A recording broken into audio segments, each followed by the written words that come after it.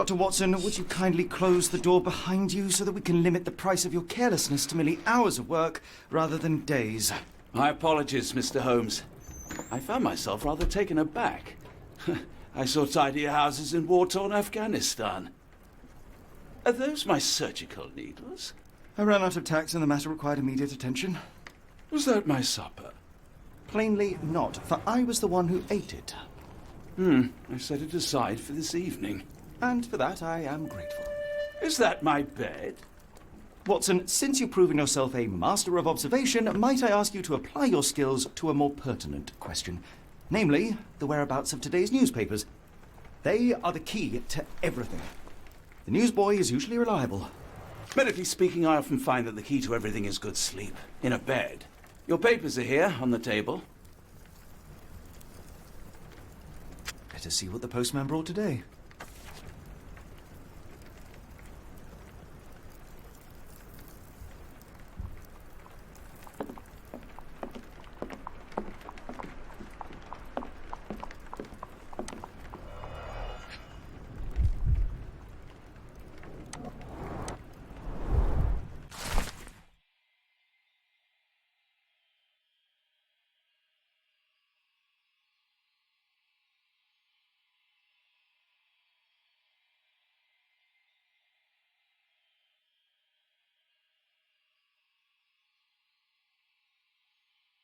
Local gossip, all of it uninteresting.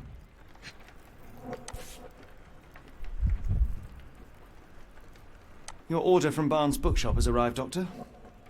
Barnes insists on delivering the books to our door, even though we could easily walk to his shop. That's good service. Another letter from Werner. I never reply, but they keep coming.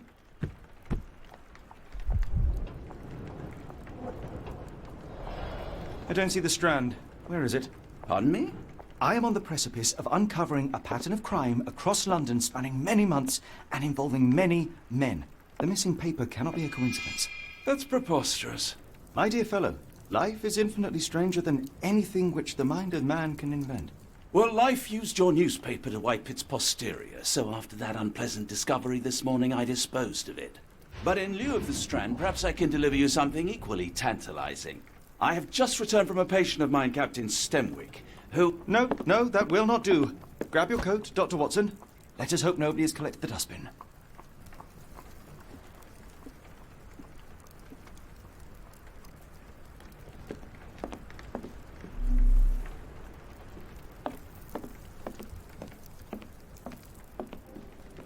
I'm close, I know it. I just need one more piece to crack the case.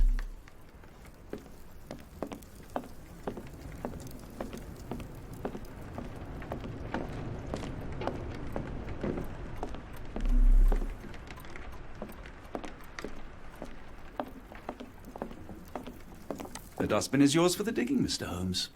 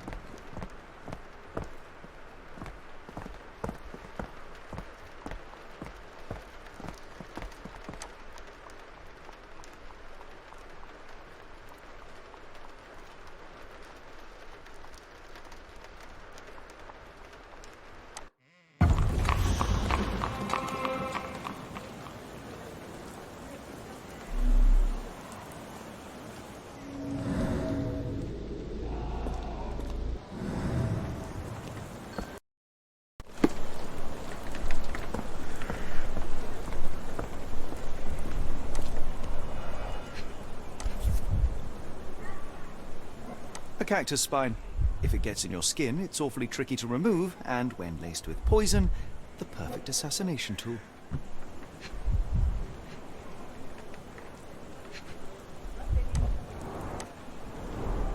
You were mistaken, Dr. Watson. The paper was indeed dirtied, but not how you implied. It's potting soil. See, Watson? The conspiracy is real. Someone tried to poison me. Poison? You? That's madness.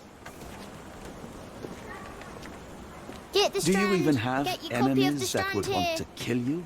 Okay, perhaps from Cordona. Sorry, Mr. Holmes. I just sold my last paper. Glassed. Then why are you still here? Boss pays by the hour. No sense in returning early.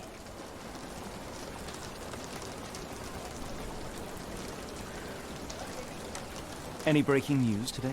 The dock accident. It's the talk of the town.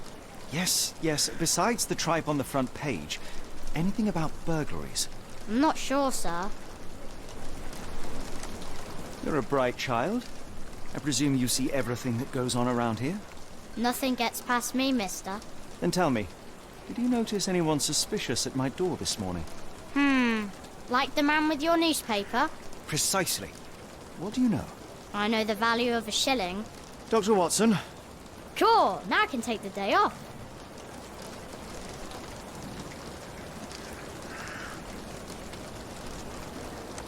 can you describe the man you saw? He was carrying a lot of books. Up to his chin they were. Never heard of a well-read assassin. Looks can deceive, hence the appeal of disguises. Did you see what he was up to? Nah, not really. I saw him approaching your house, but I had a customer. Then there's a loud bang. I ducked down. Not because I was scared, because I wasn't.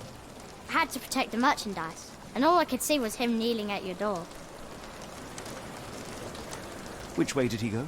Not sure. I was distracted by customers. Sorry. All right. You earned your shilling. That'll be all. Thanks, Mr. Holmes. Maybe I could be your eyes and ears, if you have more shillings. Get the strand! Get your copy of the strand here!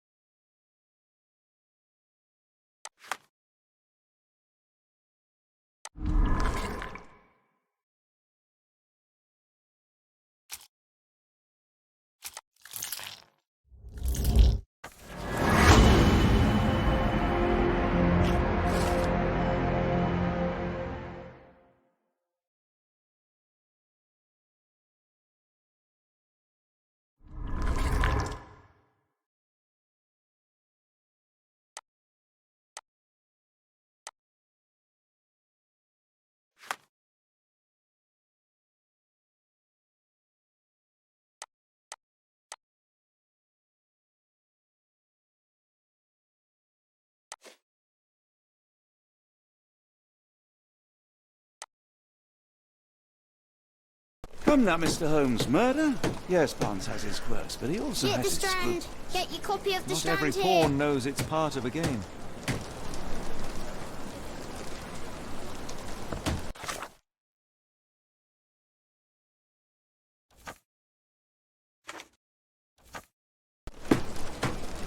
Get the strand! Get your copy of the strand here! How about that Vogel fellow? He seems rather obsessed with you. Would he do something like this? Get the strand! Get your copy of the strand here!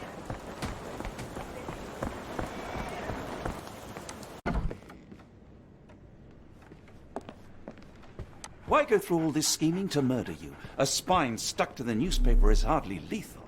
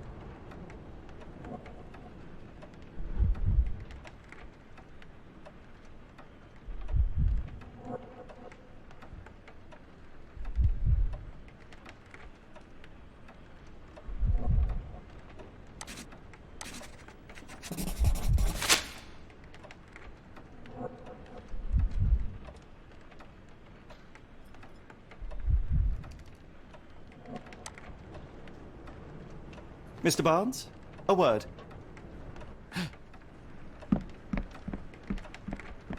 Ah, for goodness sake.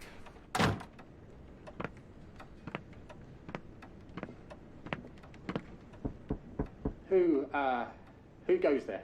Sherlock Holmes. Now will you please... Mr. Holmes. Golly, I did not see you come in. Would you care to answer some questions for me? Well, I wish I could, but I am deep in the weeds with work. How about we reschedule in a month or two? Come now, Mr. Barnes. It will only take a moment.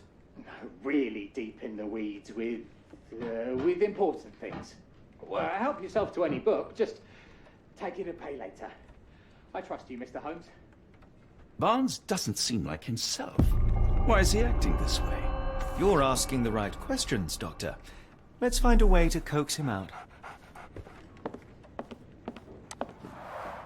The ladder is broken, recently, judging by the freshness of the wood.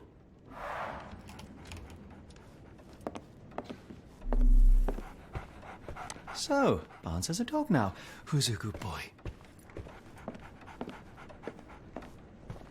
I could hardly imagine anything more macabre.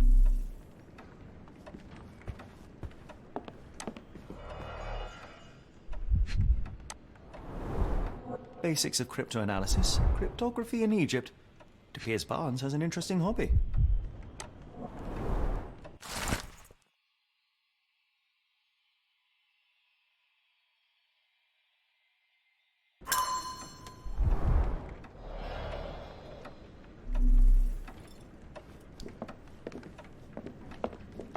Barnes has always been a little odd, but this is uncharacteristic even for him.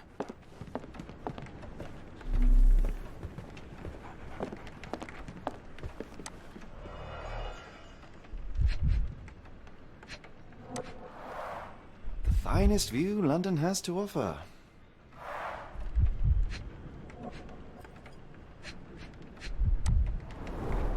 An improvised stand, but it does make the flowers more visible.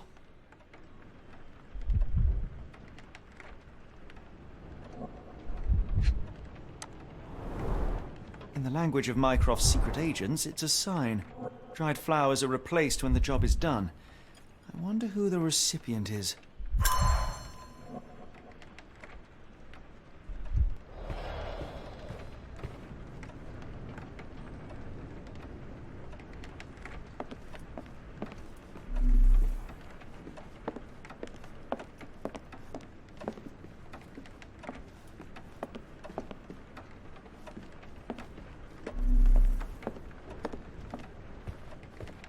We're looking for a cactus needle in a haystack. A spine in a book stack? No, come on, Watson, think. Apologies, but I can't hear you. Please come back later.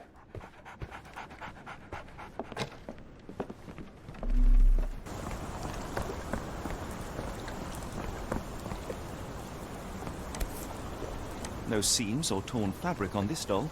Likely one-legged by design.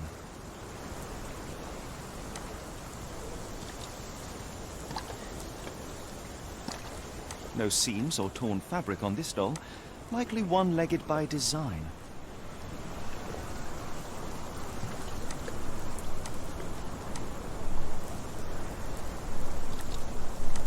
What does it say?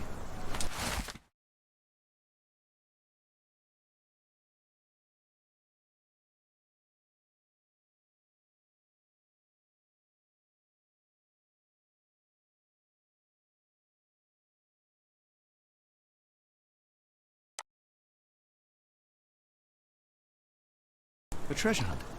Used to do lots of those in my childhood for myself and... Is it a call for help? A bad joke?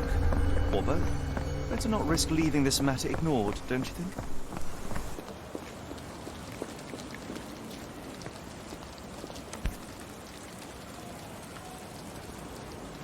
What's this? What's this? What's this? What's this?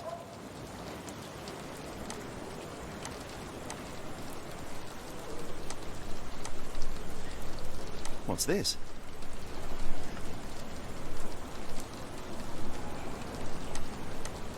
A miner with a sooty face. At least, in doll form.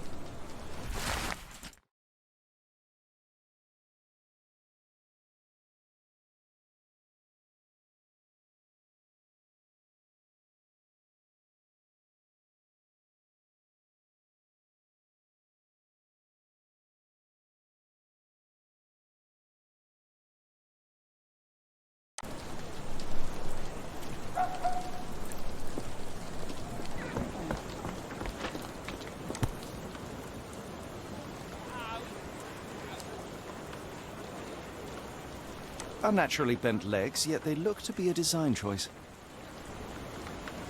Seems to be for me.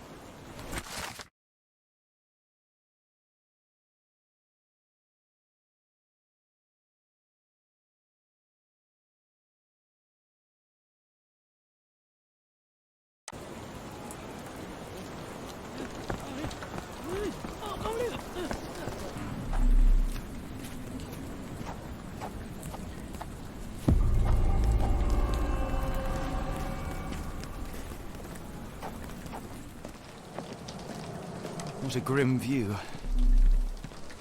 What a grim view. Children's clothes, judging by the size. Hadlocks have names etched onto them. Anne, Tom, Charles.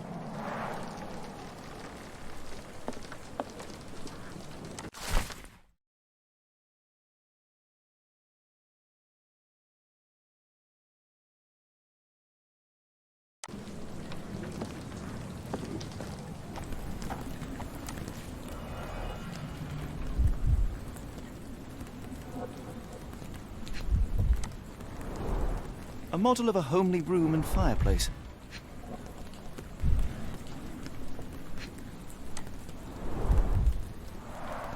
Chimney bears a peculiar form, like it's meant to have something put inside.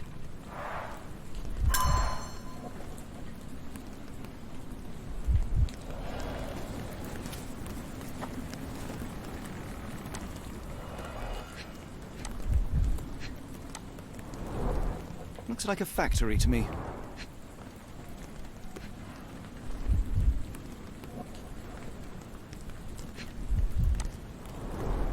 Wonder what could get the gears inside moving.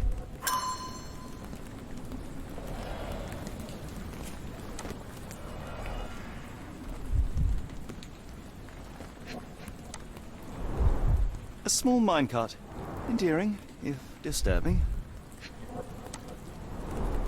Looks like putting something in the slot may get the gears inside to move.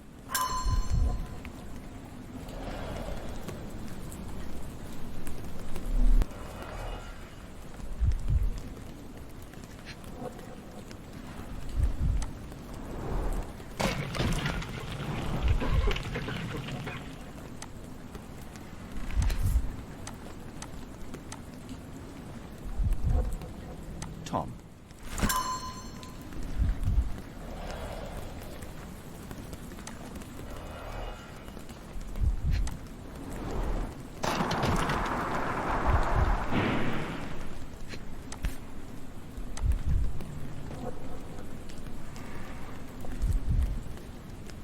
Anne.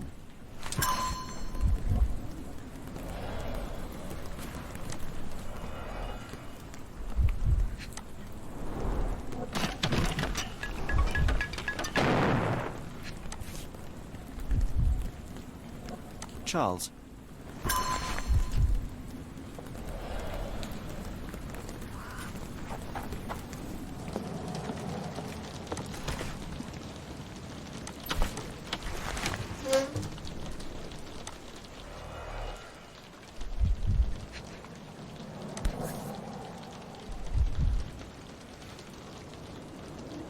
Tom, Charles, Anne, and Mary.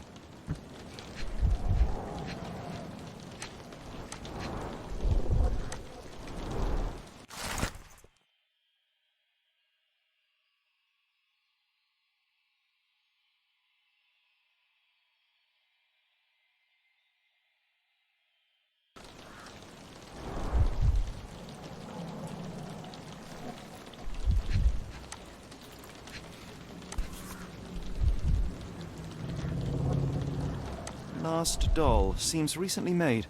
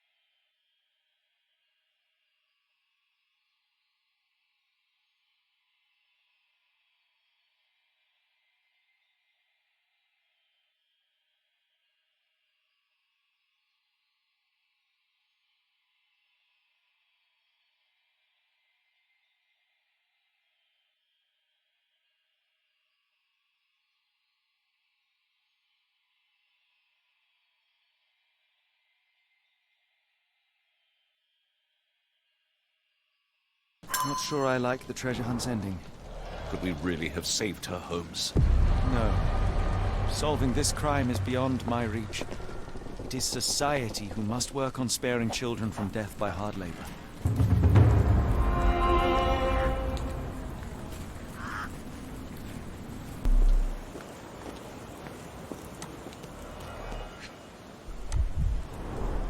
Encouraging people to stop and smell the roses? Our national emblem. God save the Queen. It must take patience and care to produce a bloom so beautiful. I imagine so. I merely sell them.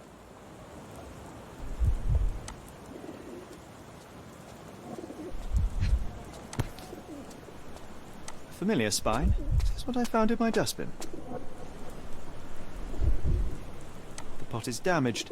The blow was severe, but softened by something.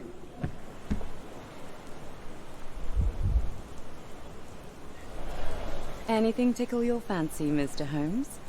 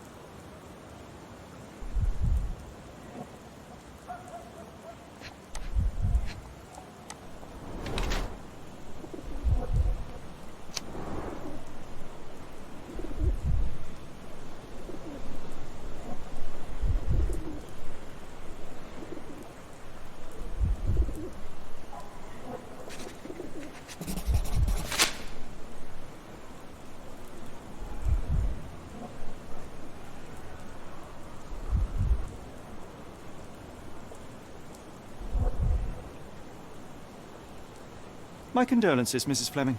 Mr. Holmes? Your husband's death. You're clearly still in mourning. Oh, no. I loved him more than anything, of course, but that was some time ago now. Life goes on. A lesson we all learn, one way or another.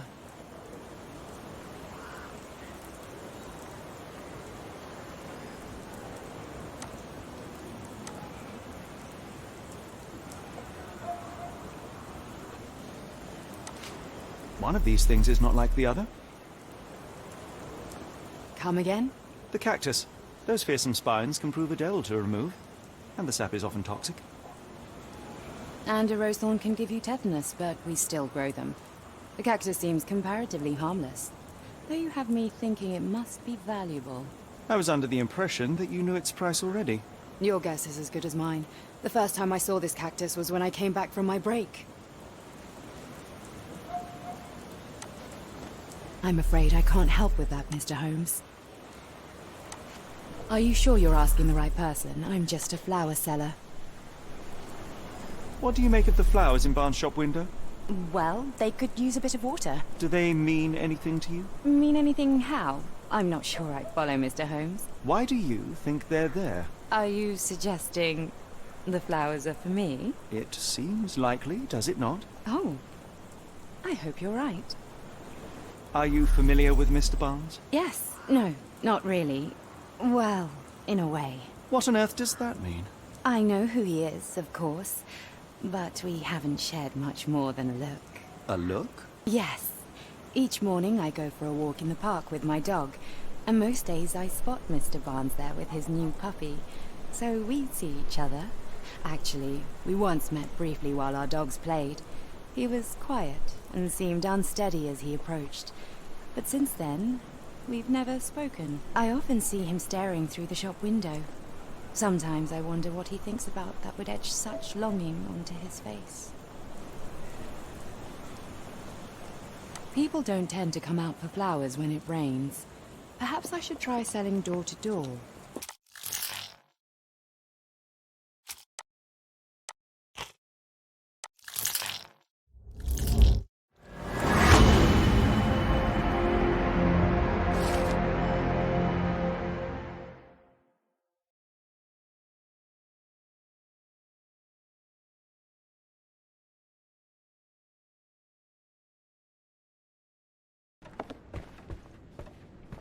Mr. Barnes, I know what you did, and I know why you did it. I'm sorry, Mr. Holmes. I can't hear you very well from behind the door.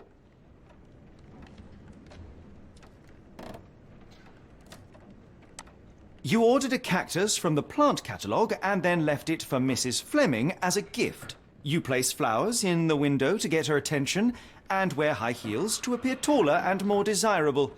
You are her secret admirer.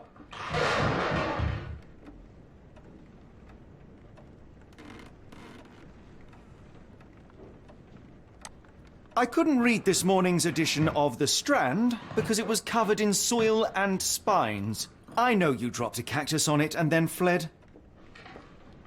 Barnes, it's Dr. Watson. Rest assured we are not interested in disclosing your personal affairs to anyone, including Mrs. Fleming. Please come out. All right, then.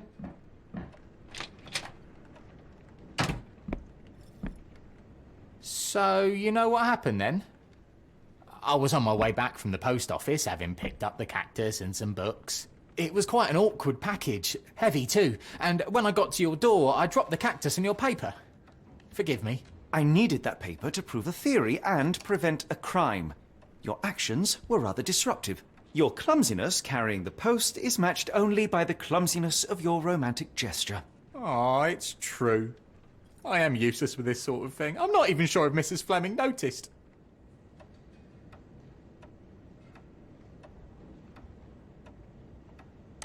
As in most things in life, truth is the answer. Cease with the abstruse signals and anonymous gifts, and simply talk to the woman. What is the worst that can happen? She rejects you, and you are freed from this endless purgatory.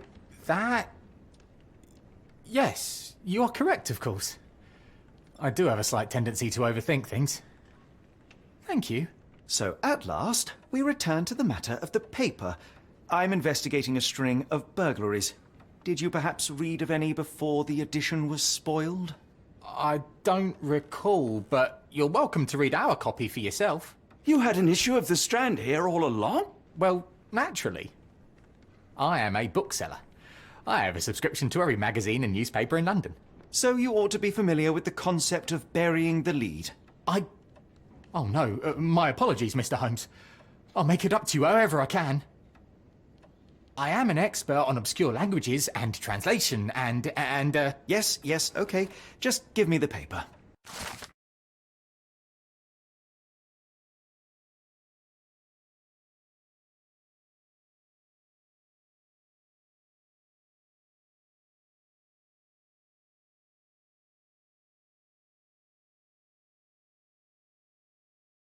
Come, Dr. Watson.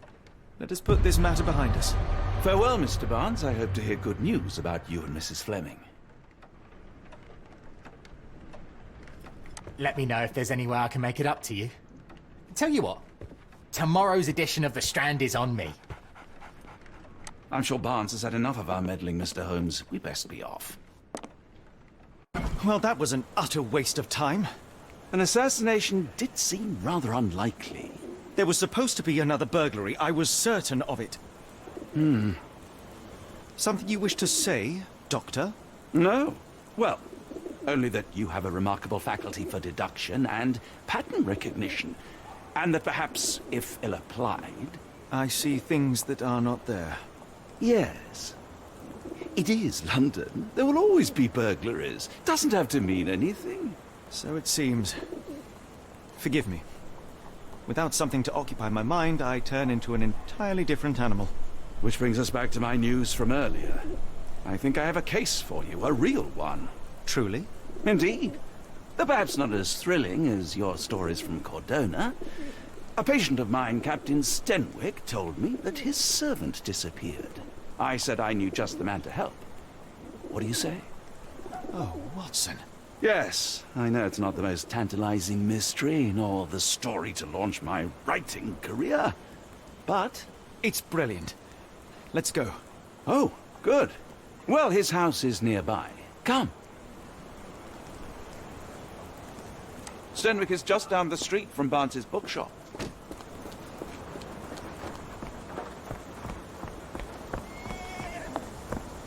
Not much further now. Is this lousy attitude of yours because of my altercation with Inspector Lockhart? Did he put you up to this? Sir, the inspector has nothing to do with it. I'm telling you the same thing I tell anyone seeking a missing person. Good day, gentlemen. Forgive the intrusion. Captain Stenwick, this is my colleague Sherlock Holmes, the consulting detective I told you about. At last, a professional. This useless officer refuses to do anything about Kimmy here, my missing servant. What was your name again? I shall be certain to inform your superiors. Sergeant Ruffles. And it's my superiors who made this decision, sir.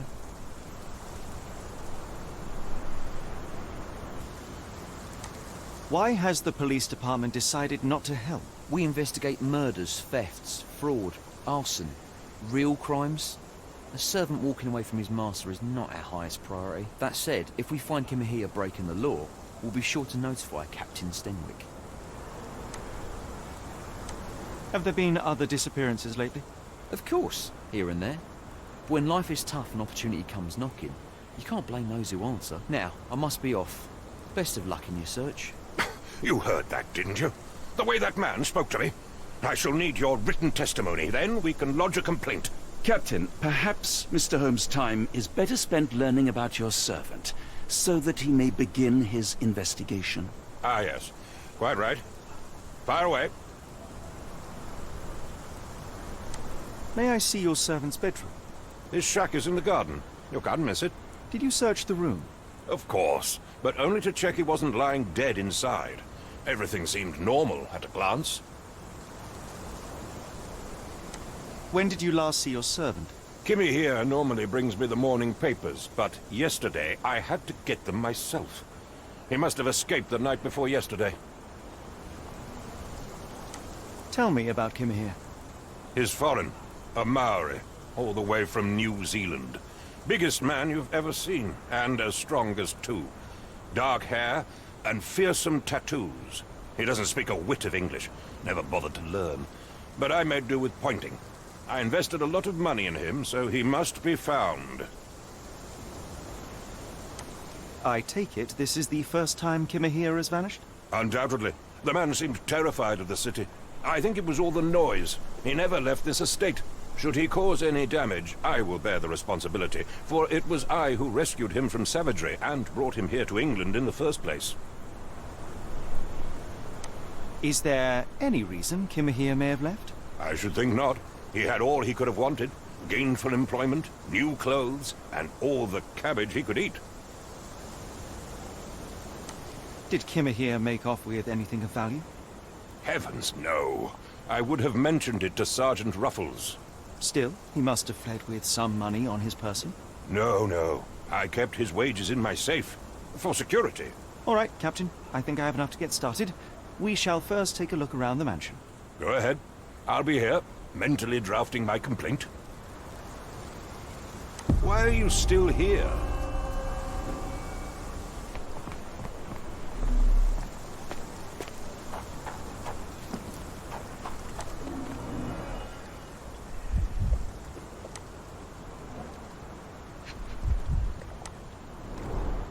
Chewing tobacco.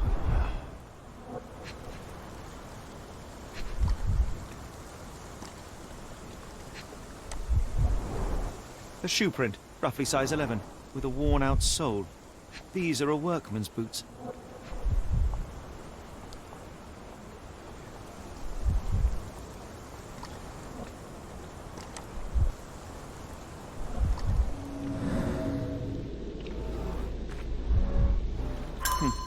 Looks like a knee print.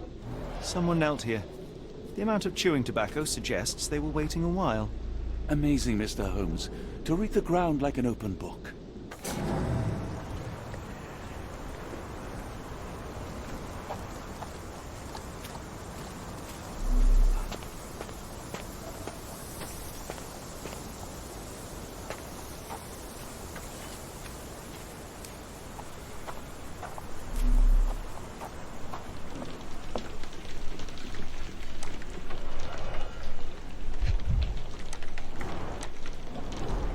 A scrap of Hessian.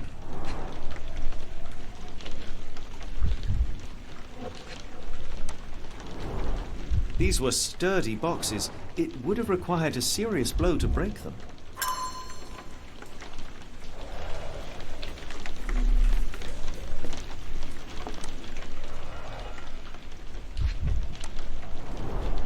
Impressive. The sack of grain retained the shape of an impact.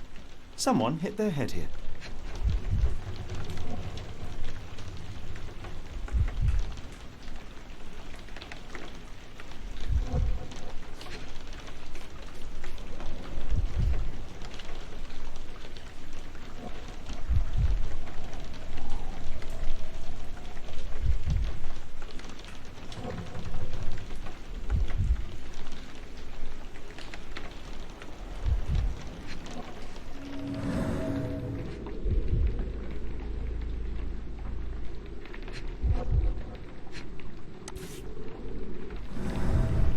Small navy spyglass.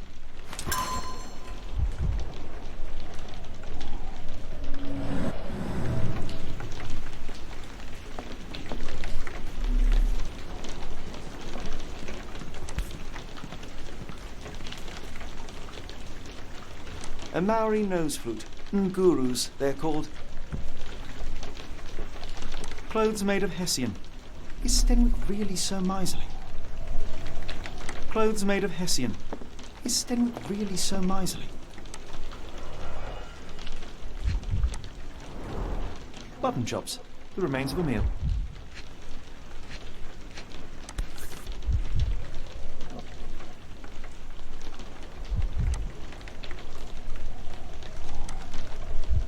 A heavy chemical odour. Lend me your nose, Doctor.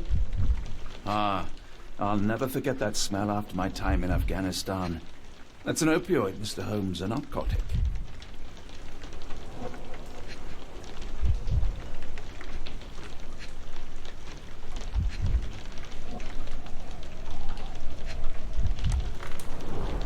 The ashes are long since cold.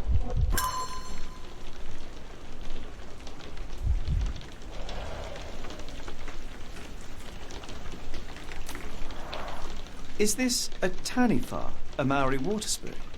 Or something else? Either way, it's giving me chills.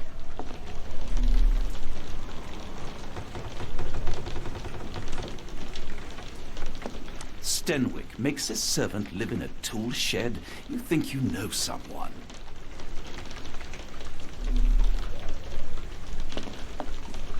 No air coming through it.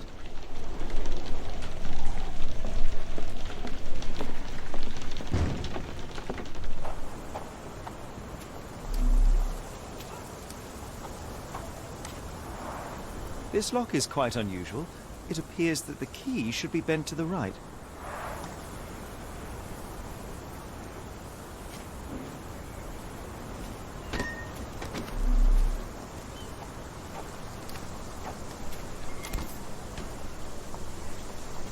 The rag reeks of smoke. Someone plugged the chimney.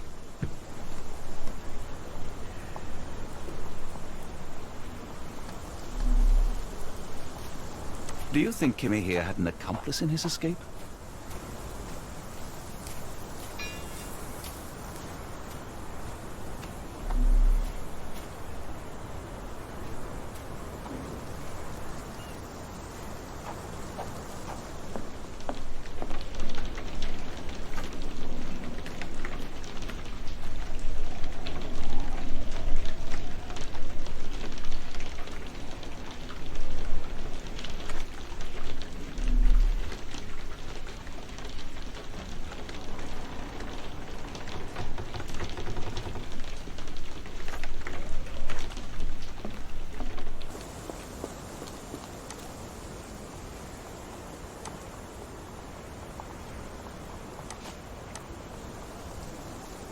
The door to your garden has an interesting lock. Yes, I have uncommon locks on every door of my mansion. It makes them harder to pick. Kimmy here and I'll need to borrow them. No, you'll need to do what I tell you to do. Examine the garden.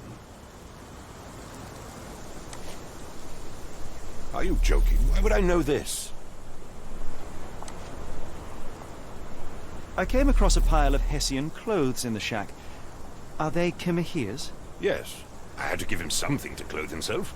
He seemed unfazed by his bare skin, but I found it distracting. Is this spyglass familiar? I don't recognize it. Could it be Kimahir's, perhaps? I doubt it. I never saw him with it, nor could I suggest how he might have come by it.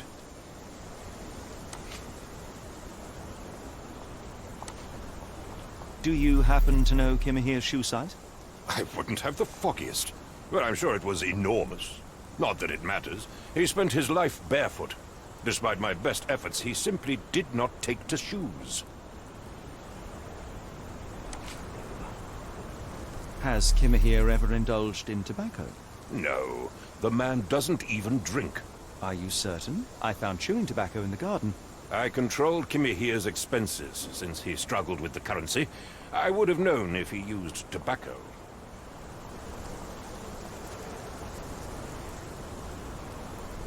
If you find my man, I have a marvelous whiskey with your name on it.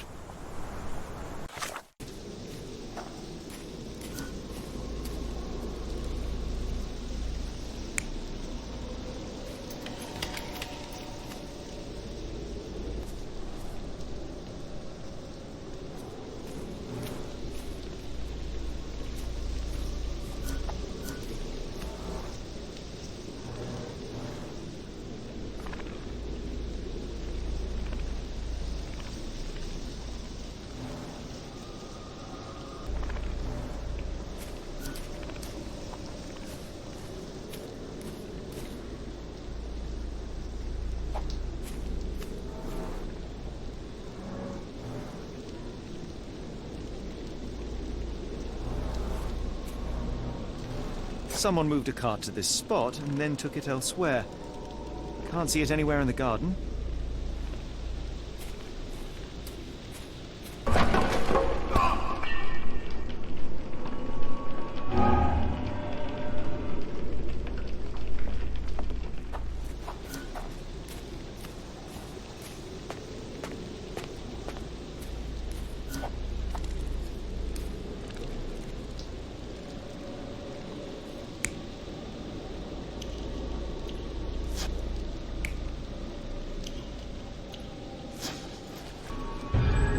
Surveilling from afar, the intruder waited for a window of opportunity. When Kimahir went to sleep, the man crept up to the shack and slipped narcotics down the chimney pipe, then blocked it with a cloth. Kimahir inhaled the sedative and fell into a deep sleep. The intruder tried to move him, but the man was heavier than expected. The intruder fell on the sack and dropped his spyglass. In order to transport the servant, he had to use the cart. The final challenge was opening the garden door.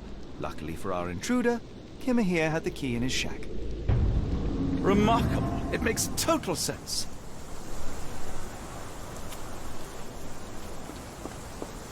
You'd best have found something by now, gentlemen.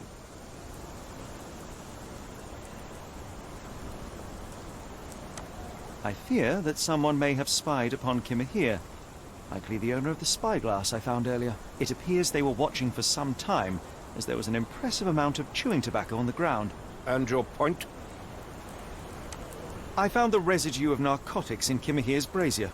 There are several explanations, perhaps your servant's recreational interest, or an attempt at poisoning. Cut to the chase, Mr. Holmes. You said that you checked the shack earlier. Did you notice the cart tracks near it? Now, one ought to expect a servant to make regular use of such a thing.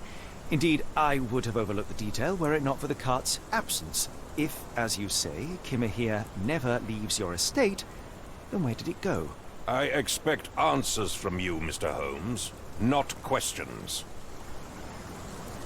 I won't keep you in suspense any longer, Captain. Kimahir was abducted by the owner of the spyglass.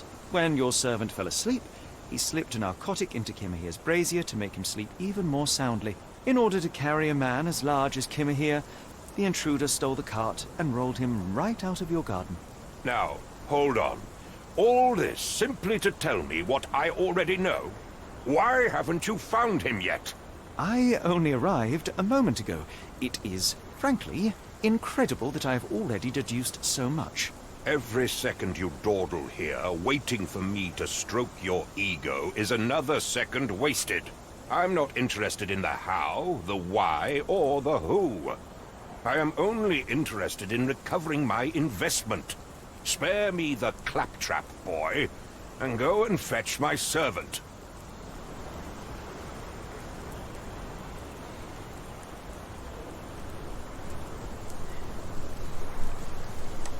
Truly, there is no better evidence of a man's nature than the way he treats those who help him. And you, sir, are a brute. The cruelty of your ignorance about the Maori people, your selfish attitude to a man's kidnapping. The point is, Captain, we're telling you this for a reason. The intruder fled through the garden door, and we need a key to follow his trail. Well, then you should have led with that. Here you go. I hope you'll return soon with good news. And in the meantime, please teach your companion the art of brevity.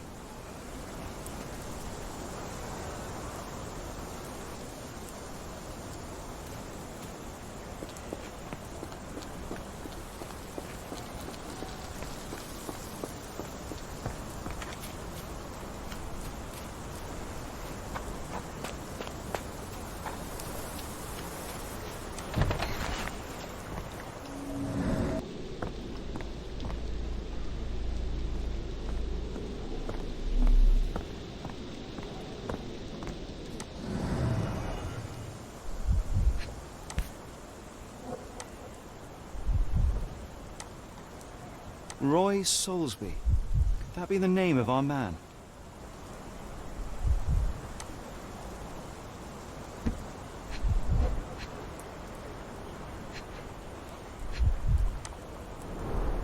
Sturdy rope, professionally tied in a Portuguese bowline. This knot is often used by sailors to create a bosun's chair. Wheels picked up grass along the way. Kimahir's cart, I gather.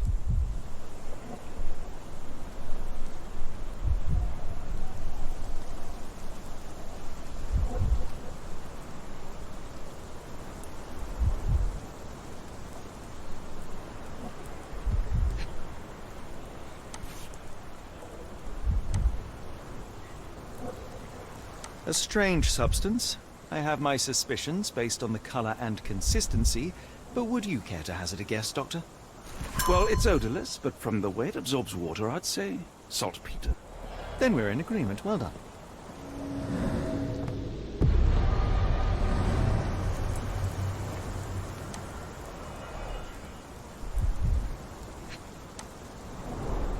A large pile of horse droppings.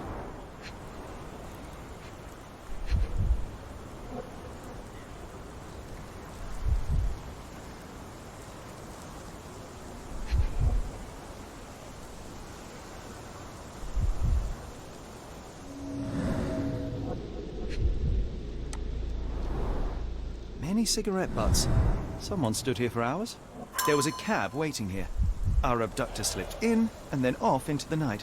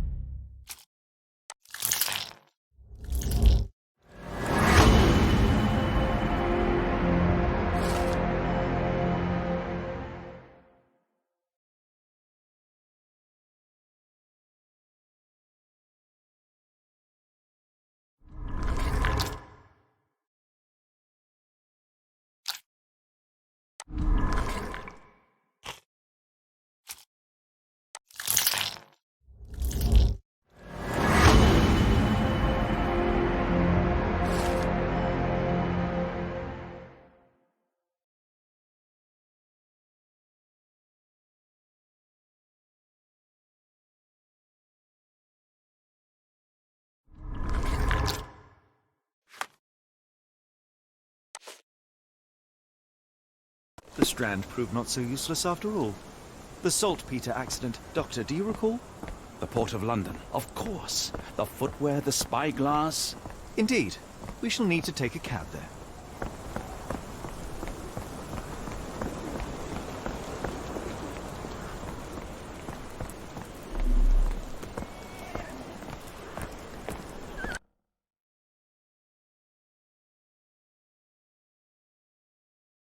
Where to go? The Port of London, please. I will show you where to stop.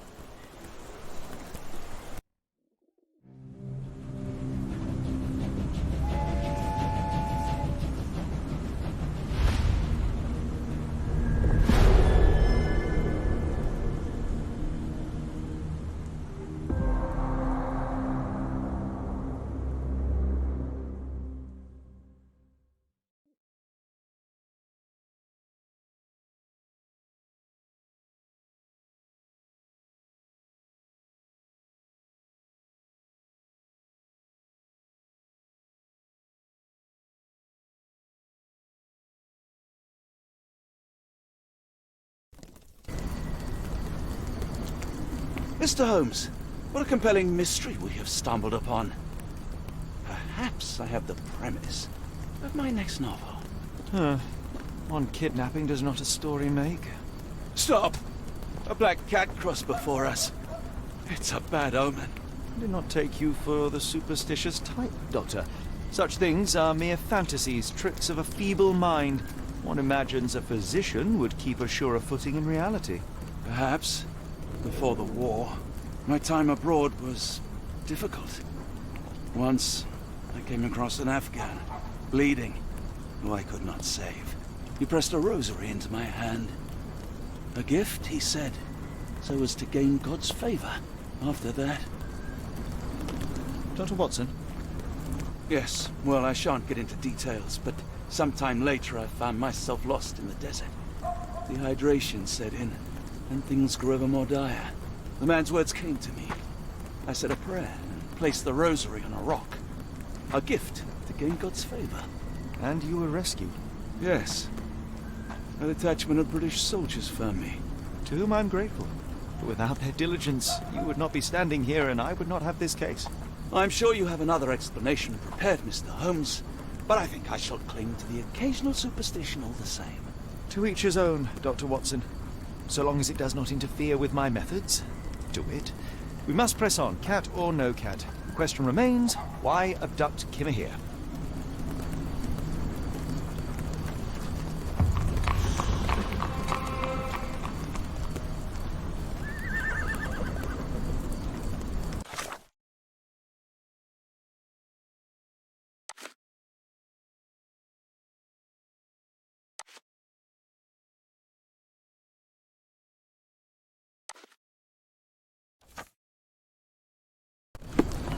Is there a doctor? The man is very sick here. It sounds as though those people will need my help.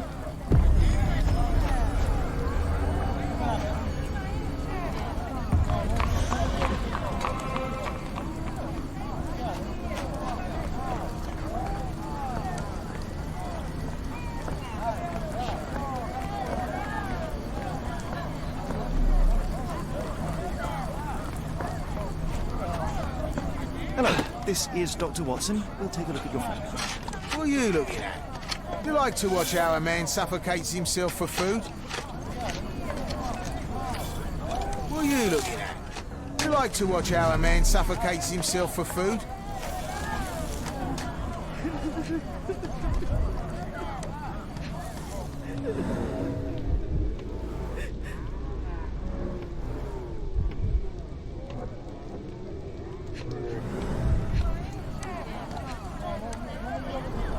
The subject is hyperventilating.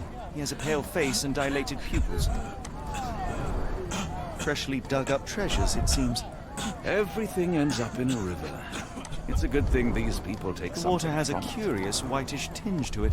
Dilated pupils, decolorized skin, necrosis. What do you make of this, Doctor? All signs point towards acute poisoning. It could possibly be due to chemicals. I won't jump to any conclusions yet.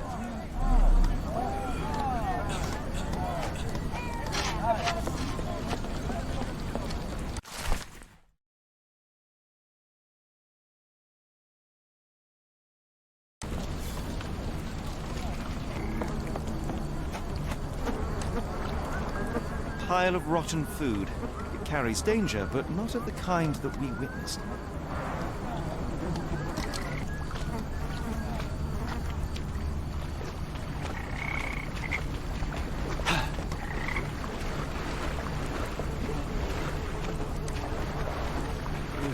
It's been decomposing for weeks. If this were the origin of the disease, it would have started sooner than a few days ago. The waterway goes under the buildings. We'll need to find other open sections in order to continue our search.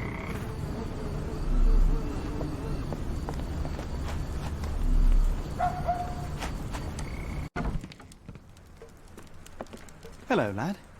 Is this where I may find Dea? You read the poster? Yes? You know where my brother Gerda is? Sadly, no. Well, not yet.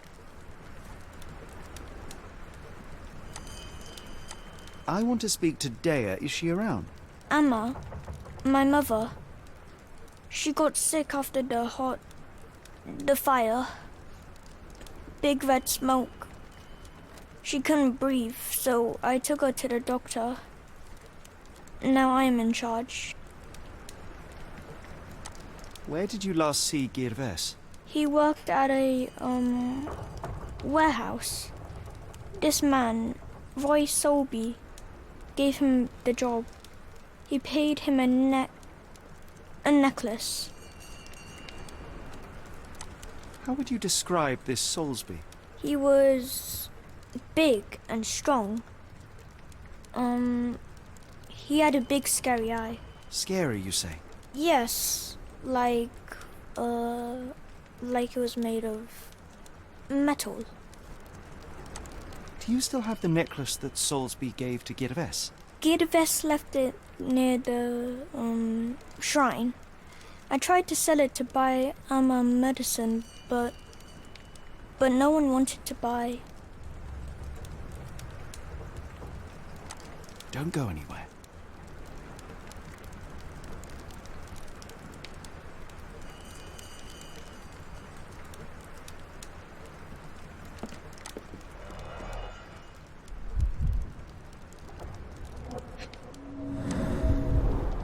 I miss Gervais. Do you think he's okay?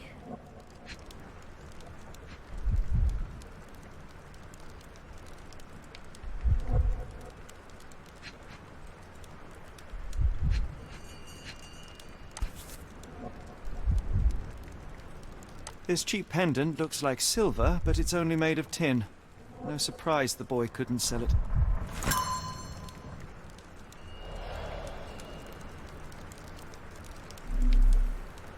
I should have helped Amma put out the posters. If she hadn't been in the smoke so long, maybe she wouldn't be sick.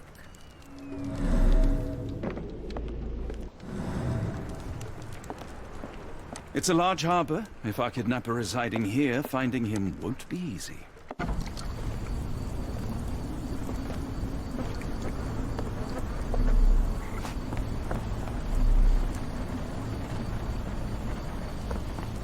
Ma Dalton swears she saw ghosts in Warehouse 2. The coppers even went over there. Must be serious. Not in the mood, mate. Shoo! Pardon me, sir. I am looking for Roy... Oh, not again. Yes, I'm Roy. But I can't help you find your uncle or whoever you've lost. Now, what makes you think I would inquire about missing people? You are the fourth person to ask this week. Just because I work at the port doesn't mean I keep track of everyone who comes here. May I ask what you're doing here? This is where the ship sank the other day. I'm trying to work out how we'll remove it. You say we are not the first to ask you about a disappearance. Do you recall anything about those who came inquiring? I only remember the foreign woman. I didn't catch her name, but those are her posters hanging up everywhere. She has badgered me twice now, but I still don't know nothing. And this woman can be found? No clue. She was talking gibberish. Now, where was I?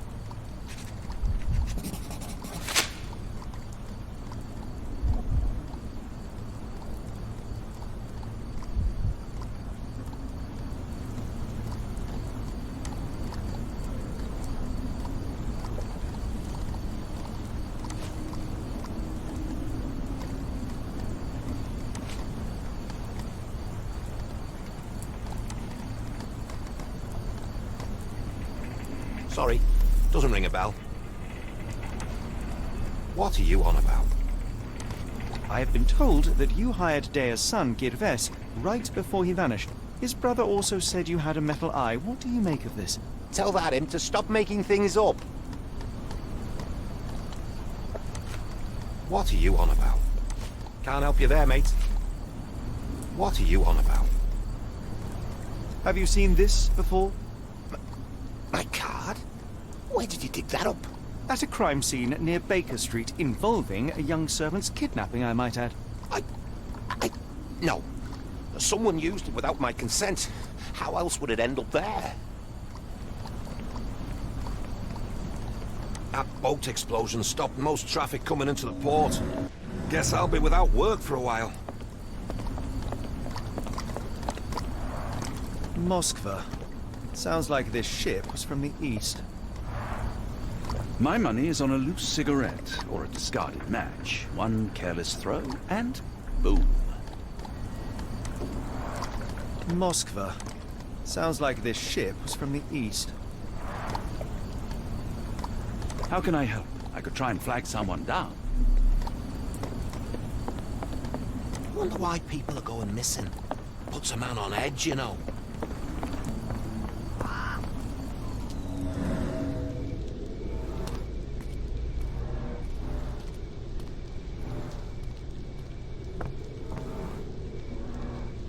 A recent cart crash.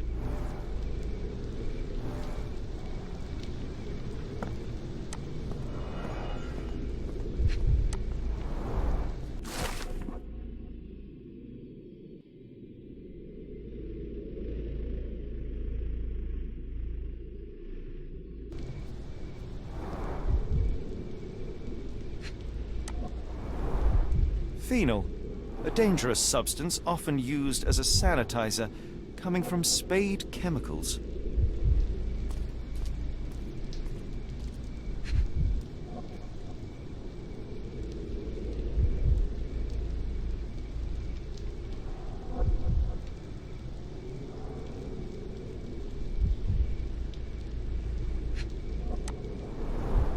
The fish's scales have decolorized.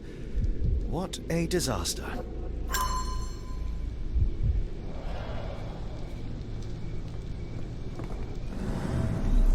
If we stay out much longer, I'm going to need some supper.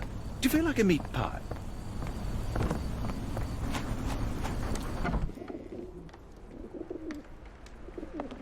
Oh, hardly a reputable establishment. I've seen worse.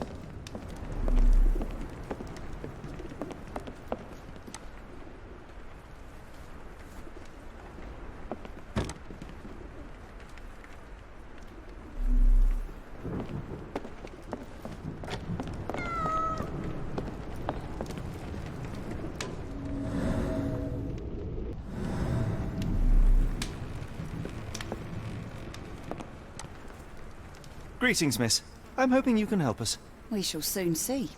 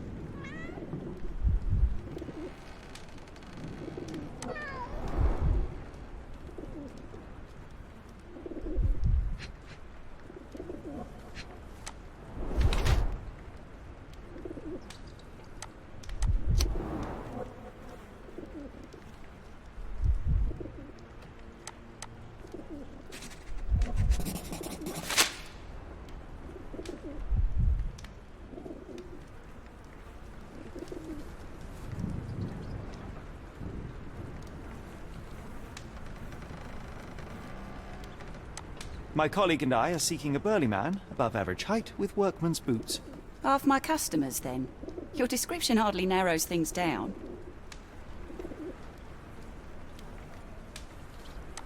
Have you ever heard of a man with a metallic eye?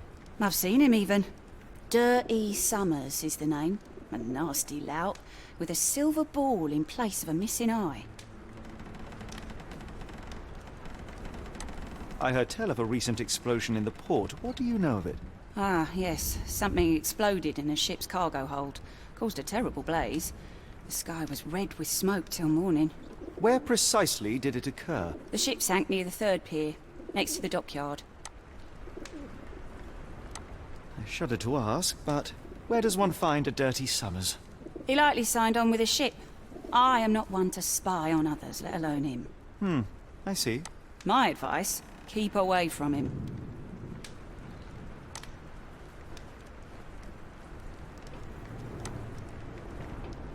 Have you been drinking? Doesn't look like anything to me. Have you been drinking? Doesn't look like anything to me. Never heard of it. Have you been drinking? Doesn't look like anything to me. What do you know about this poster? A foreign woman asked to put it up. She's plastered them all over the port. Any clues as to her whereabouts? None. It was hard to understand what she was saying. Are you familiar with a Roy Soulsby? Roy Soulsby? I know the name, but he's not one of my regulars. My guess is that he works somewhere around here. Your clothes are already tight, and soon they won't fit at all. How far along are you? I thought I'd hidden it better. How did you know? Are you a doctor? In a manner of speaking. He's not. He merely has the ego of one. I apologize, miss. Mr. Holmes is fond of his observations, but I am the doctor here, not him. Do you need any help? I'm fine, thank you. I would rather not discuss my condition, nor let word of it spread.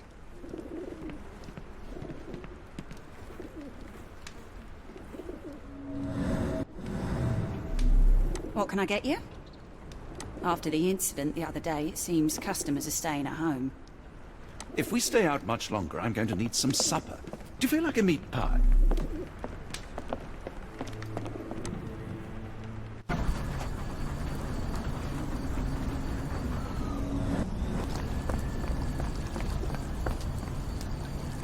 Good evening, Constable. I heard some people talking of ghosts in this warehouse. Gossips, all of them. An old lady neighbour saw some lights and ghostly shapes in the middle of the night. She heard music too. Turns out this was the warehouse of Grandpa Kujak. He owned a business with theatre props for scary shows. I went in and... well, it is a bit creepy. But I think it was probably just some kids fooling around. Do you mind if I take a look inside? Not at all. It's like Madame Tussauds, only worse. I'll be on the beat round the pub for the rest of the night. Damned explosion. Good night, sir.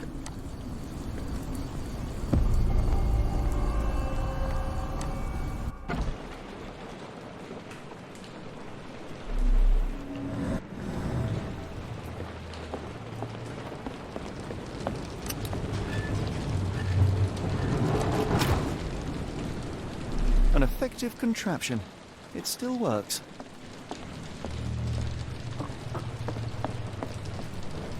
If we stay out much longer, I'm going to need some supper. Do you feel like a meat pie?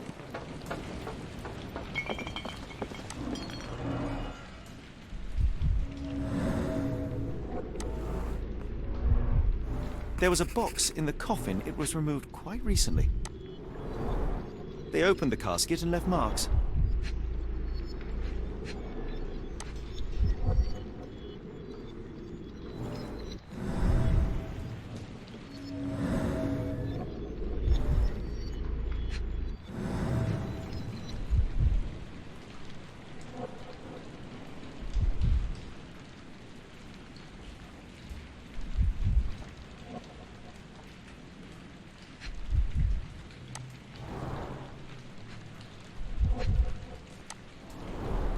A herbal odor with an ethylic base. Liquor?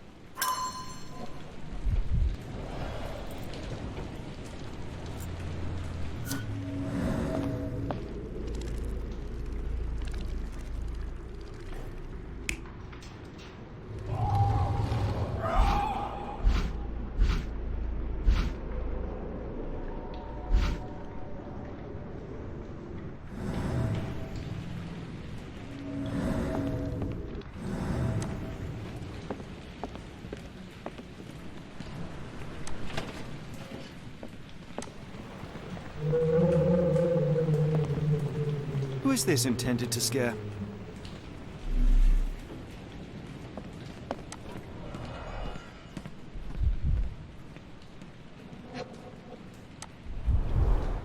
Phosphorus, used recently. Where is this going?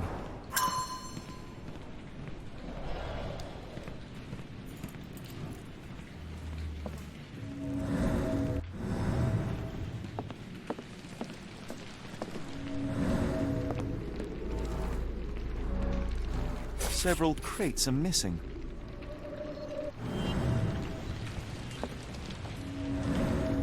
Bottles of various shapes and sizes. I detect a mix of chemicals and aromas. No brand or markings. It looks like a bulk product.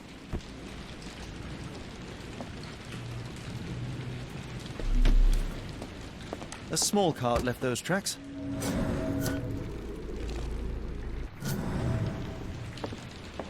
That's most likely the ghost the old lady saw through the window. Inspired by the legend of Sleepy Hollow.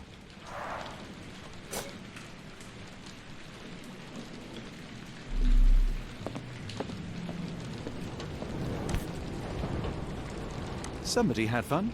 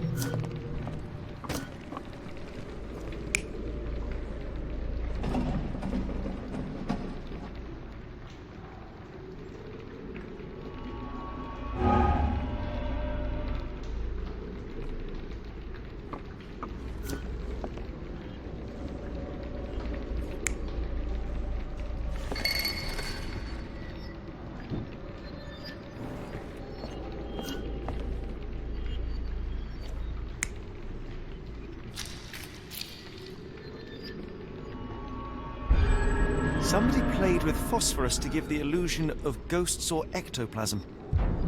In reality, they were here to mix a few ingredients and prepare a solution of some sort.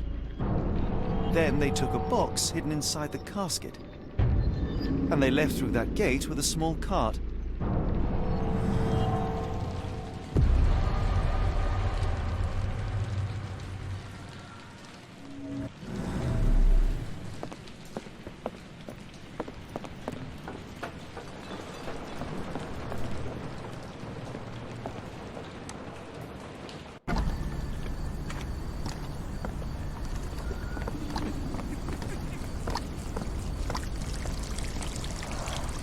Human waste.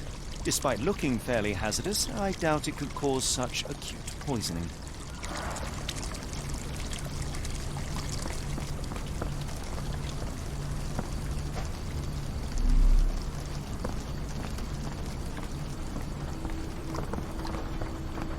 Barrels of phenol from your company ended up in the canal. It has poisoned people. You will need to clean it up properly. Otherwise, we will inform the authorities. What the... We will call the cleaning brigade immediately. I hope this can stay between us.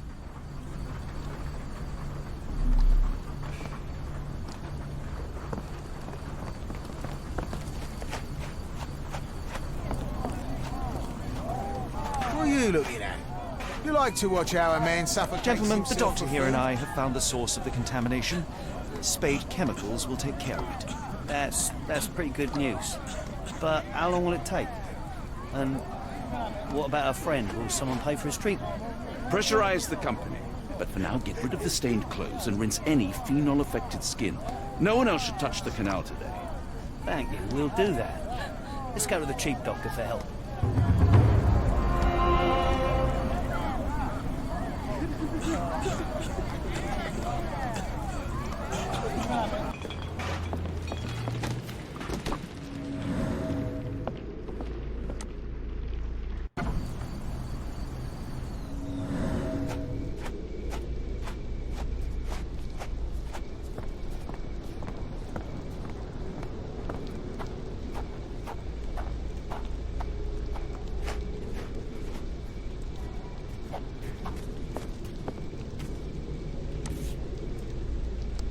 Dr. Tippett's electric pectobrain.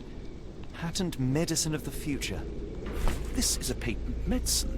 A quick fix at an expensive price that drags the patient slowly into death.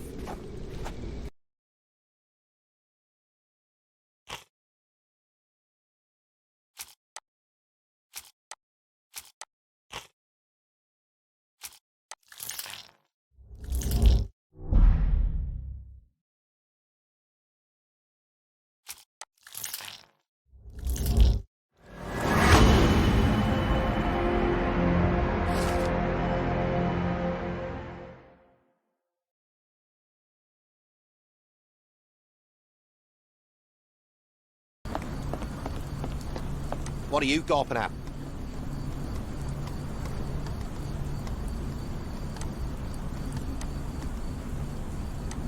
Mr. Soulsby, you know more than you're letting on. What makes you say that?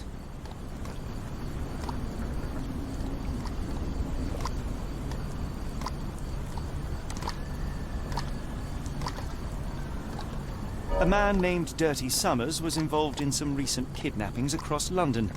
He used your name as a cover for his deeds. What? Really? That doesn't mean I'm involved, though.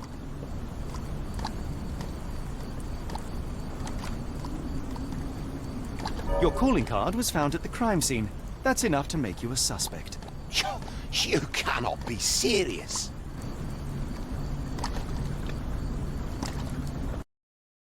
It's true. And that's before mentioning your gold watch. It's brand new and awfully expensive for a customs officer. Clearly you have found yourself another source of income. I'm sure Scotland Yard will be delighted to investigate further. All right, stop. Look, it's not as it seems. I did not partake in the kidnappings. I'm all ears, Mr. Soulsby. Yes, I know Summers. He paid me to turn a blind eye to his business in the warehouse area. Just that. On my word. You did not tell me which warehouse he used? I do not recall.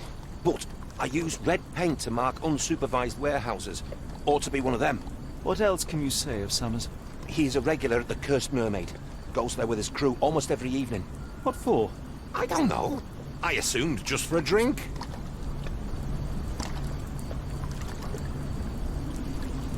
I need a little Dutch courage to walk in this fog. But I'd have to walk through the fog to get to the pub. That's just cruel, that is.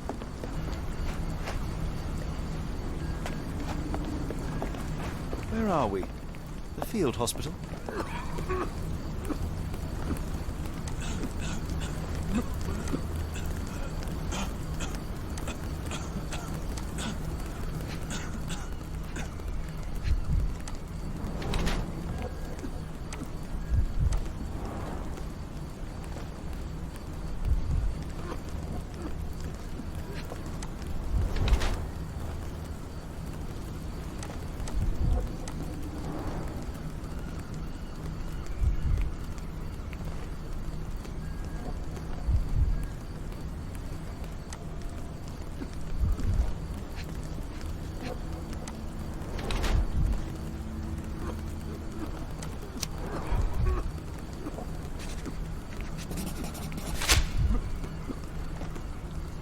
Good evening, sir.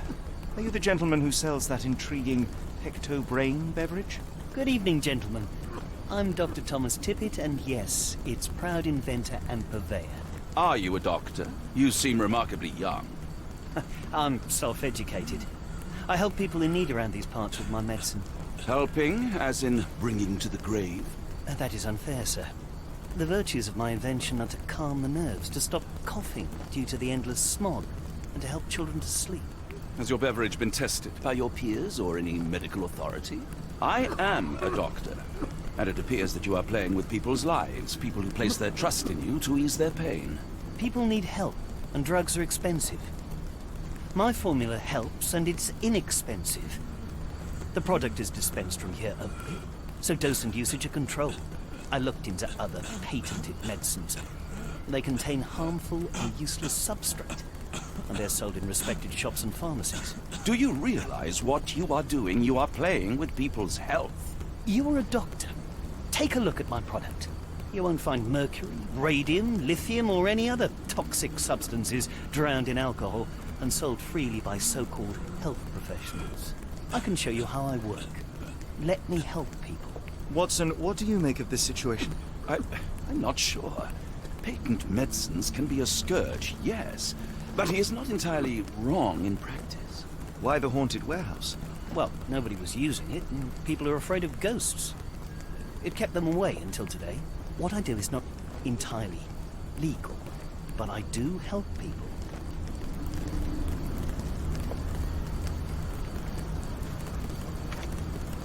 I help up to 50 people here every day. It is working.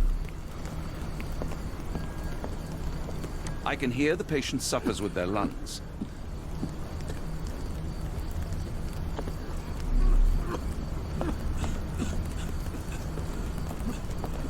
The cart from Warehouse 2.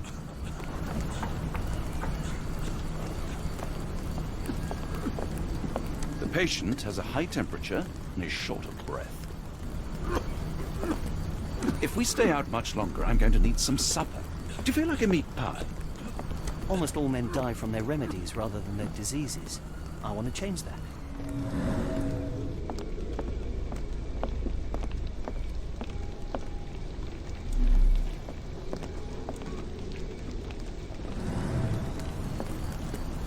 Damn phosphorus. I thought it was funny, but you can't get rid of it. If everything goes well, I could open a cure centre in Lambeth, and even Whitechapel after that.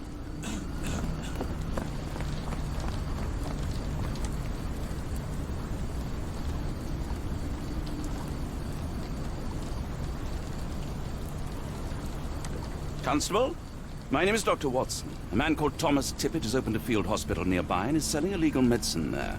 He is using Warehouse 2 for his smuggled product. Please stop him. I knew it was a swindle. Real ghosts don't look like that. I'll check on this crook right away.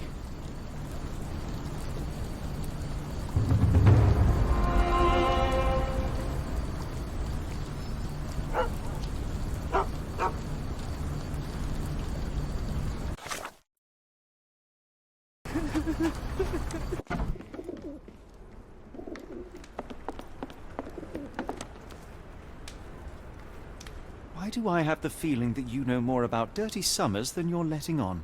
I have nothing more to add, sir.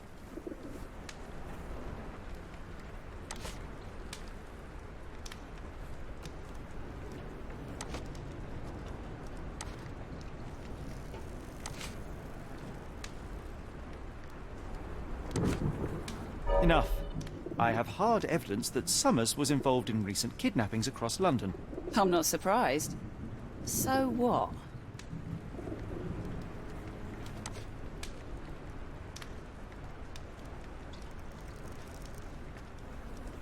A customs officer, Roy Soulsby, testified that Summers was a regular here. You must know something about his business. All I know is his drinks order.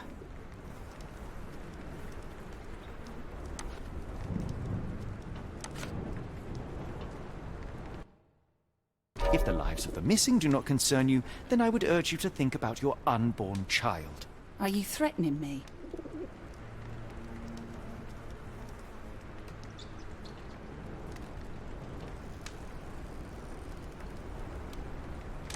Nothing of the sort, but that doesn't mean that there won't be consequences for your silence. Everyone knows you happily served Summers and his crew. Should the police come knocking, you'll be the one going away. And none of us wish to see you raise a child behind bars. Now, spare yourself the trouble and tell me all you know. Okay. Summers hired my private room. I think he used it to recruit people, but I haven't seen him in a few days. He paid me cash, so I paid him no attention. Nor did I touch anything inside. Here's the key, go and do what you will. Just leave me out of it.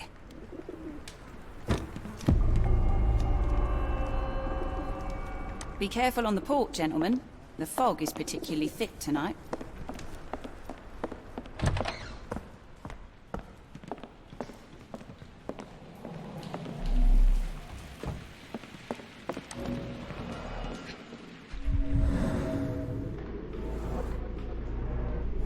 Strange symbols. I don't recognize them. 5 shillings. That won't go far.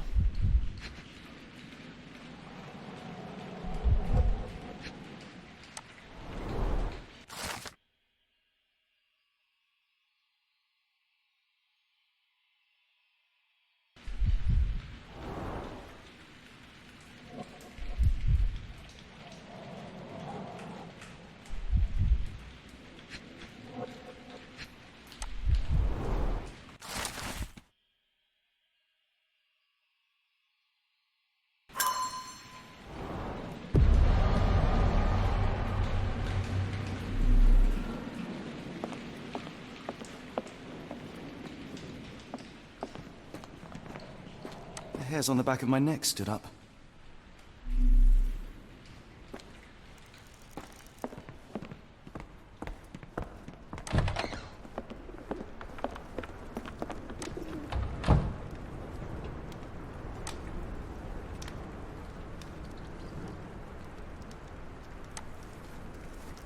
Never heard of it. Never heard of it. Doesn't look like anything to me. Doesn't look like anything to me. What did you see of Summer's work here? He was recruiting people? It was like the whole world came through my door. People of all creeds and colours, but always strong, always tall. They seemed like workers or journeymen. Beyond that, there's not much more to tell. I took his money and let him be. And this lasted how long? Several weeks, I wager. Be careful on the port, gentlemen. The fog is particularly thick tonight. If we stay out much longer, I'm going to need some supper. Do you feel like a meat pie?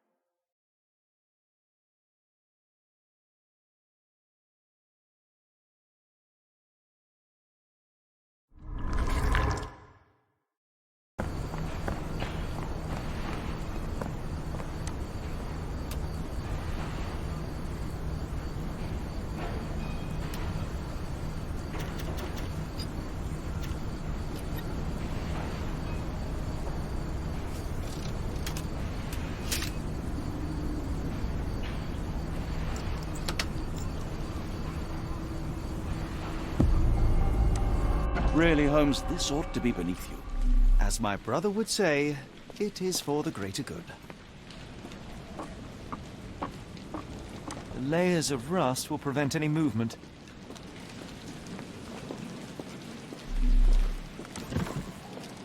This crank saw some use.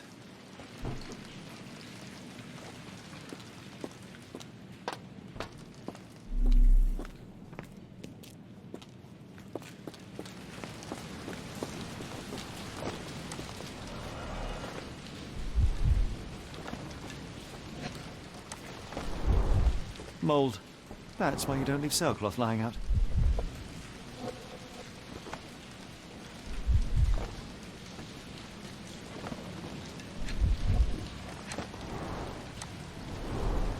Good quality, but torn in many spots.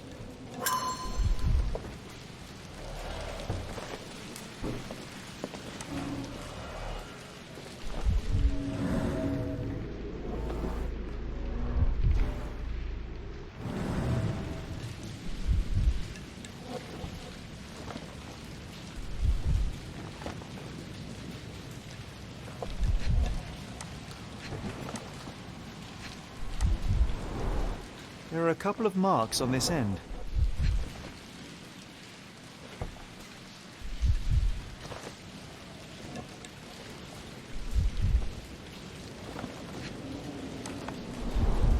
The scratches are fresh, left by something metallic.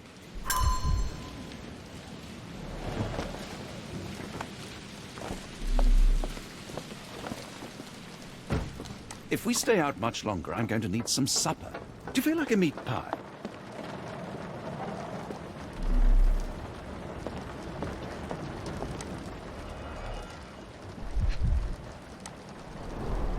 Well oiled and well maintained.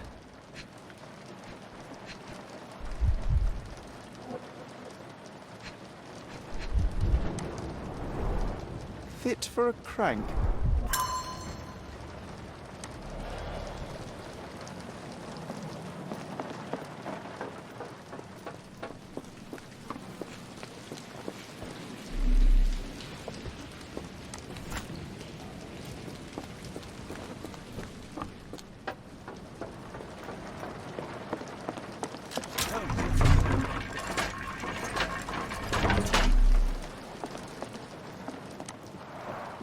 It's stuck.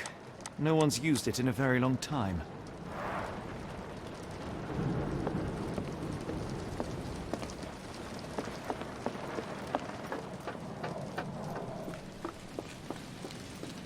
A hidden passage. Just as I expected. Wait here, Watson, and keep an eye on the doors. I'll scout the premises. Will do. Be careful down there.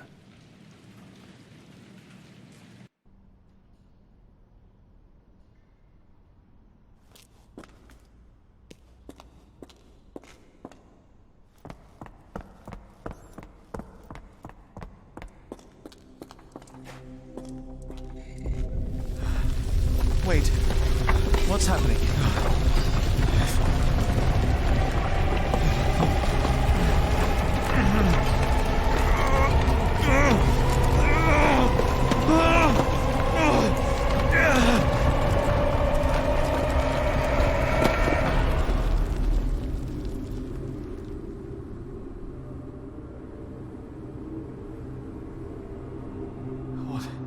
What is this place? Where am I?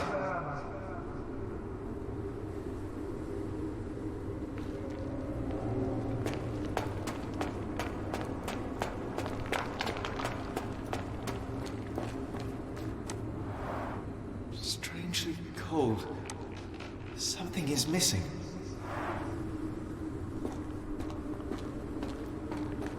This cannot have been under the port of London all along. Is it an illusion?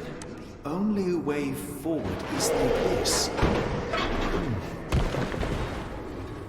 The only way forward is the abyss.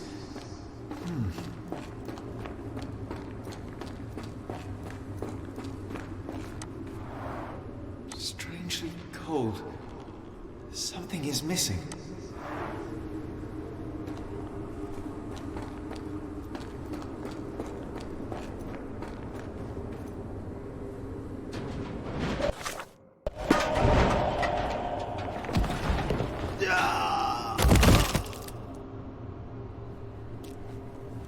Phew, I didn't die. It is icy cold and pulsating.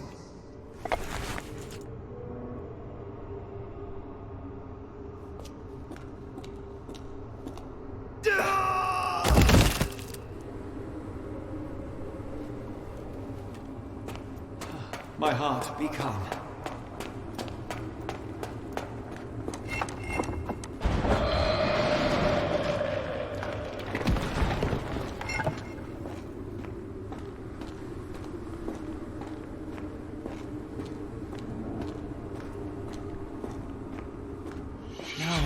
somewhere else. It's harder to breathe here. What is that?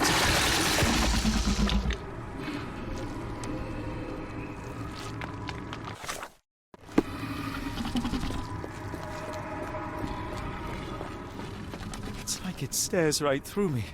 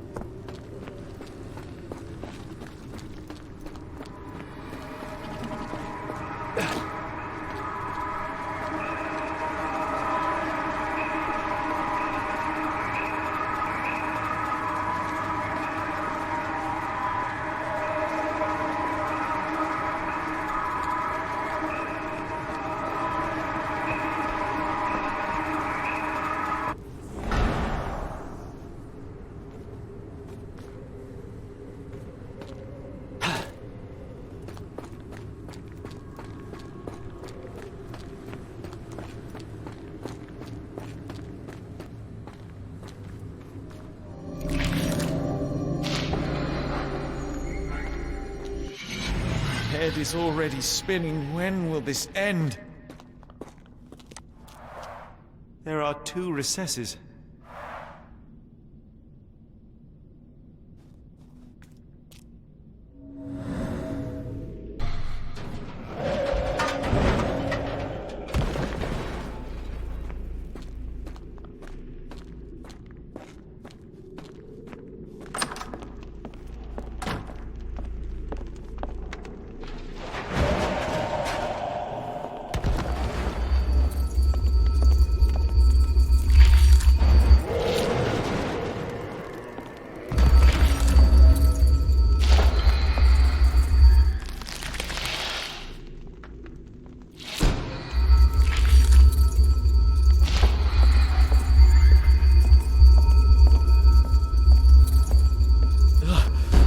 Stench.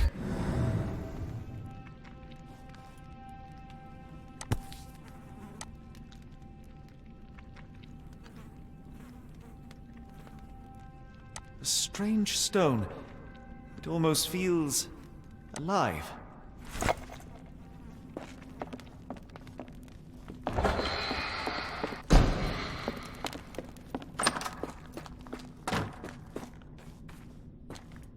One down. On to go.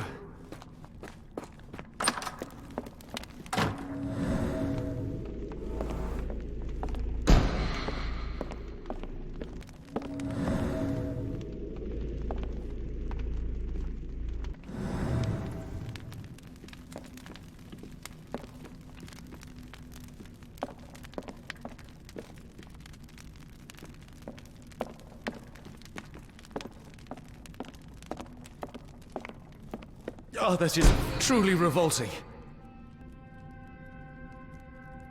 Frozen and pulsing, almost like it has a heart.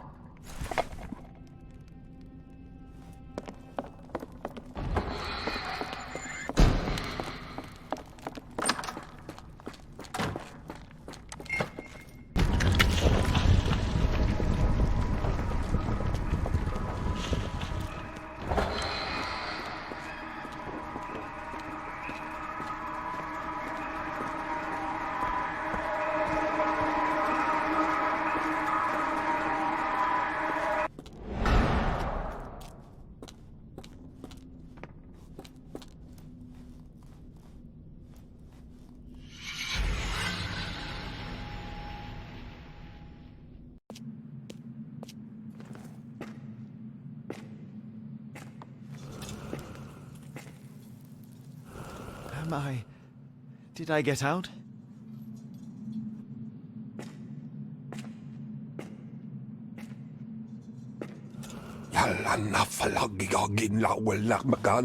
John? What is it, Holmes?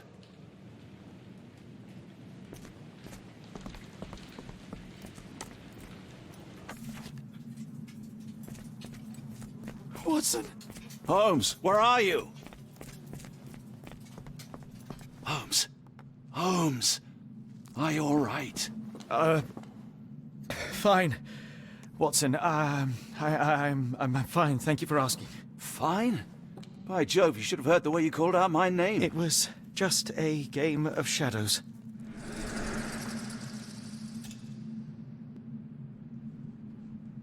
I'm glad. This place gives me the chills. What are we dealing with? Something that's finally interesting.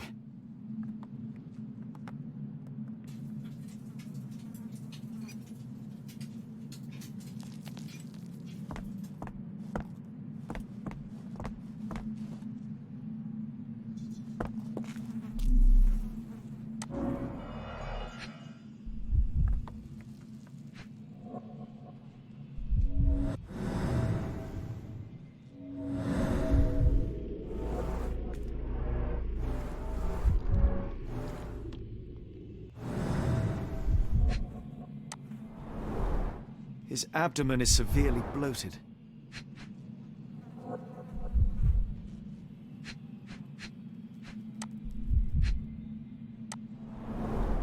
Cyanosis of the lips, marks on the neck.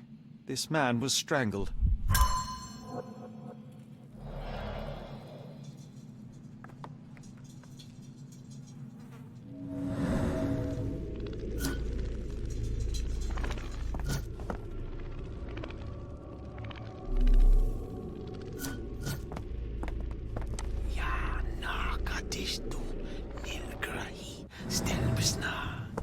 Did you hear that, Watson? I hear you.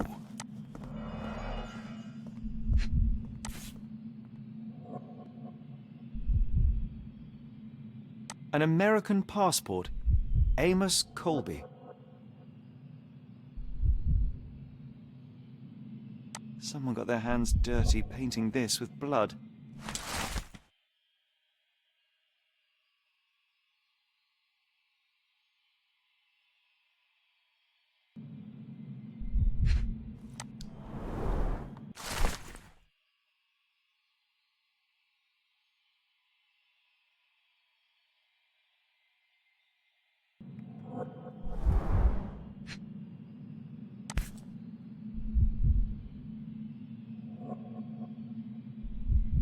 I've never seen a pattern like this before. Old blood stains.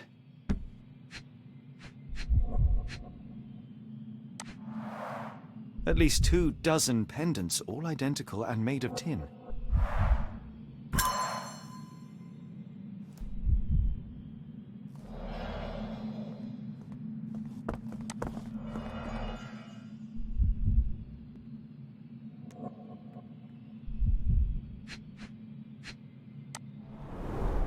It seems made for simple experiments. I wager they could not afford a better set.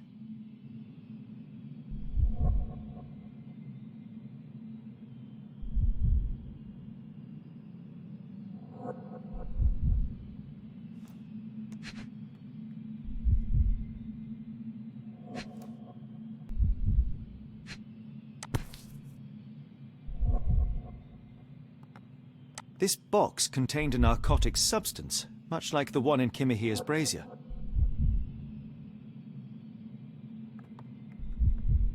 Black Edelweiss Institute, established 17-something.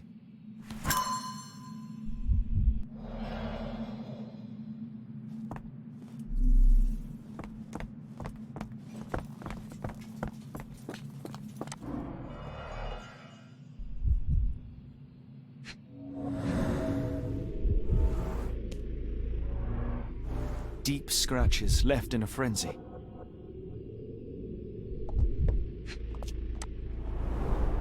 The strength it would take to carry this crate, let alone break it.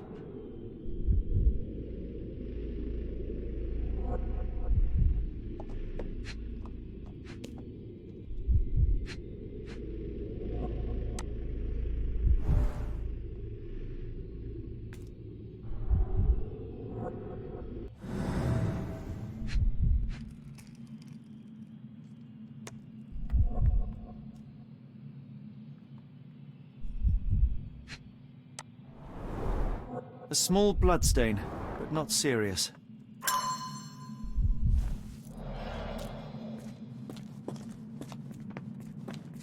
Oh, potent. This sensor has more narcotic residues.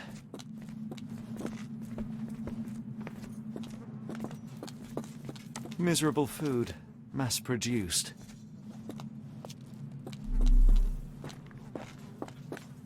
Holmes, are you sure you've left no stone unturned?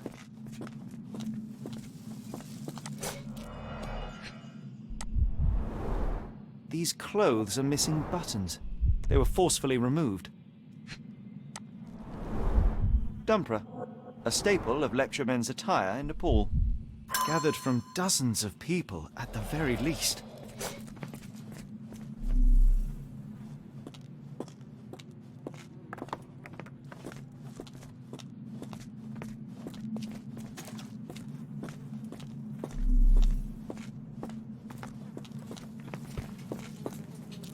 What on earth?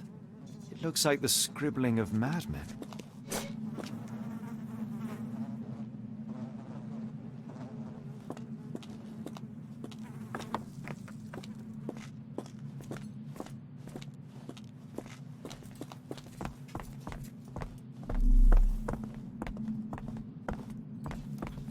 Kianak, Flegethor, Lebumna, Siaha, Inguft.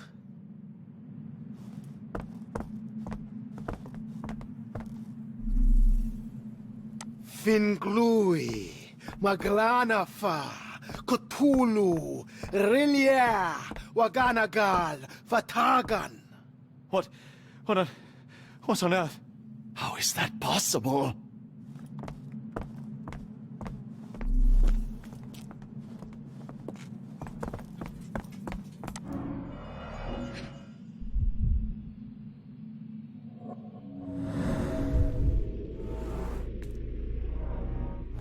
Someone used mud to draw a cross in a rectangle. These clothes were crudely cut off someone.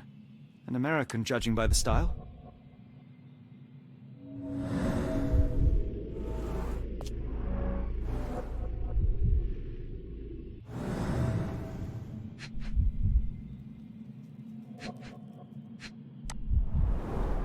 Fine rope work, cut by a finer blade.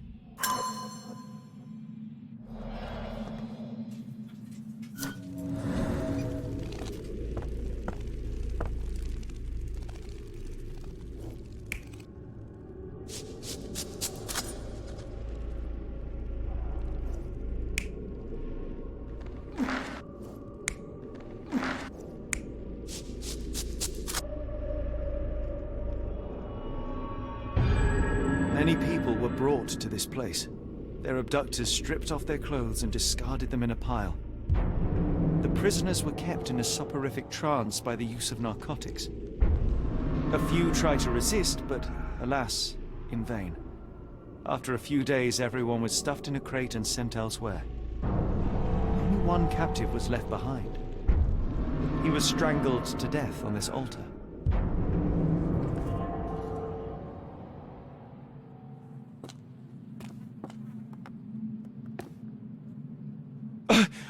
What the hell is happening, Holmes? Calm yourself.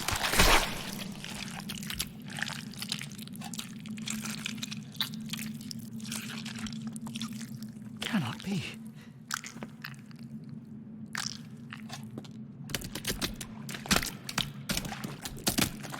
What is it?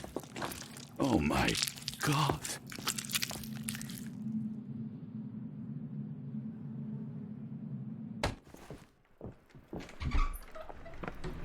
Please tell me we found all we needed to, Holmes. I think we found a bit more than that. Yet we have no clue as to where those people have been taken. And that's where you're wrong, Watson. We have more than enough. I just need to connect the dots. How about you pack your suitcase in the meantime, my dear fellow? Just in case. It's hard to know how much to pack. I might bring a spare notebook just in case.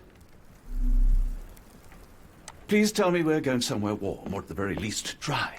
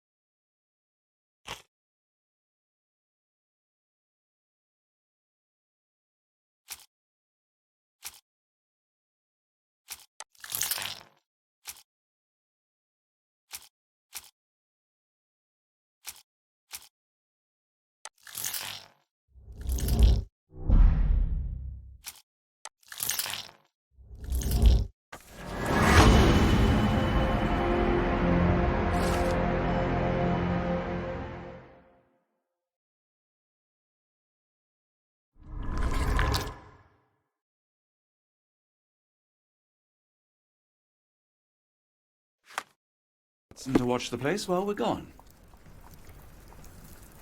I wish you hadn't eaten my supper, Holmes. What a day.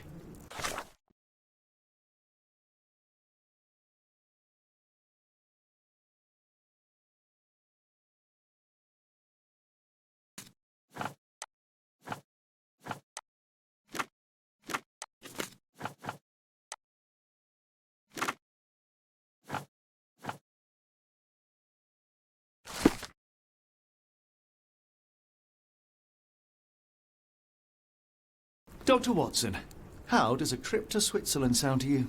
It sounds unexpected. What makes you think we should head there? It's all about the box with narcotics and Mr. Colby's clue, the cross inside a rectangle. Put two and two together, add a dash of research, and what do you get? The Black Edelweiss Institute in Interlaken, Switzerland. If we hurry, we can still catch tonight's train.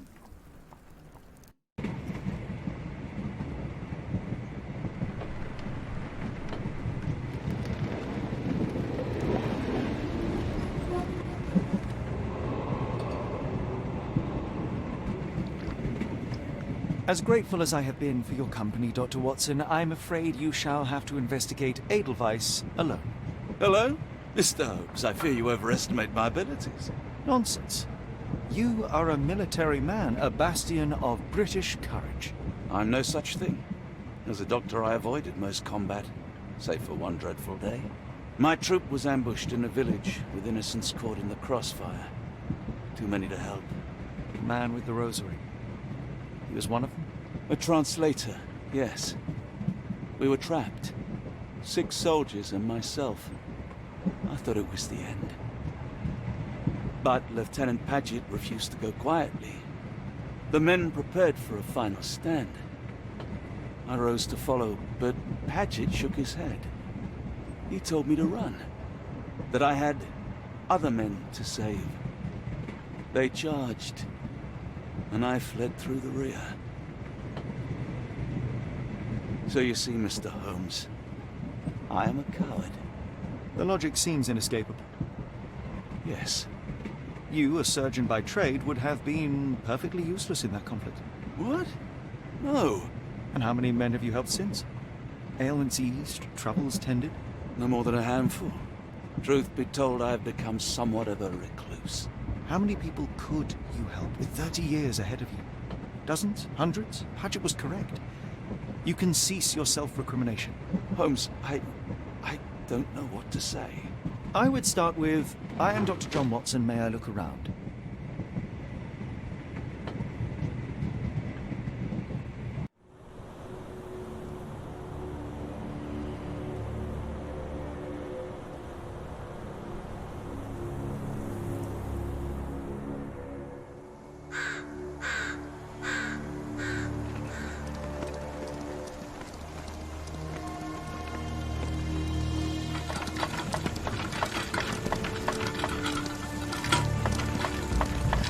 The Edelweiss staff will doubtless be eager to show off their facility to a fellow physician.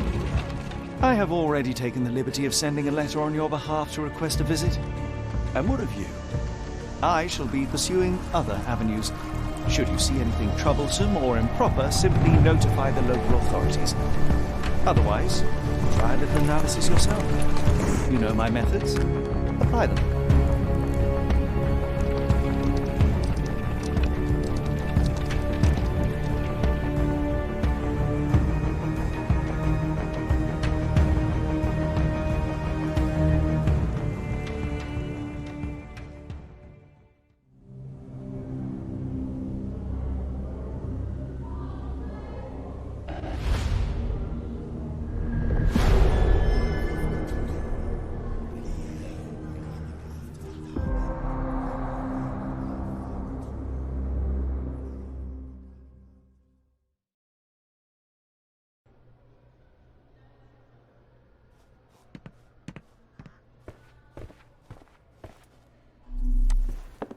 Salutations, madam. I am Dr. John Watson.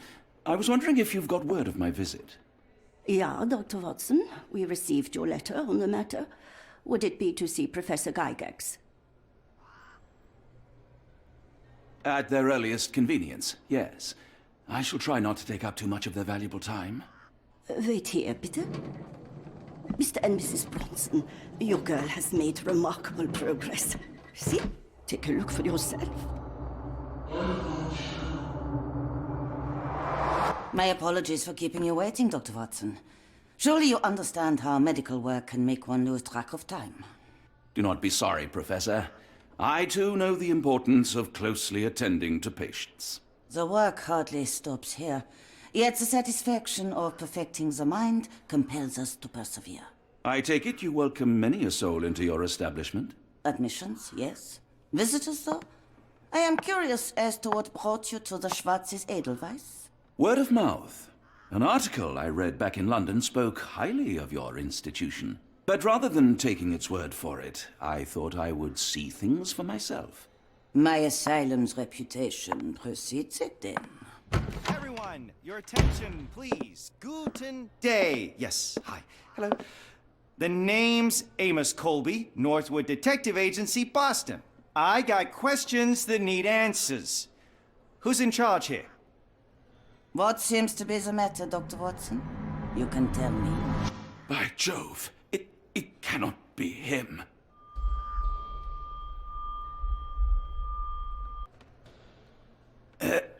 Right. Yes, I was surprised because that man is a celebrity. Yes, that's it. Very famous, Mr. Colby. I couldn't believe my eyes. No. In my line of work, it can't wait. The longer it takes If you wish to recuperate, Dr. Watson, you may avail yourself of the guest room.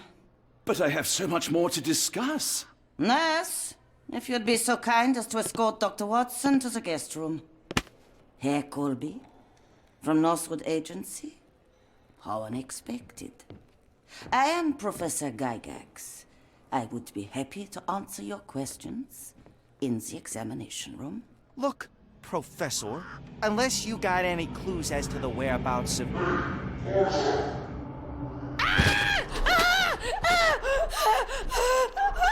There is no need to be alarmed. No one gets neglected in my care.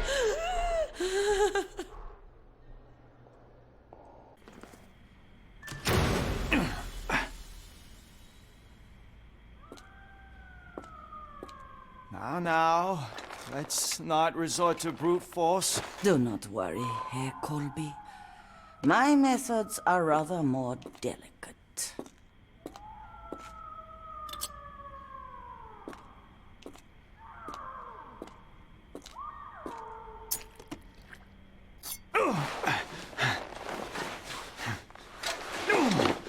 Search him thoroughly. Then take him to the holding chamber. I need to decide precisely what to do with our guest.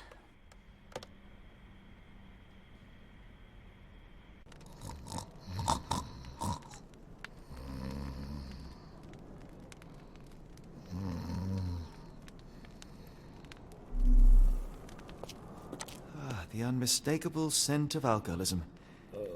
Did you walk through their doors as I did, or did they collect you off the streets?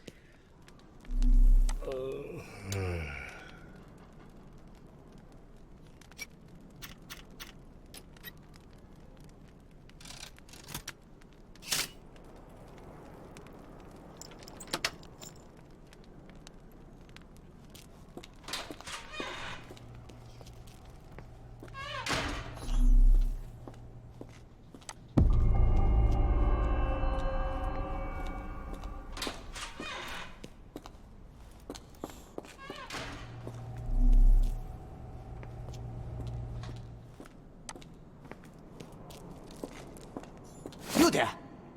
I command you to free me at once! I'm not sure that's a great idea at the moment.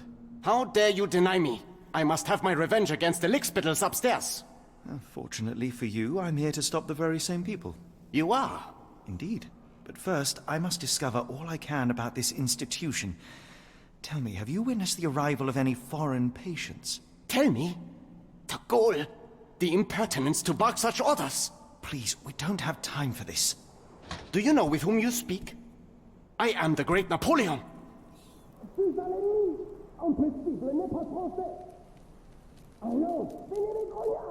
Ah. Napoleon Bonaparte? The one and only. Emperor of the French, First Consul of the Republic, leader of La Grande Armée. Once I am free and have exacted my revenge against the guards who ridicule me, I shall rest happy in the arms of my beloved Josephine. Right. Well, I will leave you to your scheming, Emperor.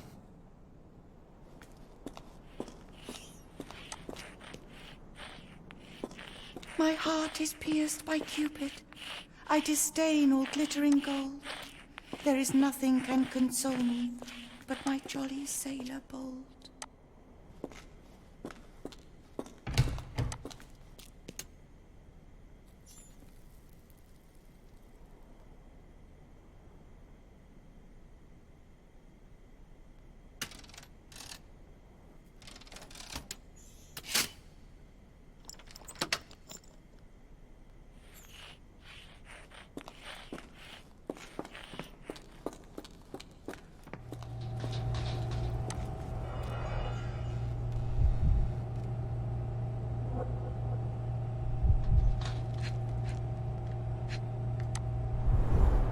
Any chemist would envy the quality of this equipment.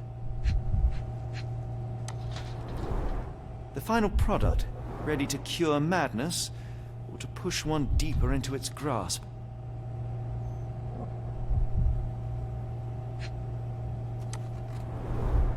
Raw materials used to formulate medicine. With this equipment, they can create any type of medication.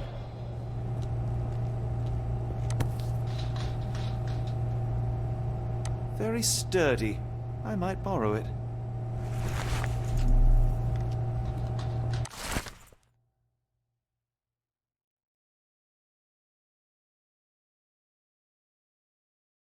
It sounds sinister, even for a place like this. I wonder if there are more frogs in the pond.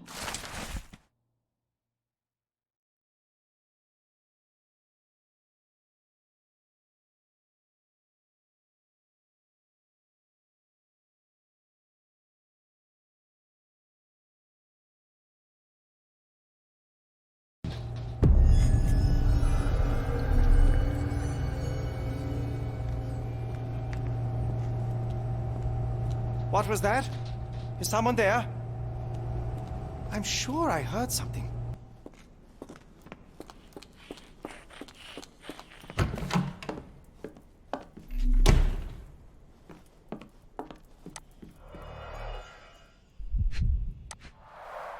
A certificate of appreciation from the municipal councillor to Professor Becker for contributions to the development of medicine in Interlaken.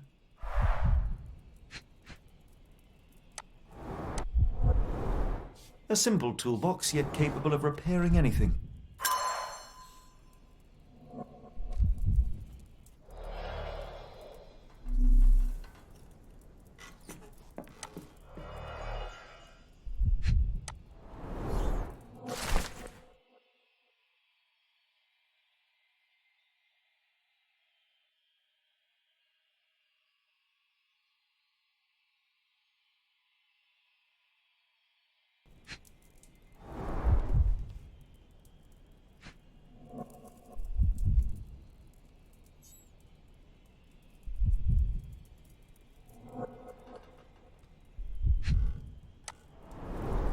Tubes of varying diameters.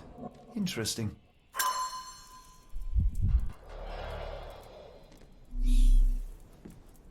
Speech and the Cerebellum by S.A. Becker.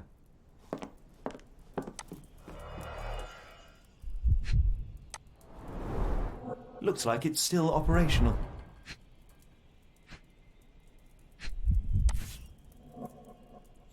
This photo was damaged, seemingly by oil. I can make out the names listed here.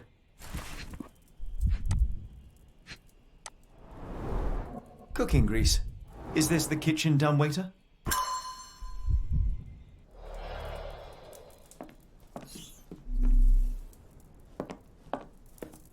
A painting in a mental institution. Vogel would be delighted.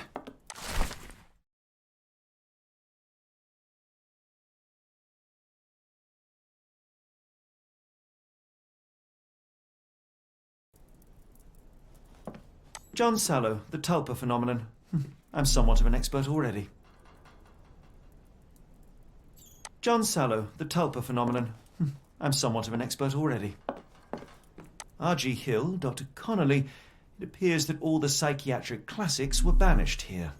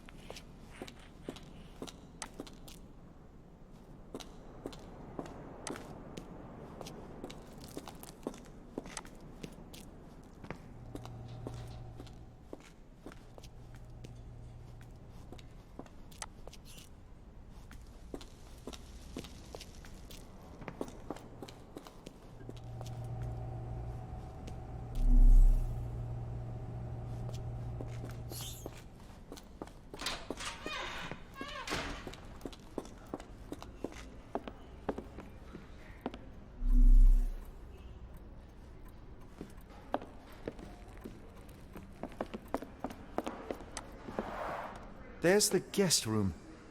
I wonder if Watson was able to speak to Gygax.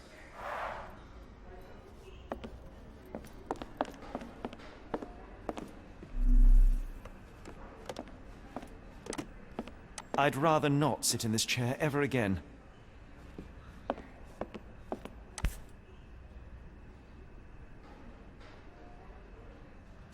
This sedative worked faster than I expected. Perhaps I ought to train myself, build up a tolerance.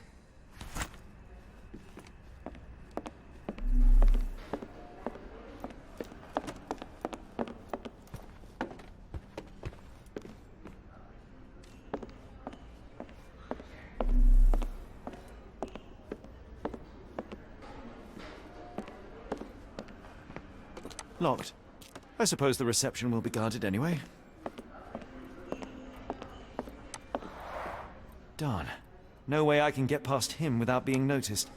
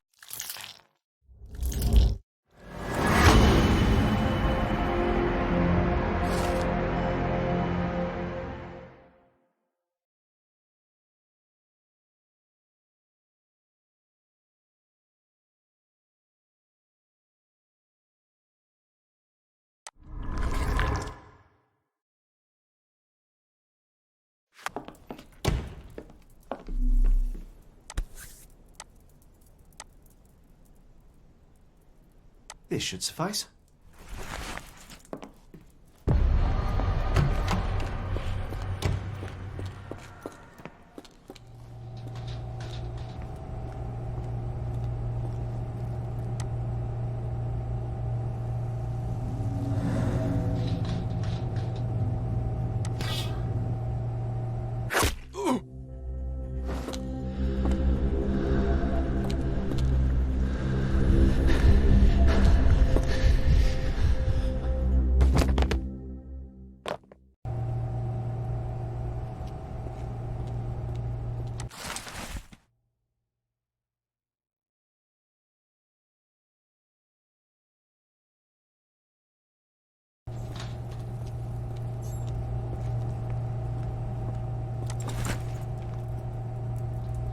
This should be enough to avoid unwanted attention, at least from a distance.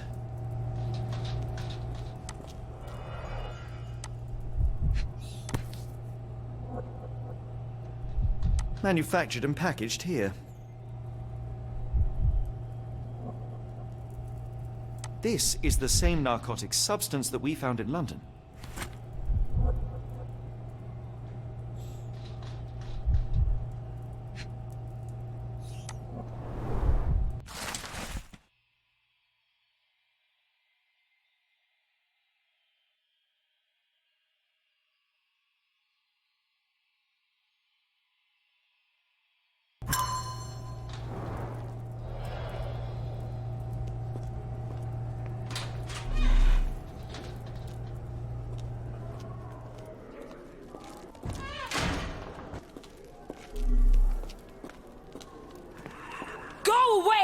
will tear your lips from your skull with my fingernails! Miss, I'll gouge your eyes out and cut off your hands, just like you did to Heidi. I am quite certain you would, but I'm afraid you have me mistaken for someone else. So, I take it your name is Gerda. Who is Heidi? You talk strange. You're going to Hell's Door, aren't you? To where those other funny talkers finally shut up? Hell's Door? To what do you refer? Only Heidi had answers. Go away, pig! I said go, or you will spend your last moments on Earth screaming. This door won't stop me.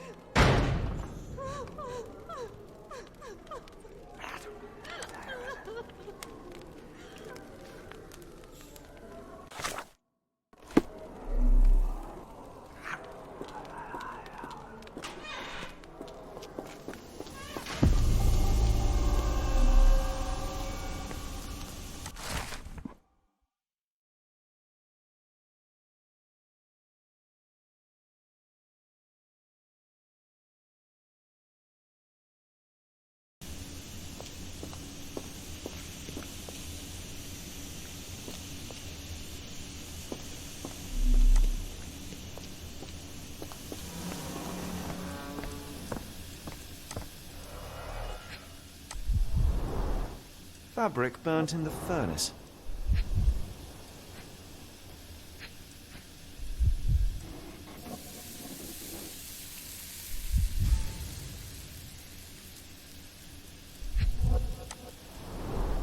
A jalabia, a traditional garment from northern Africa.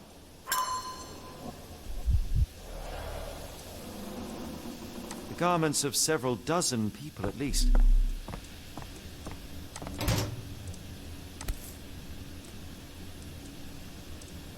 So you're Heidi. I didn't realize I was on Haunted Doll Watch.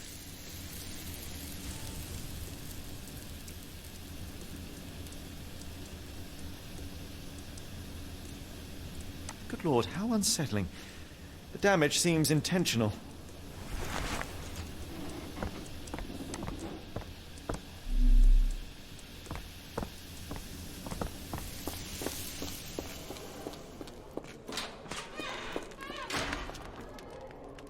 I will make them pay for what they did to Heidi.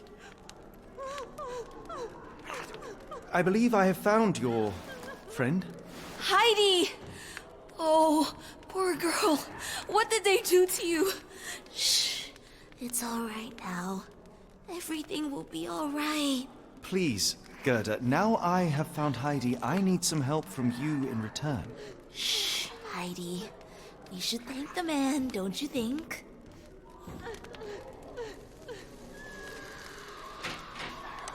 Have you ever met Professor Becker? I remember him. He was in charge here before that witch Gygax. But I haven't heard his voice for a long time. Too bad. He was nice. How did you end up in Block B? The nurses say I'm prone to violent outbursts, but they're wrong. I just do what Heidi tells me. Professor Gygax seems to rule this facility with an iron fist. Do you know anything about her? She's sick. She did nasty things to us. Separated me and Heidi just for fun. Before she got here, this place was all right. Tell me all you know about those funny-talking people. We'd hear their screams. The guards would take them down the corridor behind you and they'd disappear, and the screams would stop. I shall leave you two to get reacquainted.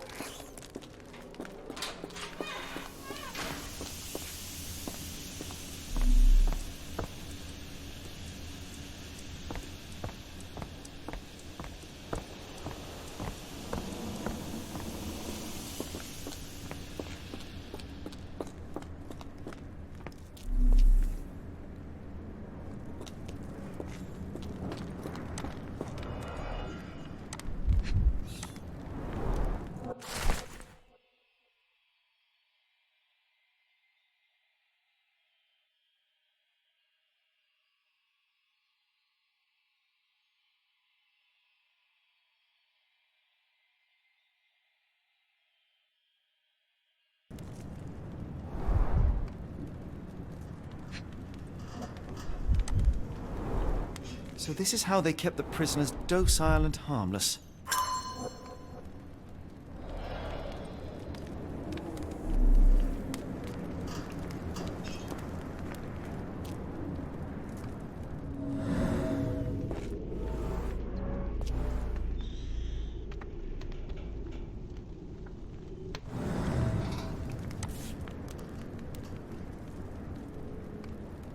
An Orthodox reliquary commonly found in Eastern Europe, now in a cell halfway up the Alps.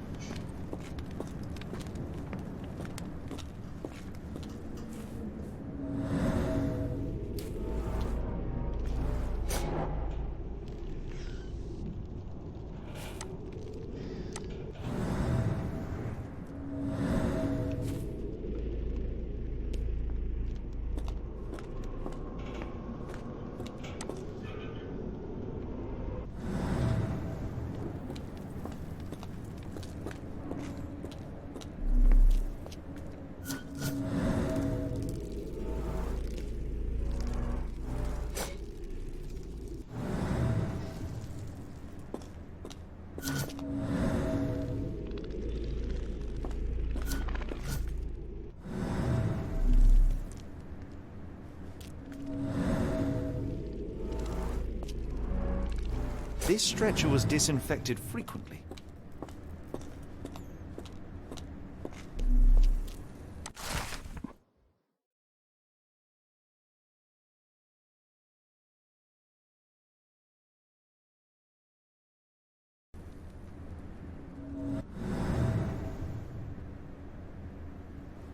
These are the same crates we found in London.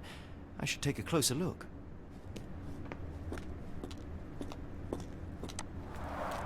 The stamp on this crate confirms it came from America. That's quite a distance to travel.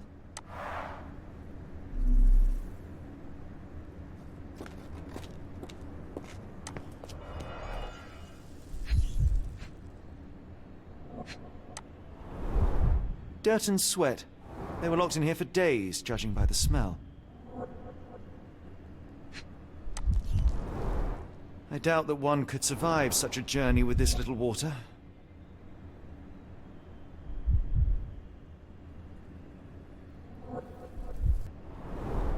The kidnappers even provided airflow. How generous.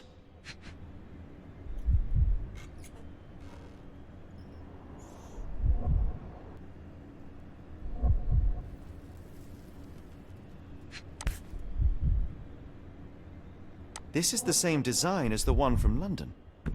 This trip was prolonged and perilous.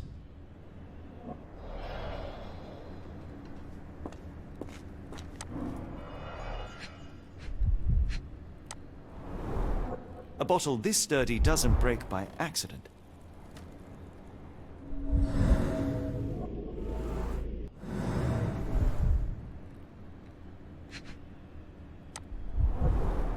Substantial blood loss. One poor soul found another way out.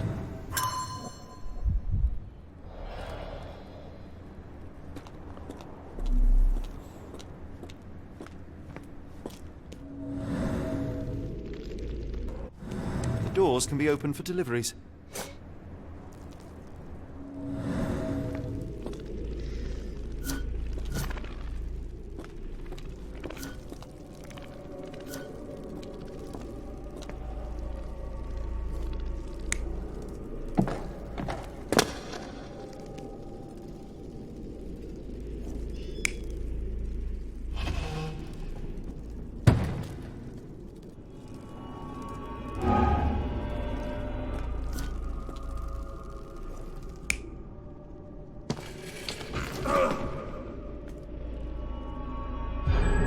Carriages were backed through these doors, and they began to unload their cargo in secret. Next, the crates were opened, freeing their passengers. Not everyone survived the journey. The dirty, exhausted, and dehydrated prisoners were then herded into cells. All the cells are now empty, and I have not located a morgue. Time to find Hell's Door.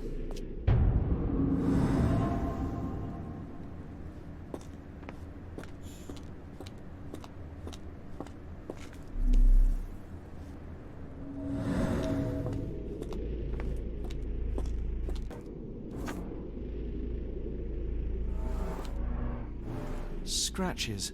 Something has been moved through here. This seems to be a locking mechanism. The whole thing must be a door.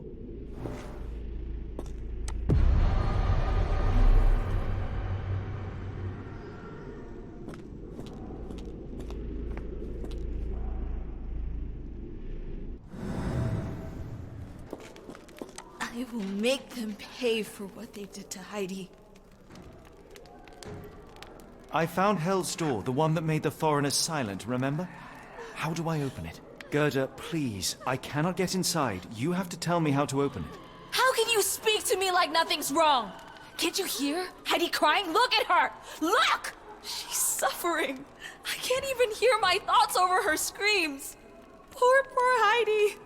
We will fix you. I promise. We will fix you. Leave it with me, Gerda.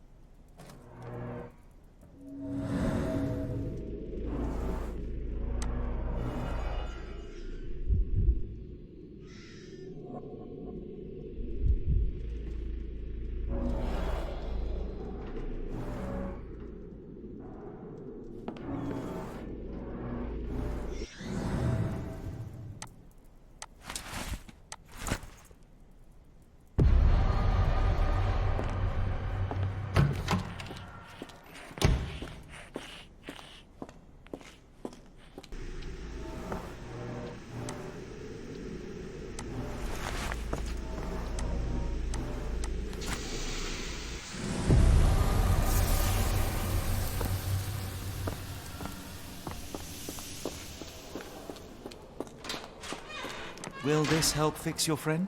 Give it to me. How is she feeling? Everything will be all right, Heidi. Everything. Gerda, I have a couple of questions. Yes, Dirty little mouth, Gerda. You've said enough already. She won't speak no more. Now it's only Heidi. You helped me, and I didn't cut out your eyes. So we're even. Now go!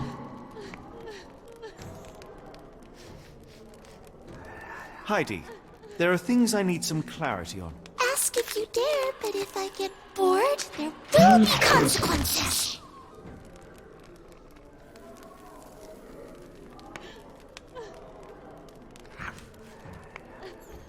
I found Hell's Door, but it's locked.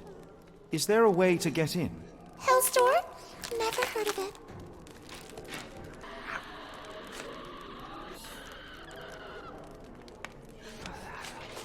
That's not true. You, Gerda, told me that Hell's Door makes people silent forever. And you believe that snotty little girl? I'll personally ensure that she never dares to speak again!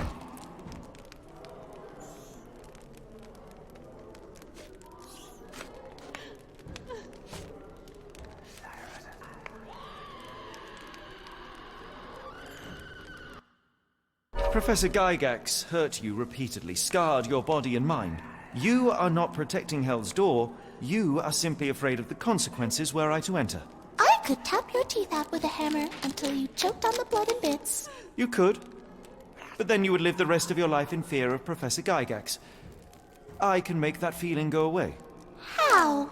I can stop her. But the key, Heidi, the key to Hell's Door is critical to stopping Professor Gygax.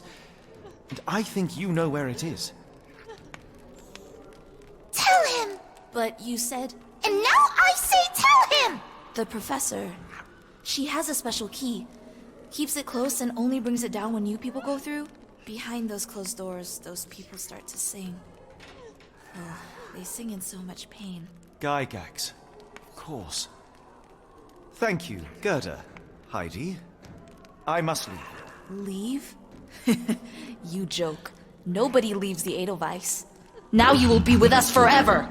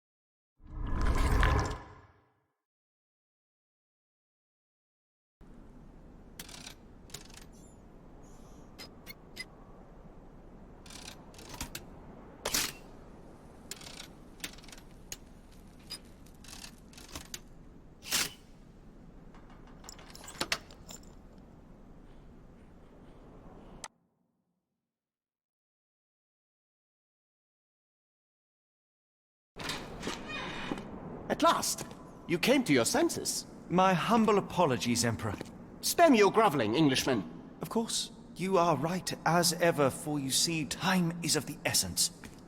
The royalists have risen again, and your darling Josephine needs you. Paris needs you. Mon amour. But the guards upstairs in reception stand in your way. Ha! They will pose no problem for the likes of me. Merci, Englishman. When I return to Les Tuileries, I shall make you a general. Oh, you are too kind, Emperor. Now go. Your freedom awaits. I am coming, Josephine. Josephine, me voilà. Impossible. Catch him!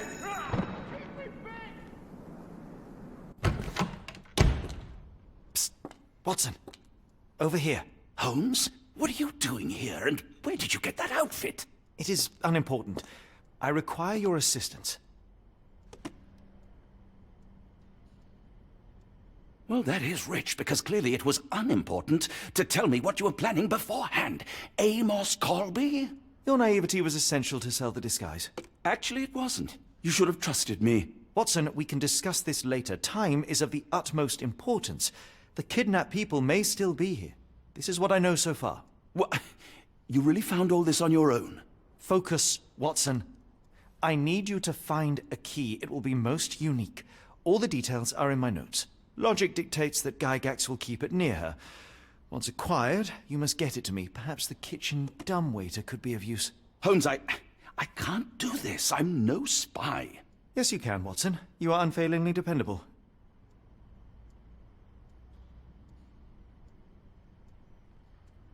Dr. Watson, visitors are not permitted back here. I'm terribly sorry, Mr. Kuntz. After the war, my nerves, I fled all that commotion. It is nothing. A patient attempted to escape. He will not get far. Now, if you would like to follow me.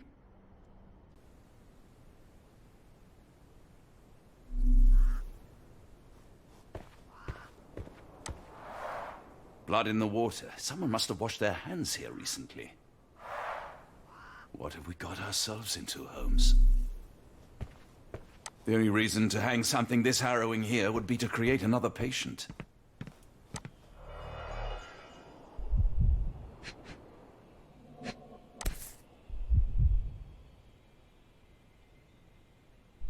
Perhaps I should take this. For all I hope it won't be needed. Did a child make these?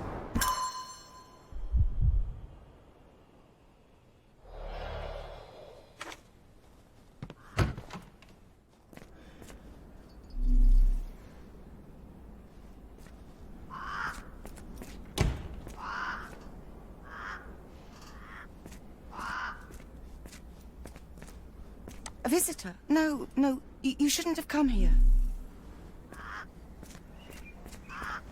Give it to me. No, I don't want to. Why not? Minor birds, if I'm not mistaken. Beautiful creatures. How sad that they're caged here.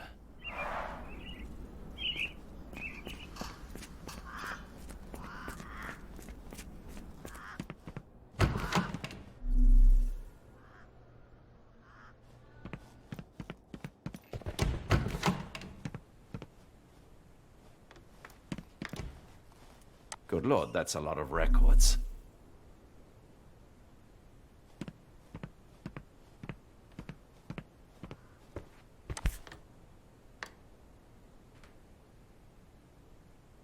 The photograph seems recent. A commemorative photo album. Been a while since I've been in one of these.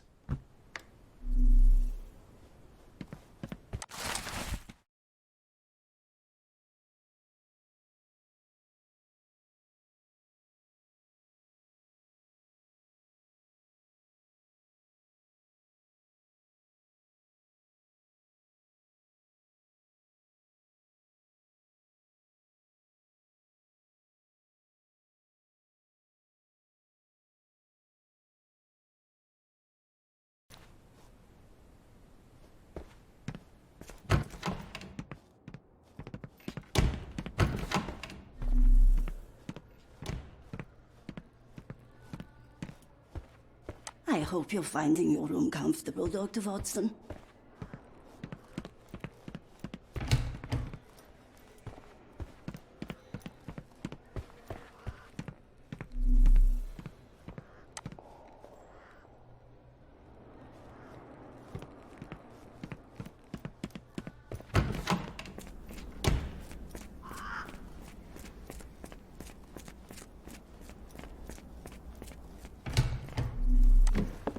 Ah, Dr. Watson.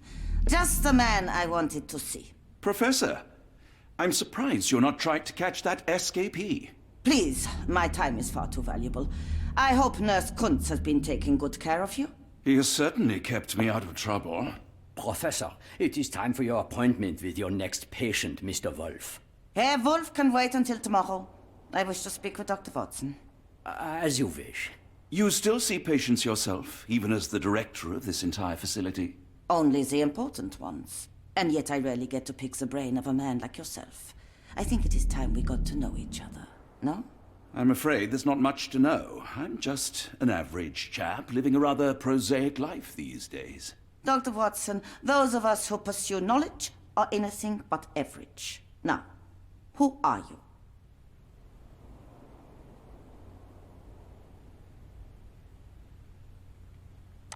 I'm a physician in search of a stimulating career.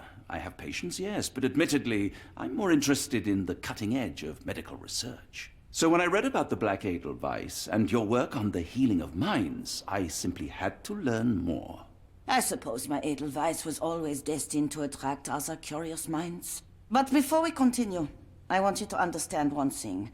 A broken mind can never be truly healed. Ah, I see.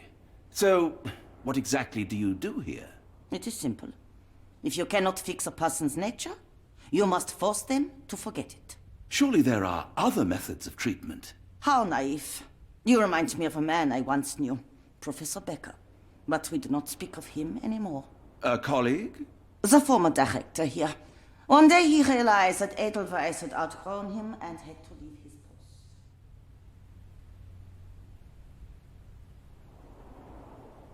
Do you grow weary of me already, Doctor?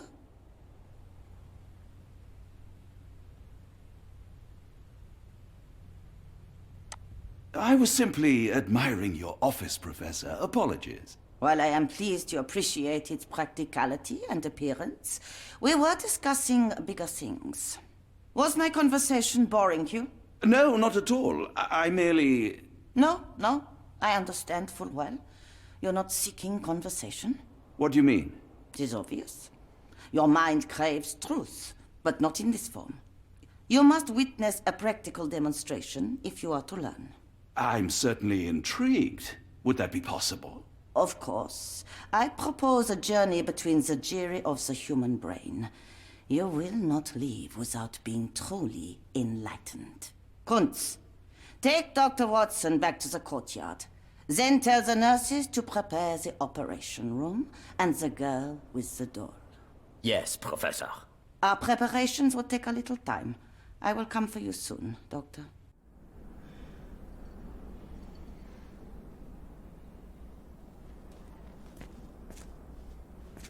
I hope everything is to your liking, Dr. Watson.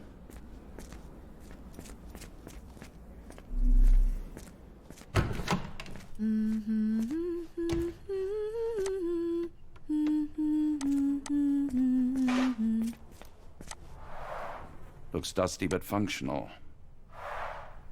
Oh, we never use that. I think it connects somewhere downstairs. Did you hear that a patient escaped? All the guards rushed off to find him.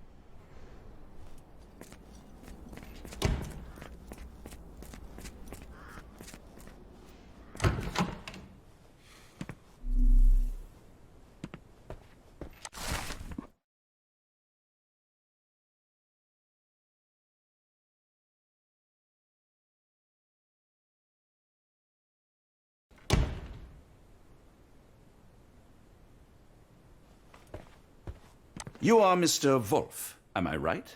Oh, hello. Who might you be? My name is Dr. John Watson. I wanted to talk with you, if you didn't mind. Ah, Doctor. I don't suppose you could help. I seem to have forgotten where I am. We're in the Black Edelweiss, Mr. Wolf. It's an asylum in Switzerland, and you are one of its most important patients. But why am I here? That's what I was about to ask you. I can't remember. Sorry, I can't remember anything. It's all right. You don't need to push. Try to relax. Let the thoughts come and go. Now, what comes to mind? Mr. Wolf? Oh, hello. Who might you be? We just went over this. I'm sorry, but I don't think we've met. We were just discussing this facility, the Black Edelweiss Asylum, and why you are here. That name does sound familiar. Holmes, the things I do for you. Excuse me, who are you? And who's this Holmes fellow? I am Dr. Watson, and Holmes is, well, you could call him my imaginary friend. That's just a little joke, don't mind me. But why am I here, Doctor? Am I sick? I'm sure I can take a look.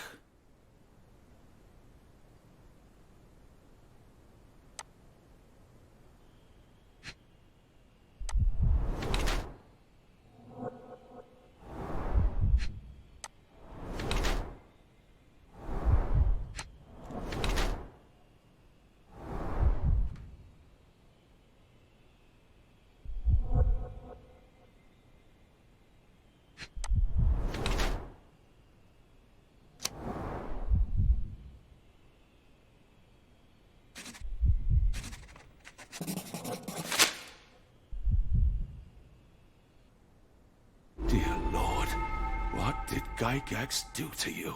Excuse me? Who are you? Oh, never mind.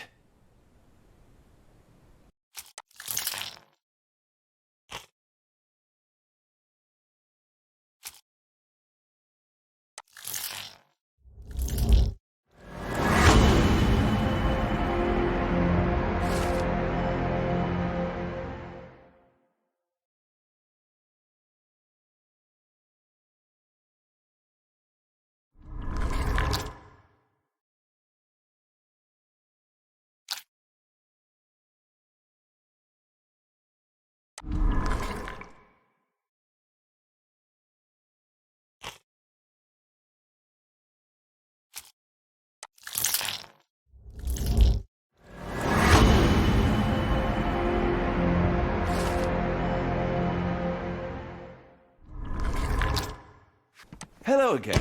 You won't remember me, but we've met before.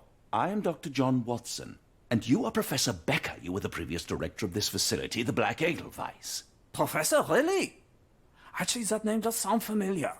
Wait. Let me write it down. I try to recall memories through writing, but they always feel just out of reach. As a matter of fact, I have more for you to jot down. Oh, yes. Yes, please, anything. Professor Gygax did this to you. She made you forget everything, even who you are. But we will play a trick on her. We will write a letter so that she learns her lesson. Put down what I dictate.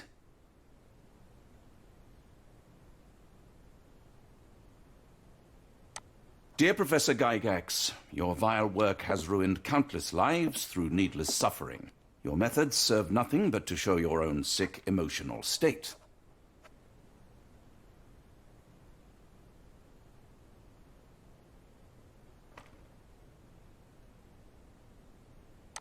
You will be brought to justice, and the world will know your cruelty. And by the time you make it to my cell, the police will already know the truth of how you came to be director of this asylum.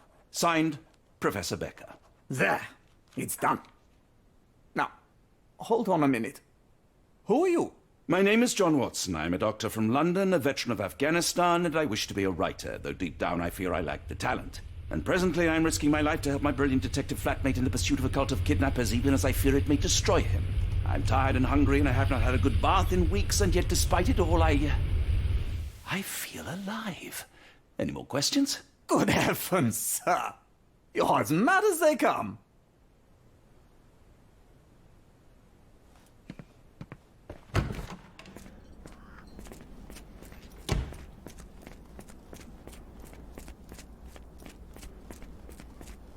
One of the patients asked me to deliver this note. It's for Professor Gygax. Thank you, Doctor. Leave it with me.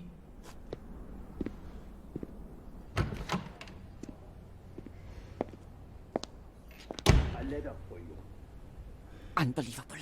Kunz, with me.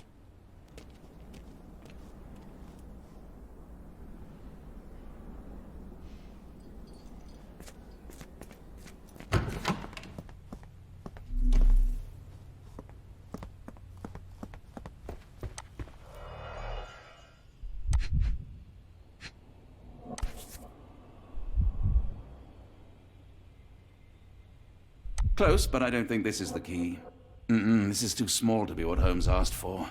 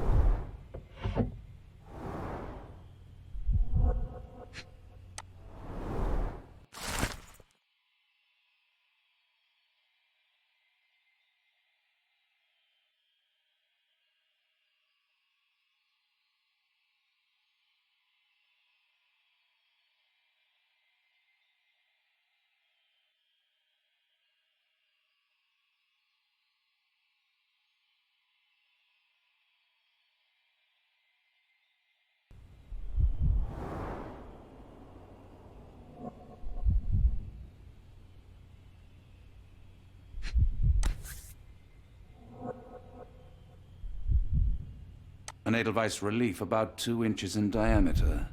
This must be what Holmes was after.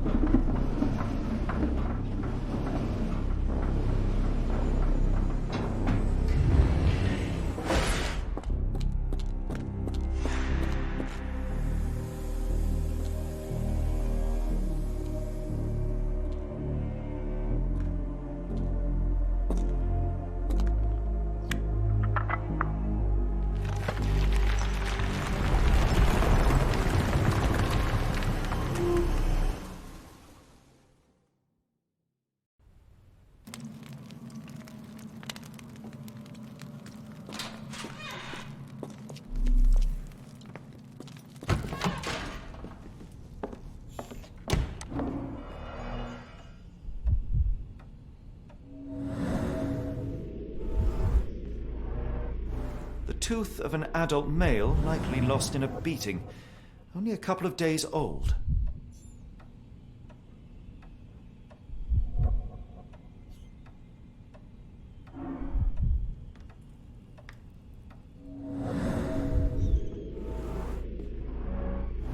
The inside of the cuff is worn.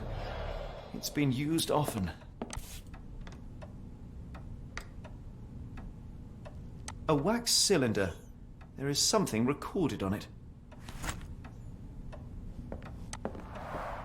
The writing is mostly gone. Phonetic symbols, perhaps.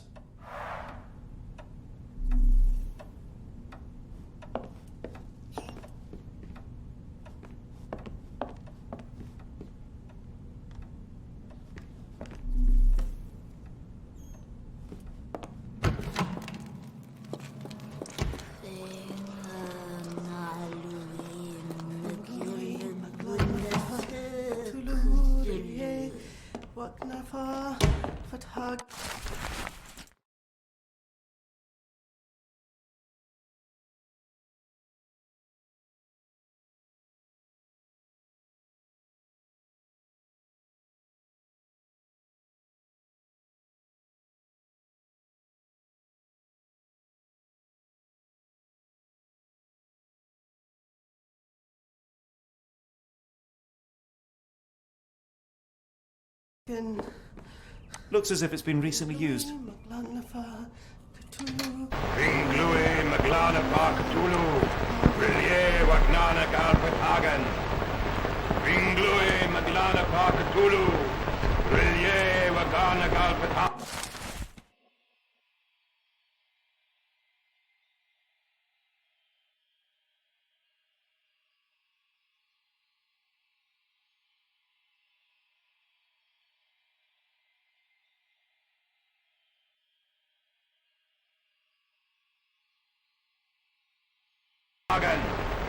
Ringlui Maglana Parkatulu, Rilye Waglana Galpatagan.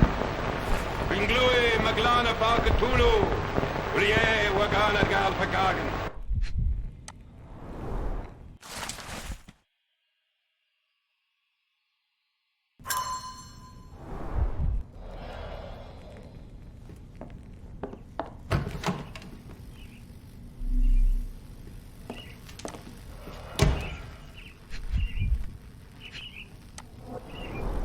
Dynamo machine.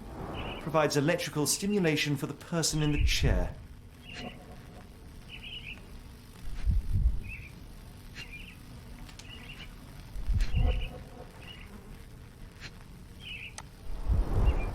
Full grain leather straps. Impossible to escape.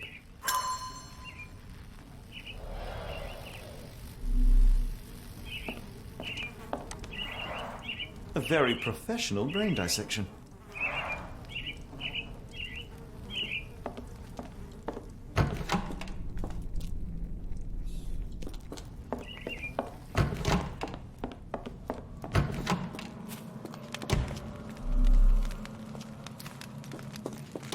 Oh, the smell.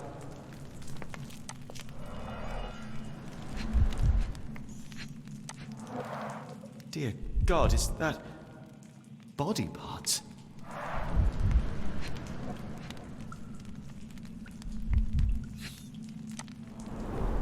Judging by the remnants of blood and flesh, these instruments were used for dismemberment.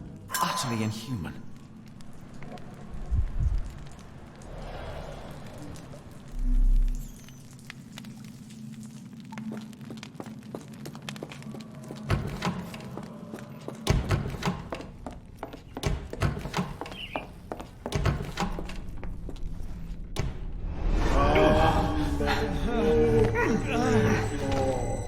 Get out of my head!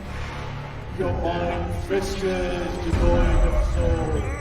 Find reverence for the one that trembles. Lord! Cleft your mind. Splinter your soul and become a servant of madness. Please! No more! Stop it! Watson! John! Somebody! Wretched mortal, do not fear what is to come. Let him rupture our world anew.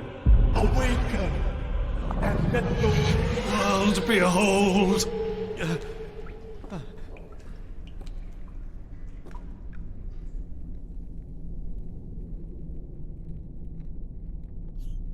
The light of the abyss is the light from the abyss. Get out of my head.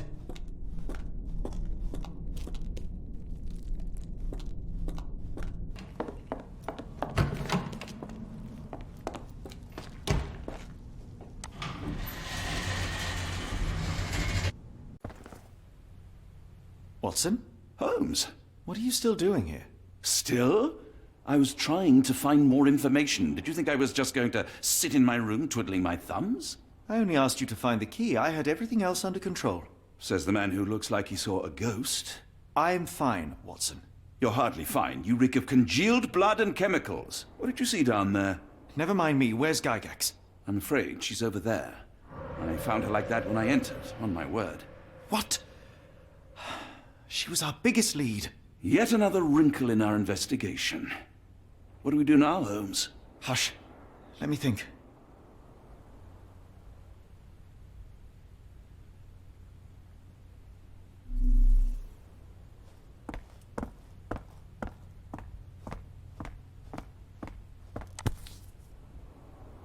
Heidi, How did it end up here?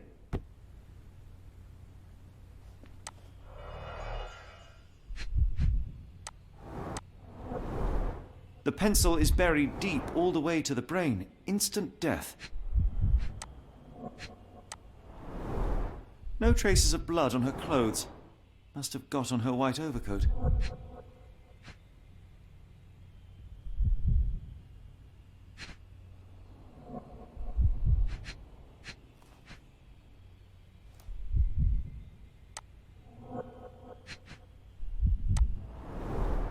The patients here wear the same robes. We'd better inform the local police about this. You're right, Watson. But first, we need to determine where our case goes next.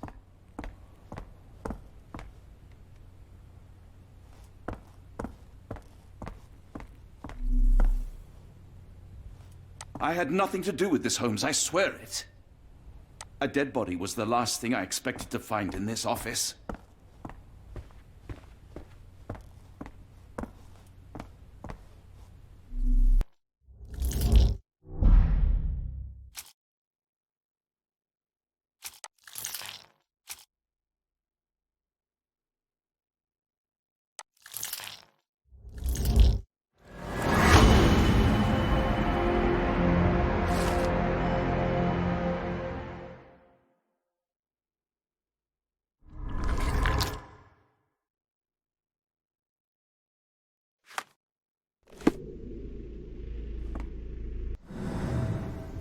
We've got what we needed, Watson. This conspiracy reaches further than we thought. I don't suppose you've ever been to New Orleans? You are joking. I seldom do. Let's go. There's no time to waste.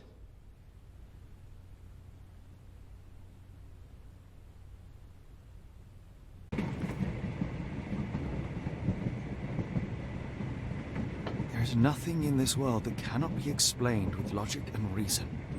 Nothing in this world. Holmes? Hmm? You seem troubled.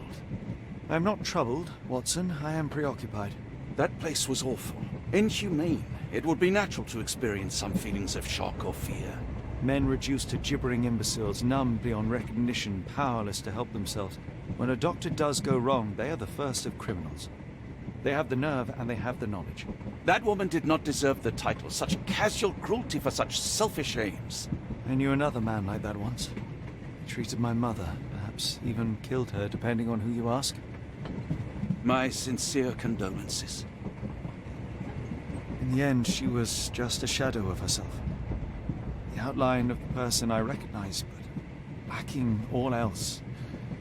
She was pushed until she cracked.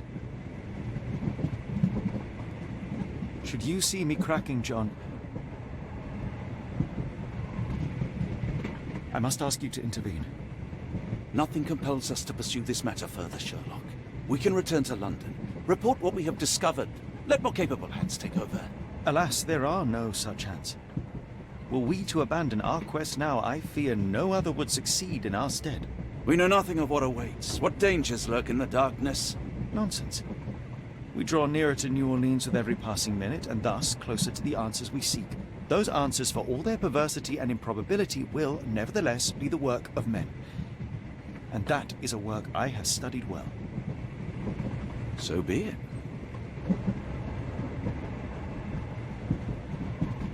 I know you to be a diligent author, but if I may make one request.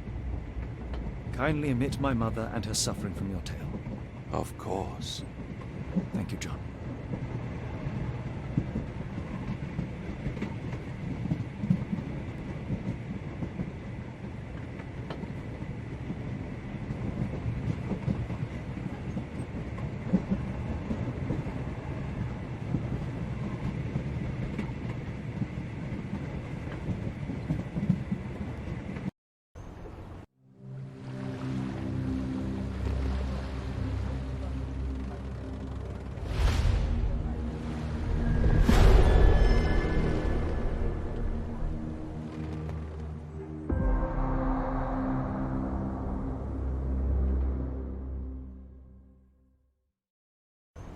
Ah, Holmes. After our trip to nippy Switzerland, I can certainly use some of this New World heat.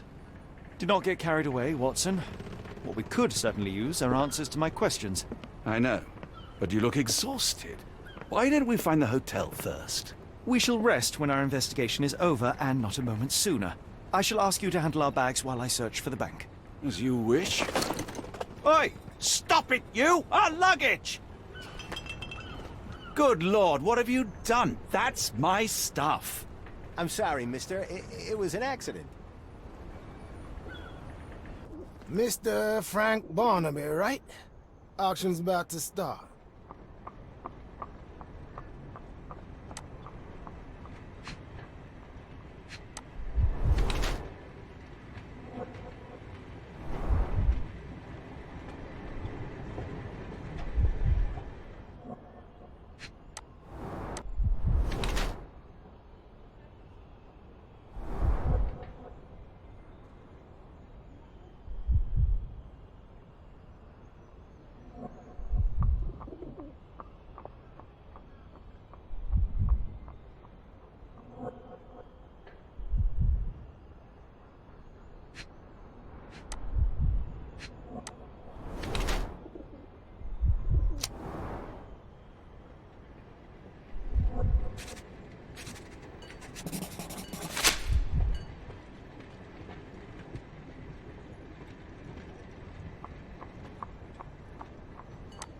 In the flesh. Now, if you'll excuse me.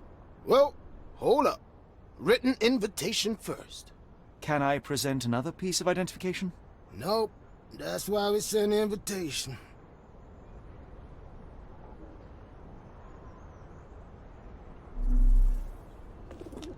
Holmes, Closed over auction, here. gems sold. By invitation only. Any luck? None. They're holding an auction, invitation only. The good news is, I know who might have one. We need to find Mr. Barnaby. Who? Frank Barnaby, most likely a local. And do you think Mr. Barnaby would be happy to share his invitation? Let us first find him, then we can see if he is the generous type.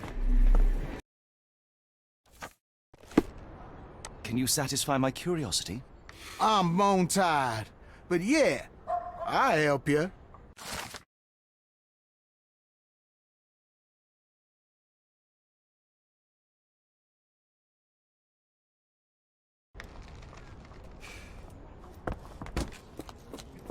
Barnaby, unconscious but with his eyes open. Look, Watson, the two of you are just alike. Oh, great. So I look like a haggard alcoholic.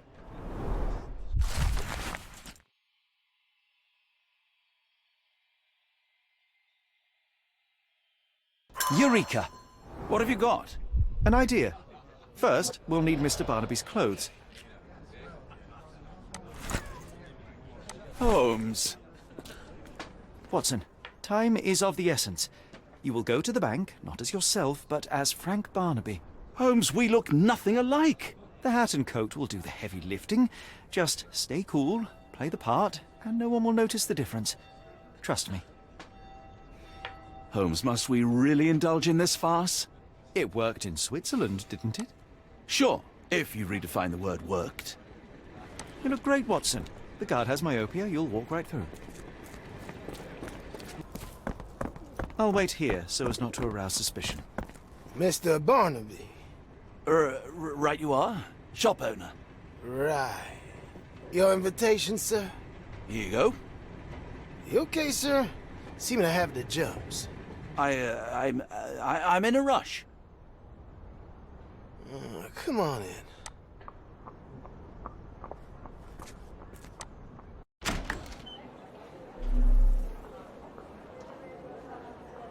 Heavens, I never seen gems so big. I simply must have them.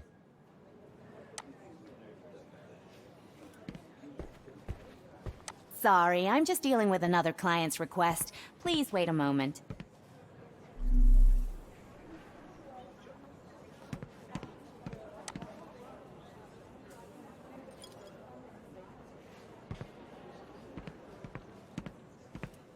This might be useful. I'll make a note.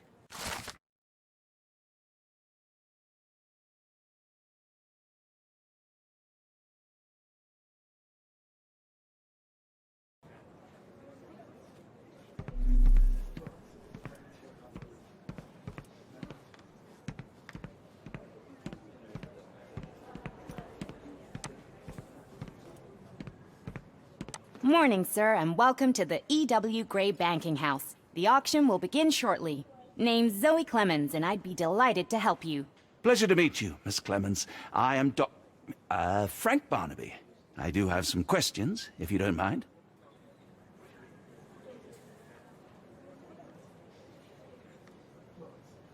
These gems are rather curious. What can you tell me about them? These rare beauties are black opals, all the way from Coober Pedy, South Australia. When they catch the light, the dark stone becomes a brilliant rainbow. It's something special.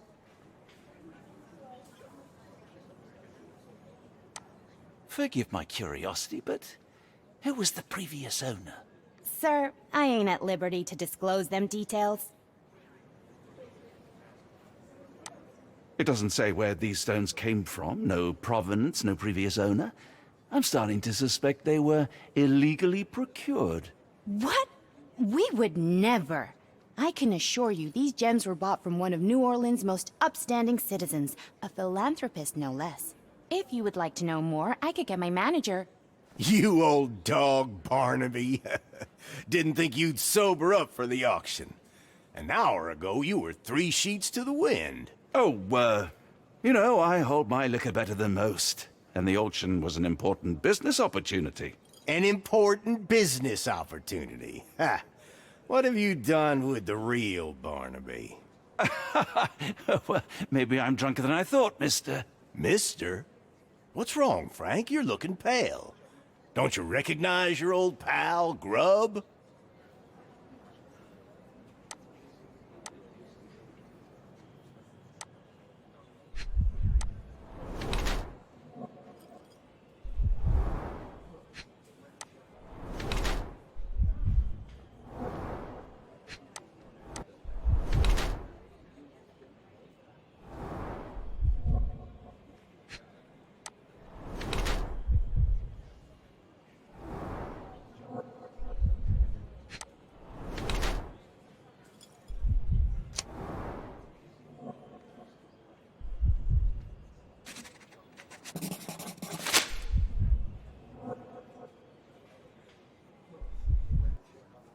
Sorry, Sheriff, but I don't have time for this. Now, Frank, when I'm talking to you, everything else waits.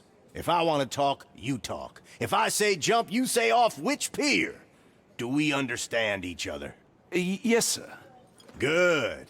Now, while I have you, there's the matter of your outstanding fines. I've been more than reasonable, but I'm afraid the bills come due. Fines? Right, I'm afraid I don't have anything on me. That's funny. Ain't you at the auction?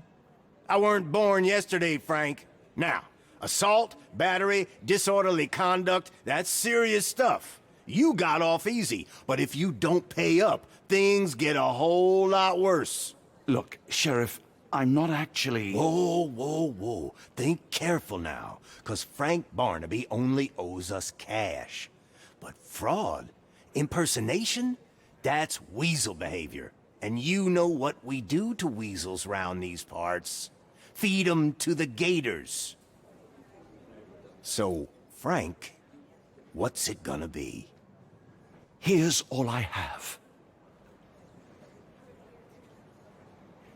Mighty fine of you. The people of this parish deserve peace. They don't take kindly to visitors. Don't miss that boat tomorrow morning, Doctor.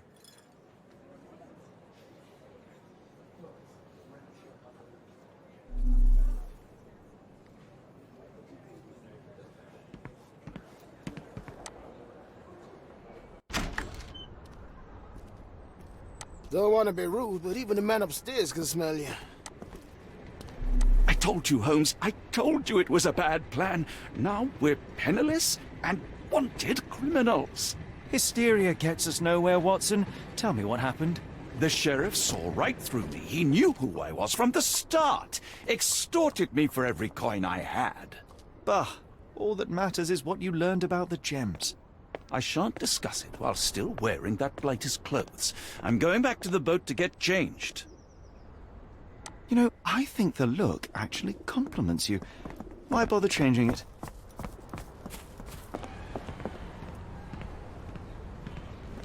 It was like the luggage had legs of its own. Oh, Mr. Pratchett will have my head. Oh, bollocks, now our clothes are in the bloomin' water. It was like the luggage had legs of its own. Oh, Mr. Pratchett will have my head. I ain't sure what you did to the sheriff, but it must have been something real hairy to have him chuck your luggage off the pier. With respect, miss, have we met before? If you were the real Frank Barnaby, yeah, we would have. But where are my manners? I'm Lucy. And you are? John. I didn't mean to be rude. I've just had a difficult day, miss. Well, it's barely noon. And you've already made an enemy in Sheriff Grubb. The man starves his gators just in case someone crosses him. John who? Watson. Well, Johnny, if you plan on sticking around, you better change that suit, or Frank's reputation will catch up with you. And then you'll be a John Doe. Alas, I think one of those gators is currently devouring my spare clothes. You've got yourself in a fine pickle. All right, come on board the Nymph of Louisiana, and I'll sort you something to wear. The nymph? Is that what it sounds like? Why are you helping me? Well, let's just say you ain't the only one who's had run-ins with the sheriff. Way I see it, this city deserves better. Now quit your stalling and head on over to the Nymph. I'll be in room 6. This Mr. Barnaby is proving rather useful. Perhaps you're not so different after all. One more word, Holmes, and I'll hand you over to the sheriff.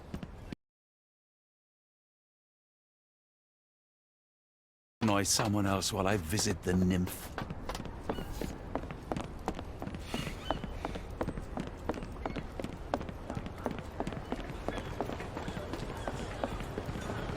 Always a pleasure to see you regular, Mr. Barnaby.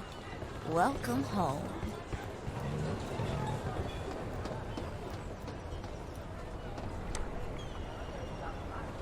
Well, look at you.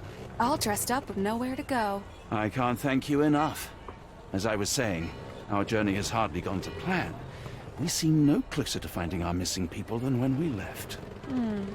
Well, if there were anything to know, Champagne'll know it. She's across everything in New Orleans. Look for her in the fisherman's village behind the Creole Quarter. Thank you again, Lucy. I shall make my way there now. Good luck, Johnny. Keep out of trouble. I knew the clothes would fit, but I didn't know how well they'd suit. Ah, forgive me, Watson.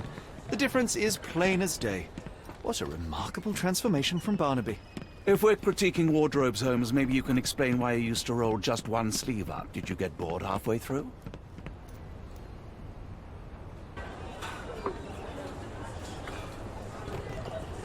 I feel much better in this suit, even if it is not mine.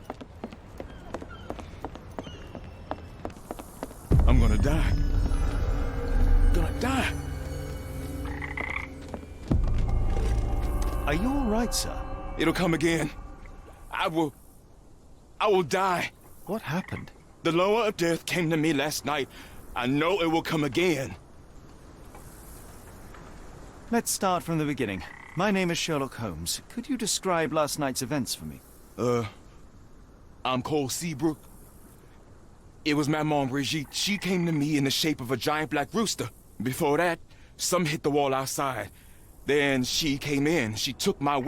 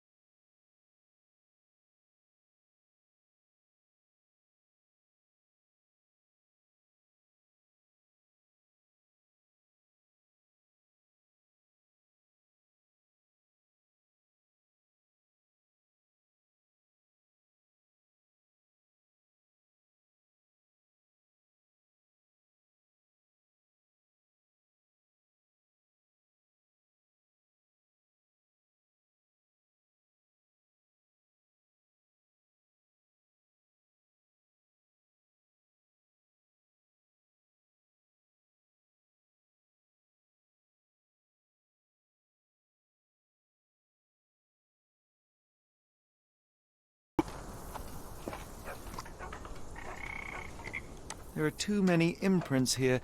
It's hard to say where he did or didn't go.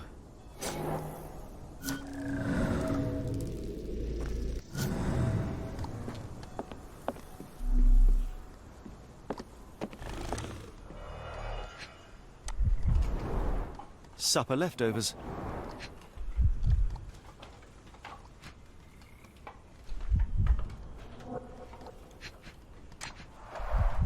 It's not a simple tea. A herbal concoction, rather. Black tea seems not to be very popular here.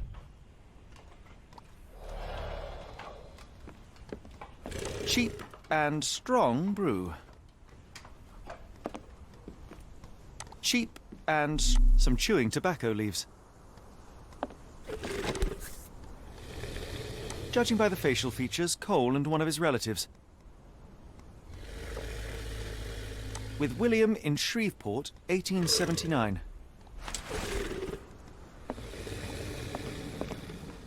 He dropped a cup here.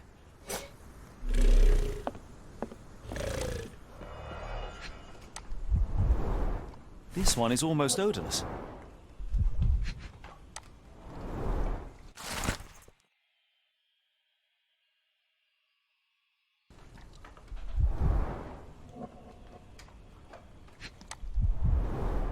Cold ground herbs here.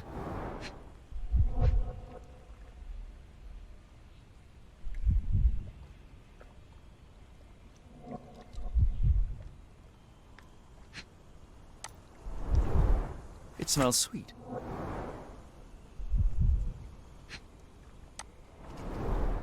Interesting. I will take it just in case. I would love to learn more about these. The healing properties of some herbs are truly amazing, Holmes. And some are extremely dangerous. Are you a good fisherman, Cole? I wouldn't say so, sir.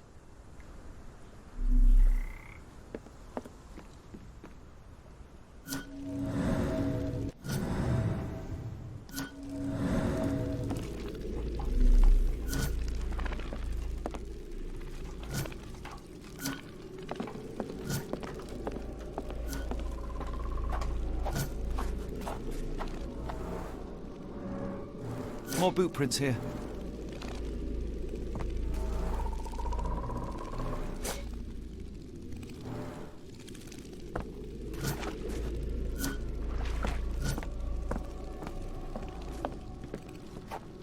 We have a feathered friend in the case.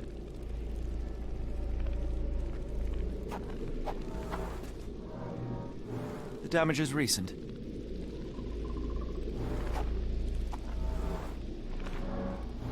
Poor bird crashed against Cole's house.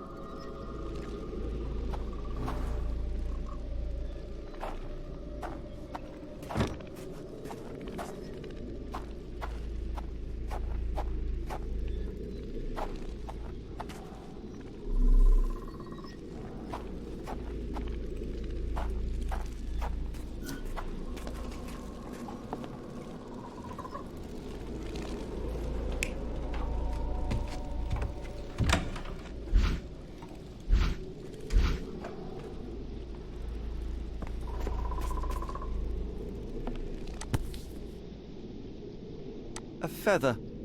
Not black, however. Did you really expect to find the feather of rock here?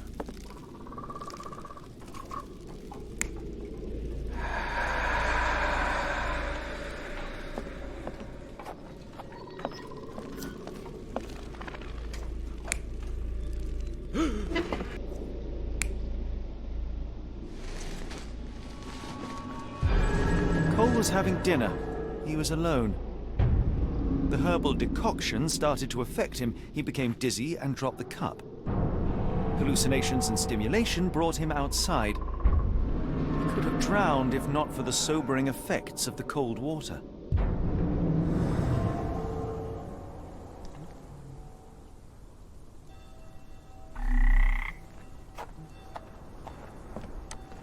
Sir?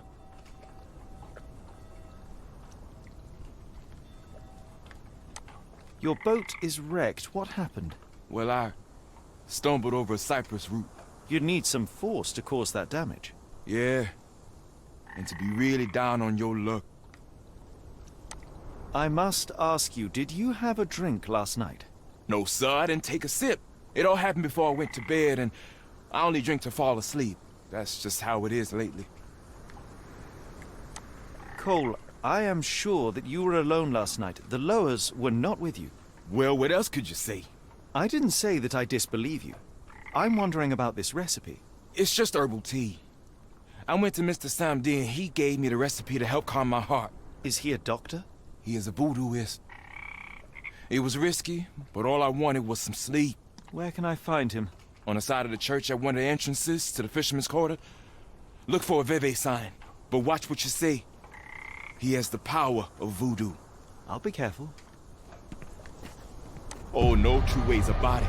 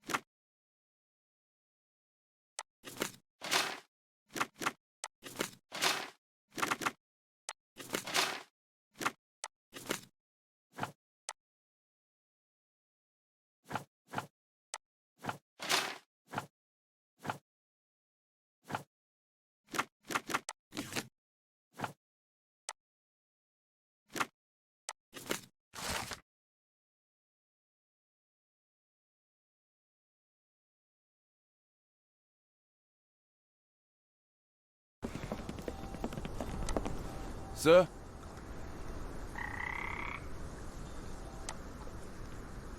Cole, where are these herbs from? I bought them from Zora. Her stall is at the market near the port.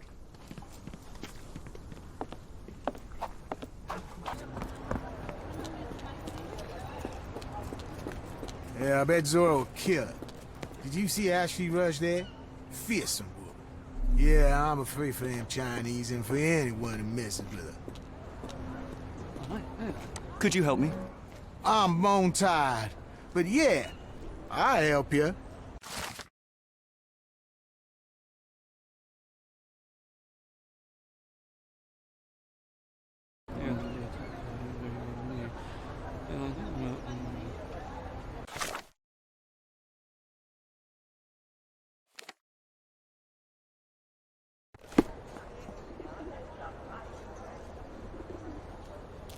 Are these herbs fresh?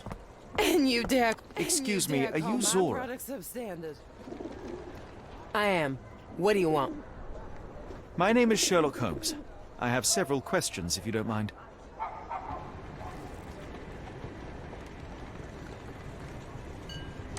You are selling herbs, is that right? Do you want to buy something? Not really.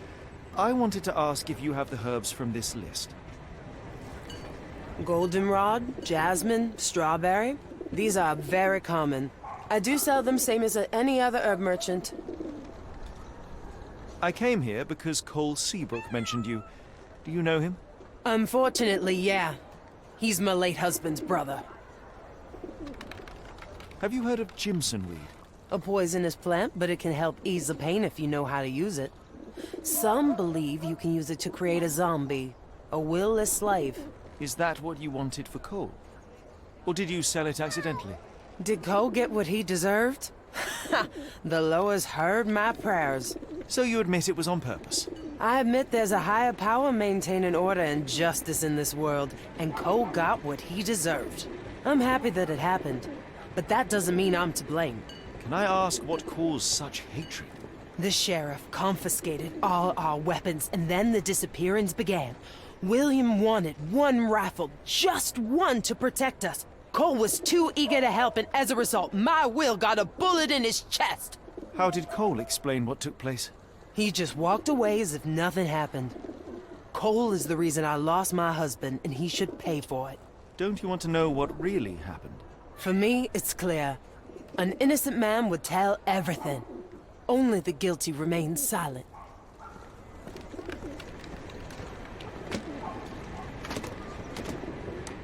My day was no bowl of cherries, but you've ruined it completely. Sir? I've learned about your tragedy, Cole. My condolences. Zora told you, didn't she? Can you tell me what happened and why you feel guilty? My brother died. I'm alive, and William is not. That's why.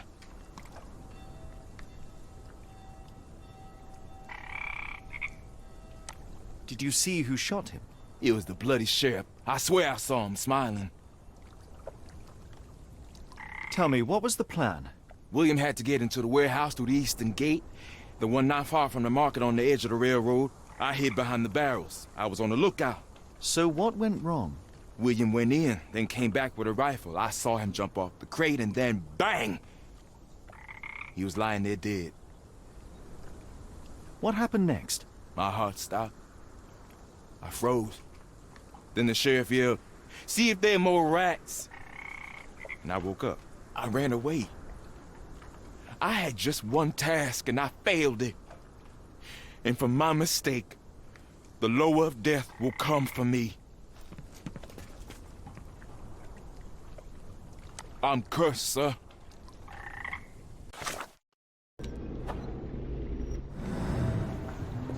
It's quite hot here, isn't it, Holmes?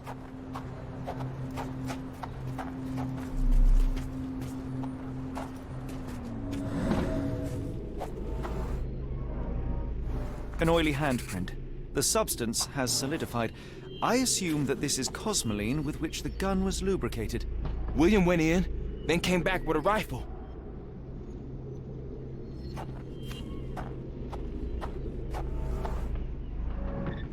William was shot here. I saw him jump off the crate and then bang! He was lying there dead. The bullet went through him, and based on its velocity and mass, I would say the shooter was no more than 35 or 40 feet away.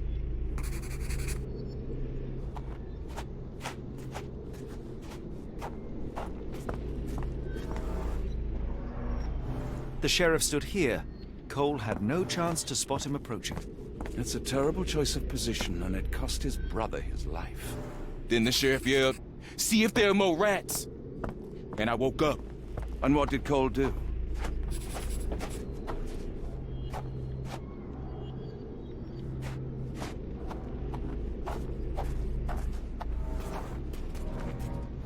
My heart stopped. I froze.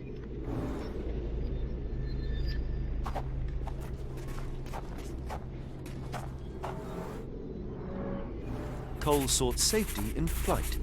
Now I see why Cole thinks he deserved it. He simply left his brother behind. He did not have much of an option. Sad. I think Zora would like to know about this.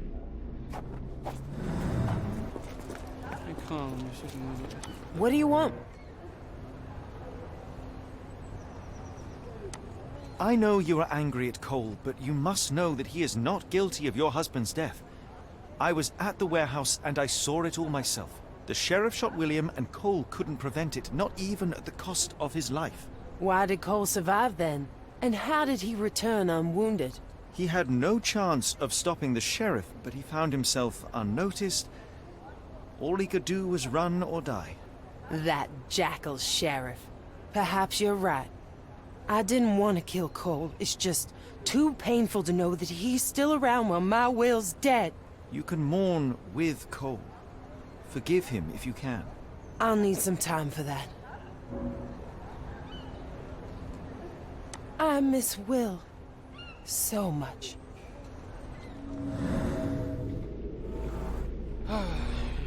Yeah.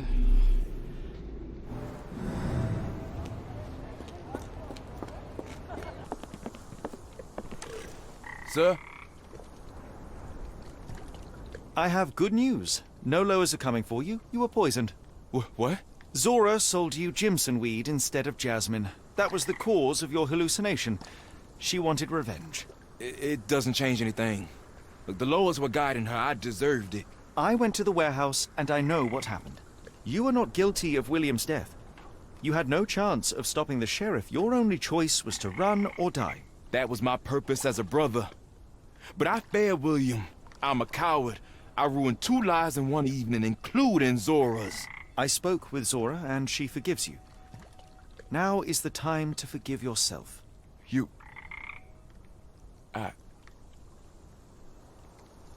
Thank you, sir. I'll try.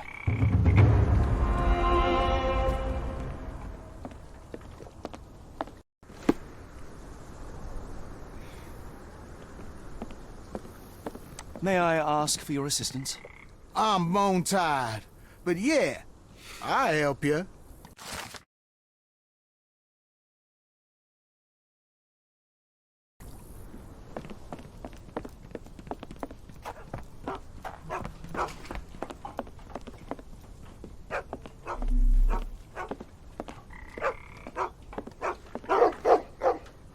Tocqueville? Lafayette! Hush now. No offense here. Them two don't take kindly to gents. Especially foreigners. How can champagne help you? Trip to the bayou? Feeding a huge crocodile? Some other time, perhaps. Word has it you know everything that goes on round these parts. Maybe. Maybe not. What you want to know? The bank in town recently purchased a valuable collection of gemstones from a wealthy man. What do you know of it? Sure. I hear everything. This time I tell you for free. Next time, you pay. Thank you. May have been 1, 2 weeks ago. Rich man's butler sold him some black opals. And this rich man is? Don't know his name, only that he from the French Quarter. Folk back in town could take you there. That's all I know. You need a boat? I hire 'em out for dollars. Or a bottle of you-know-what. Thank you for the offer and the help.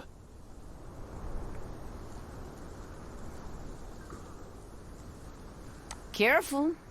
Nolans may look welcoming, but not every smile is friendly.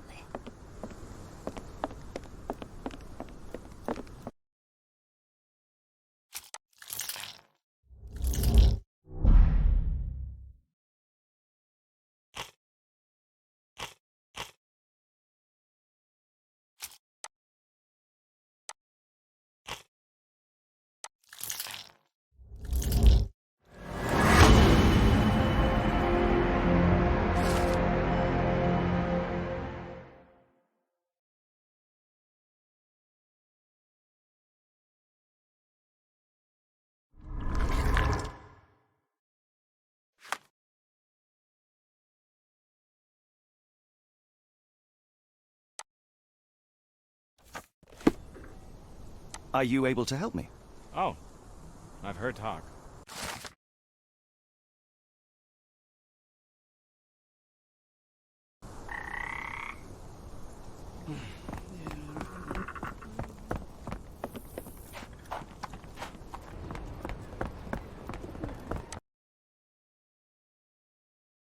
Got a spot in mind. French Quarter, and get us there fast.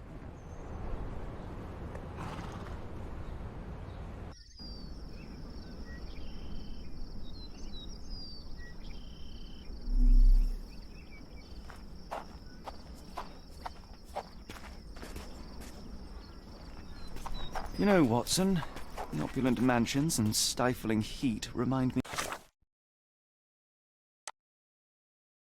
of my time in the Mediterranean. Corona does sound rather magical.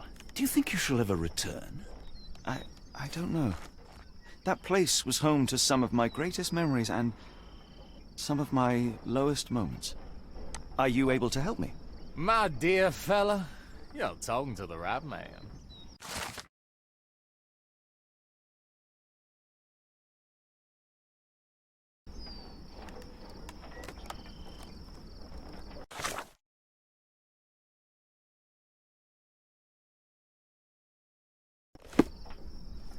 I really don't want any of it.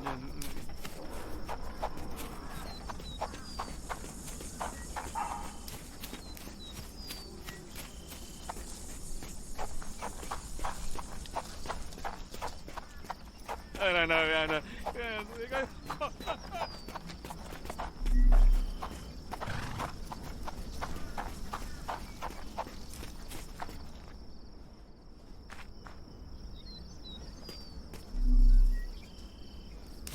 I'm not used to this warmth and humidity. Hopefully our Arneson has a shady garden.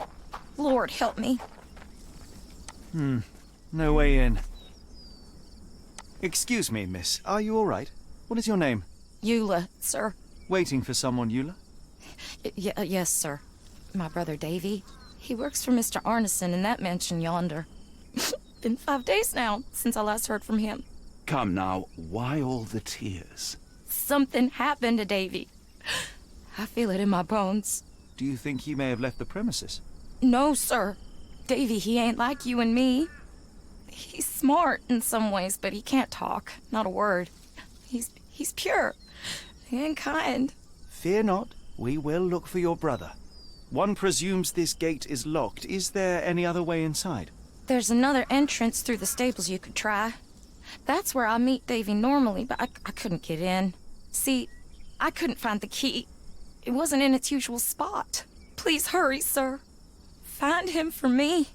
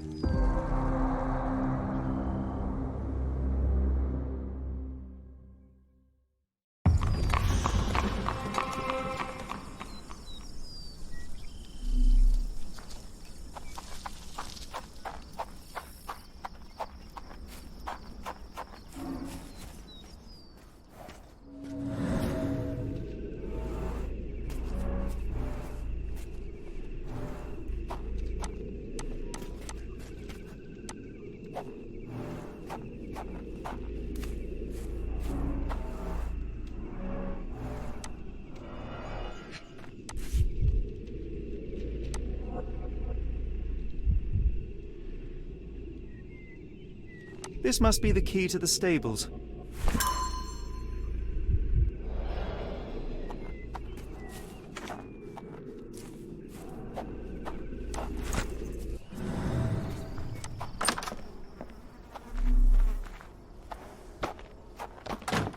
Poor animal has been suffering for days. It's dehydrated, Holmes. Without water, it will die. Mr. Arneson's cab is still here.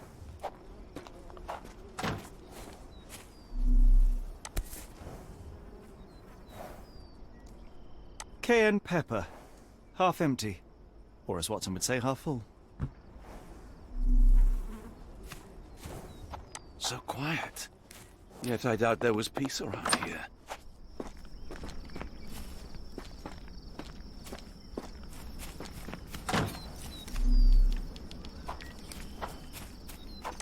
This might be useful.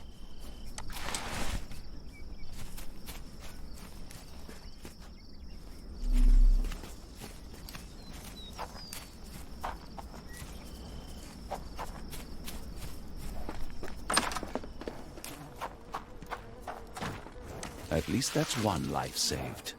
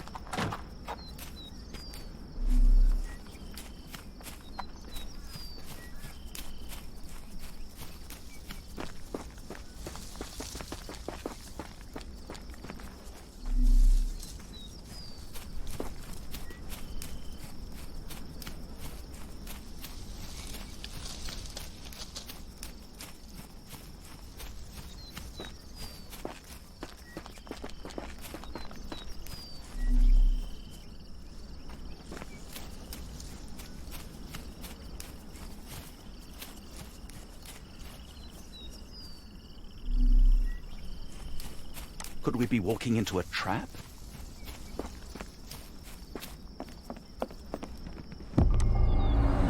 There's blood here.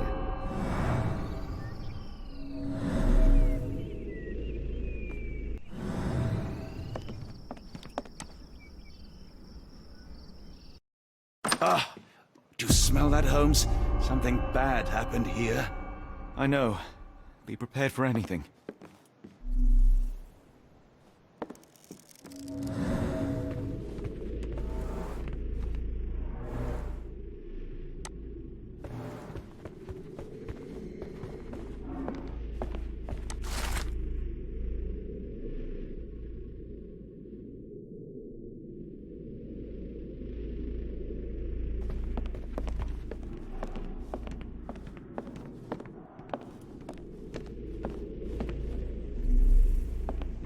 Watson, would you please lend me your medical expertise?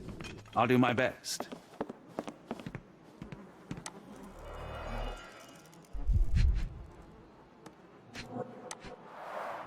An enormous blow shattered her ribcage.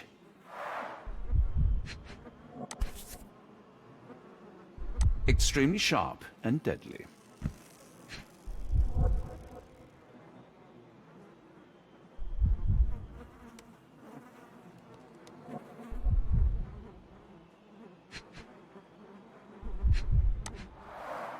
Blooded, broken nails.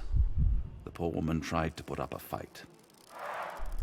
A wound like this could only be dealt by a man of incredible strength. And cruelty. Why does it look so familiar?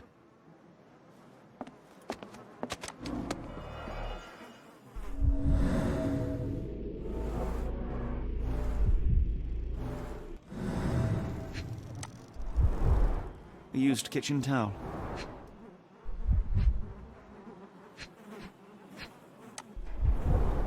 Tea for two. An odd glimpse of normalcy amid the horror.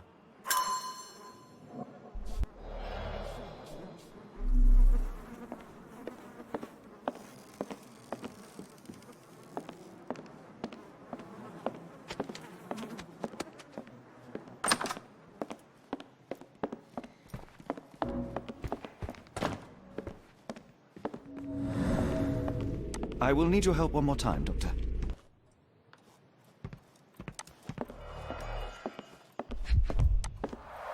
The hand can bend freely. Rigor mortis has passed. His corneas are already clouded.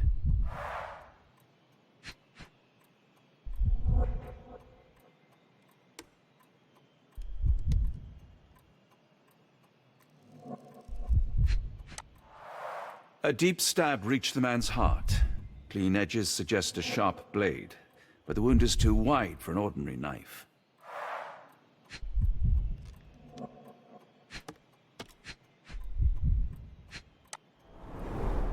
Hay on his trousers suggests a gardener or groom. This man has been dead for a week. The result of a sharp object piercing his heart. You are mostly right. But I would bet he died 5 days ago. Heat and humidity will have accelerated the decomposition. Mr. Arneson with his prey.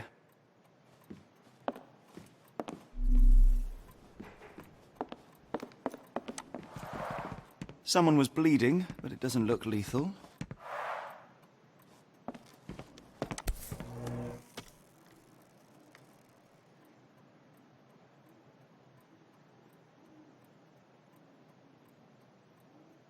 The bent end of this candlestick has blood on it.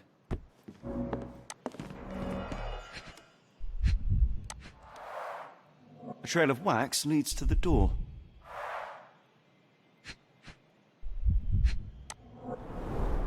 Someone smaller walked over these boot prints.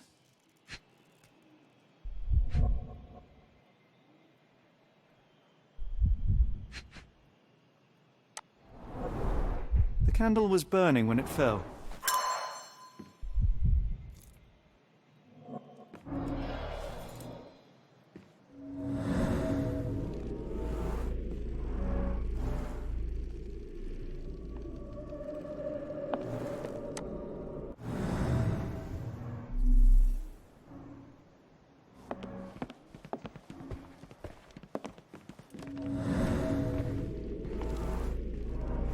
A few drops of blood, but not from a mortal wound.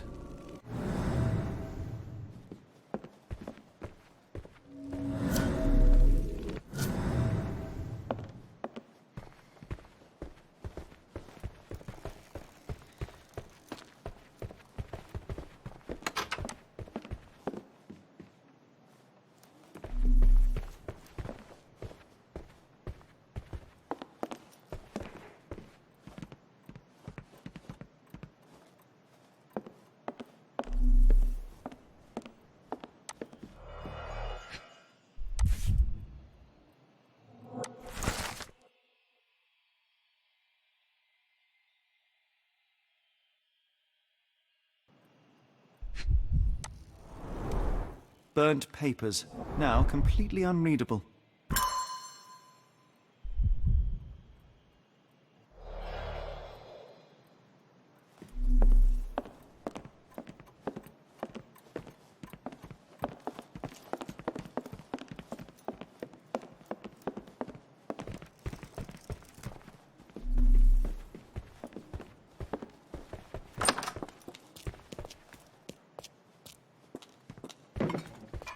What I wouldn't give for a nice bath right now, Holmes.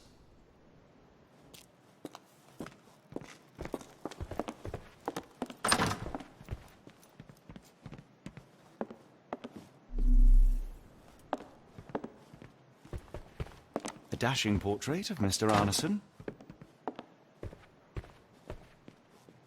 What horrors happened here?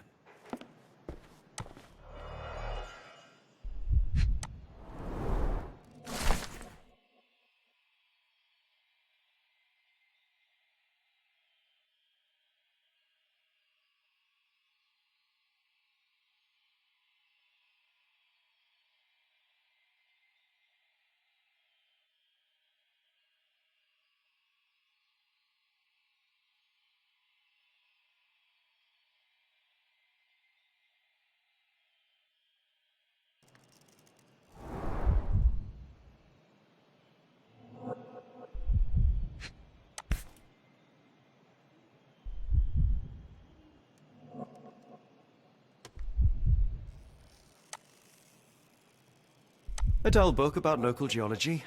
Even I'd struggle.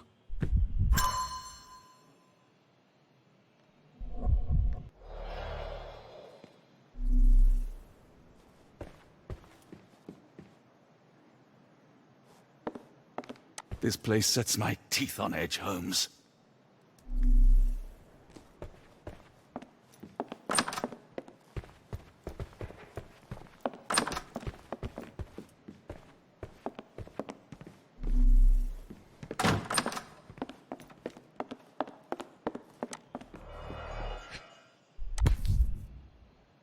Arneson and Davy seem to have got along well. He looks more like a son than a servant. Arneson and Davy, 1881.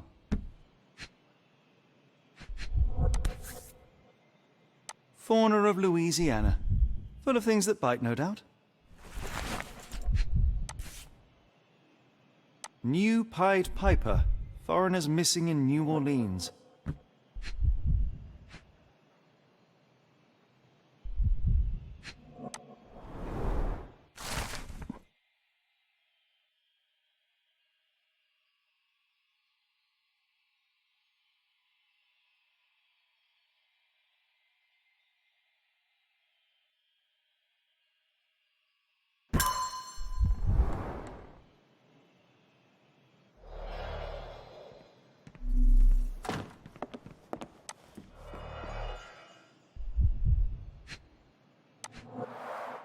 Note the blade, Watson. A curved dagger, probably of Persian or Indian origin. 9 or 10 inches, I'd say.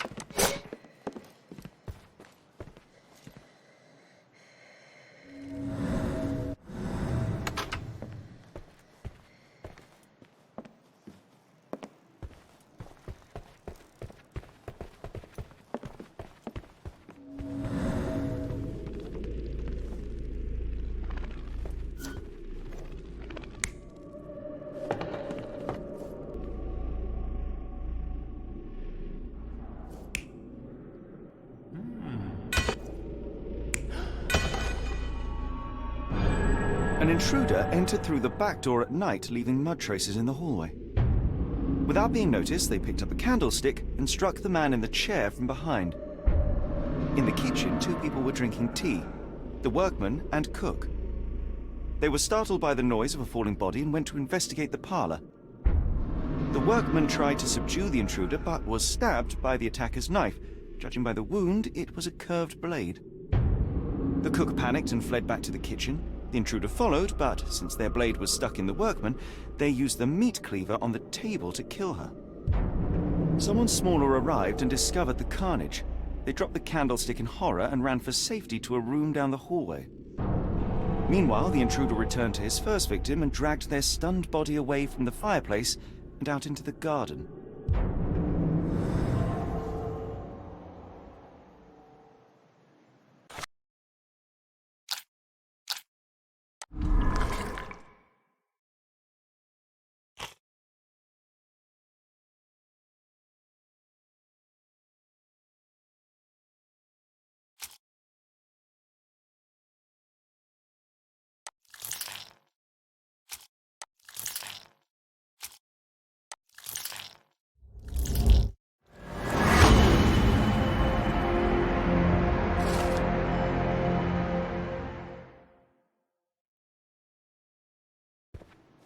Davy, please open the door.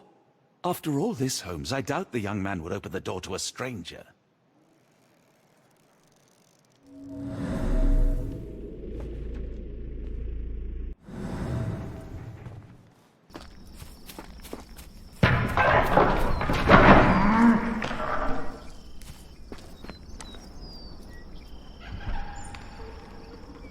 Dear God! Watson, quick! Get her down.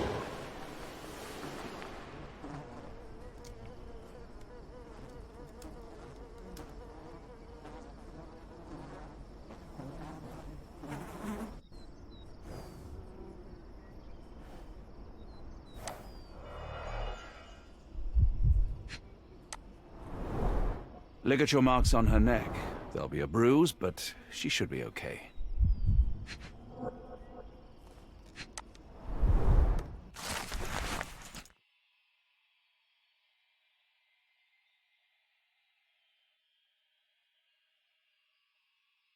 Doctor, Watson, speak to me. How is she? We were just in time, Holmes. Eula is stable, but lucky to be alive. We should take her to a hospital for a further examination. Yes. I fear I was wrong, Watson. The sheriff is not a man to be underestimated. To lynch an innocent woman just to send a message, it's evil. We're not safe in this city, nor is anyone around us. Then we must not dawdle. Help me get Eula to her feet. No, no. I will not leave here without Davy.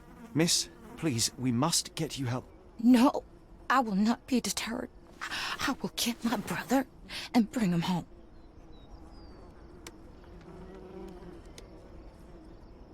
If my deductions are correct, Davy lies behind this door. He ought to be unhurt, but is no doubt shaken. Davy. Davy, you there?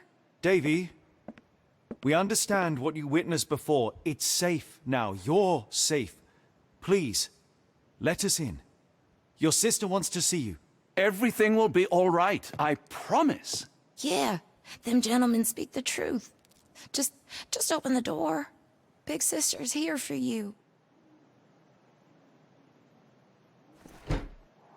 Davy! Oh, come here, you! Thanks, sirs. Lord bless your souls. Let me examine him, miss. I want to make sure he is unharmed. Remember, he may be mute, but he still understands you.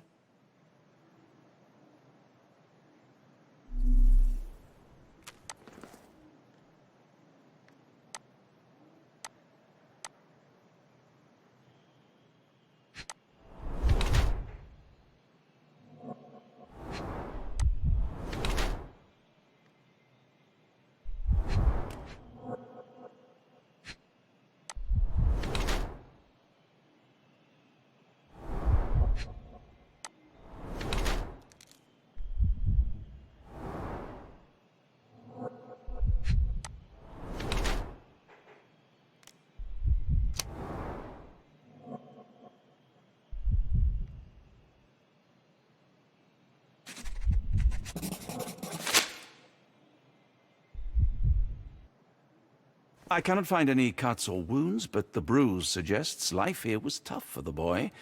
I'm not surprised he hid. You must understand, Holmes, he is still young. No, Watson, you've misunderstood. The boy's stronger than you think, and Arneson certainly didn't mistreat him. Don't mind him, Davy. Just tell me this. One of the photographs upstairs in the office shows Mr. Arneson with a man holding a curved dagger. He is the one behind it, all right? Good. Please, write his name. And one last thing. The room with an image of a bell on its door may hold important answers. Do you know a way in?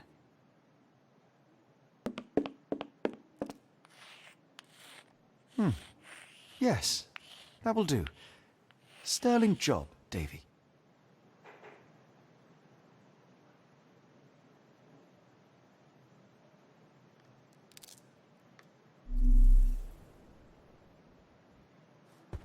Oh, Davy. Things you must have gone through.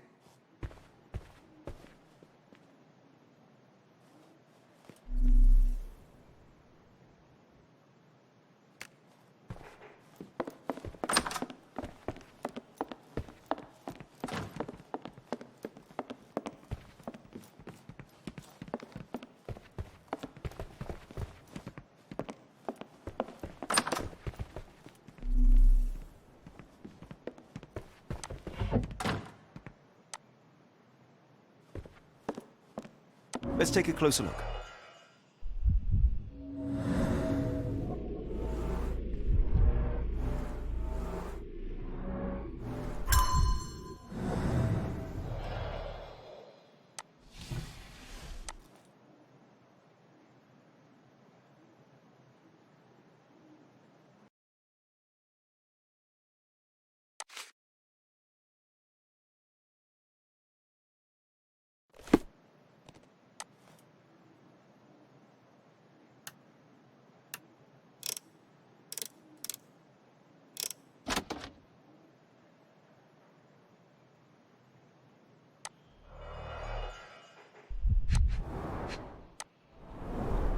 These should come in handy.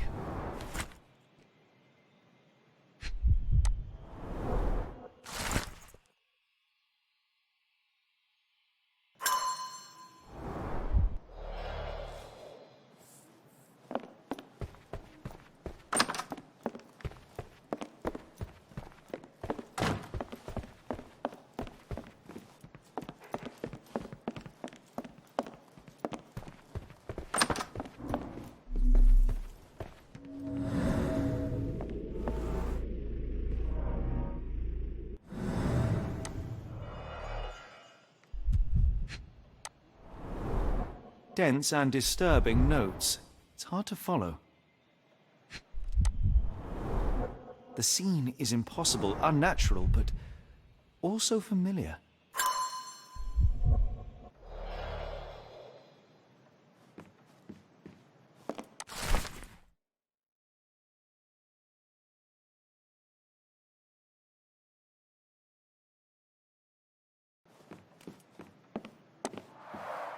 A foreigner's clothes, by the looks of things from the Near East.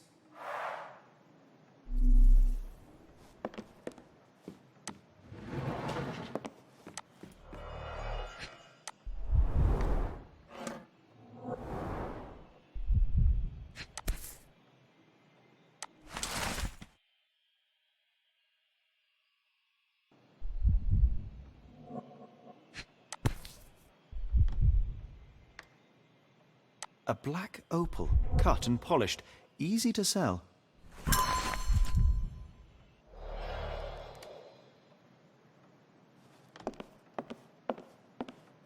Davy is calm and collected despite enduring all these horrors. An impressive young man. Angels, sirs. All y'all lacking is a pair of wings.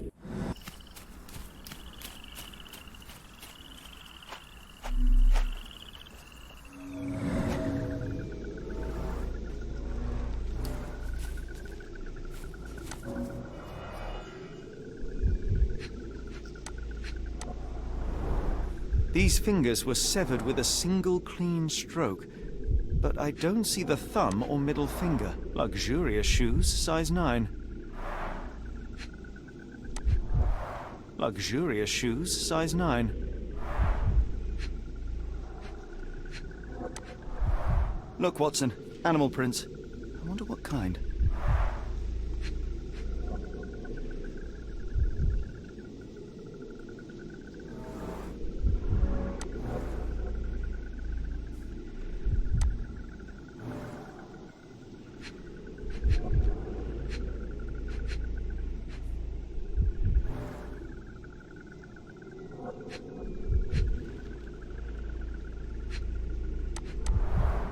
Boots, size 10.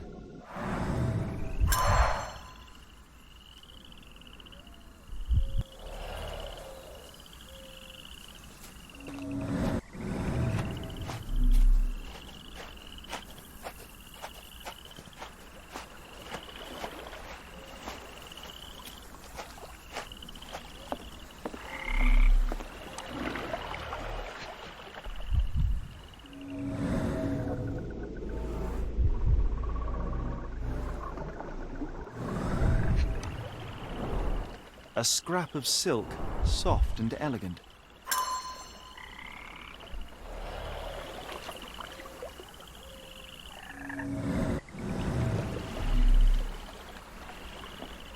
No sign of a boat.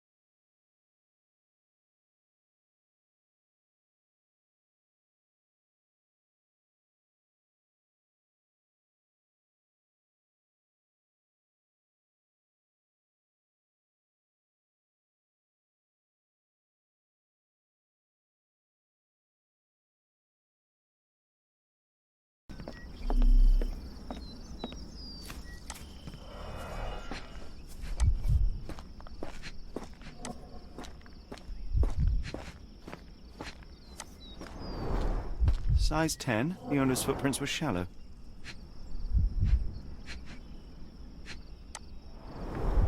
Size 10, the heels were sinking into the ground.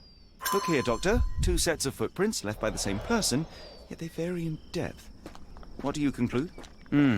Perhaps they arrived empty-handed, but left carrying something heavy. Precisely. We'll make a detective of you yet, Watson.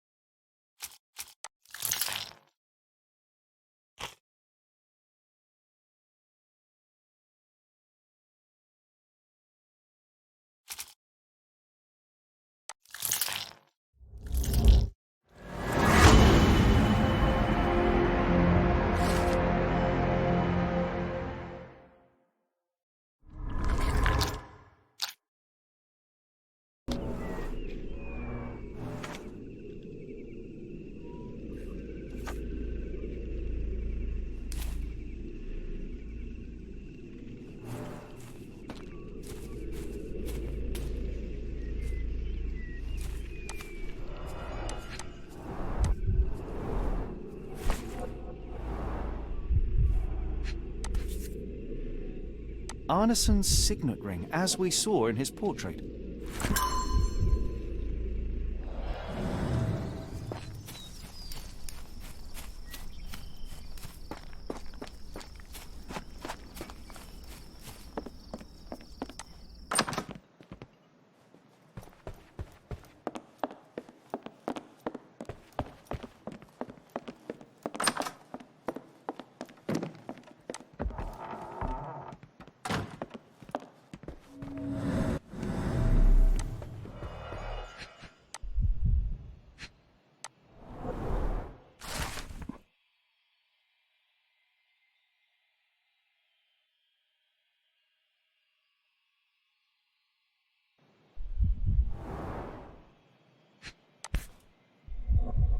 Well, isn't that interesting? Hello again, Lucy.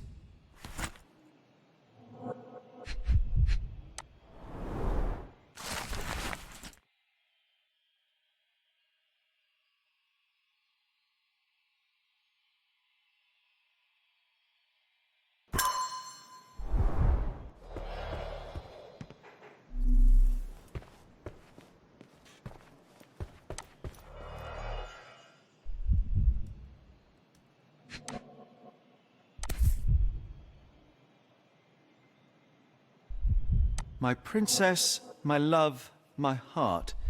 Fitting words.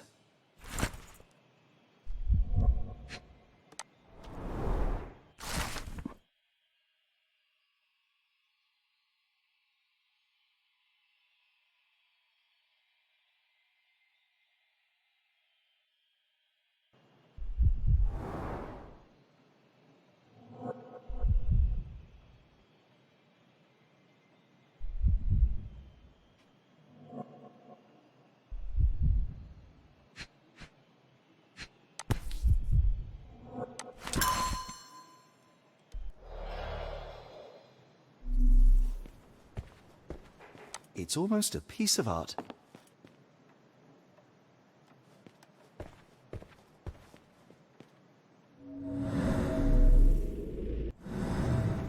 We must put an end to all this evil, and I doubt we can count on the sheriff's help.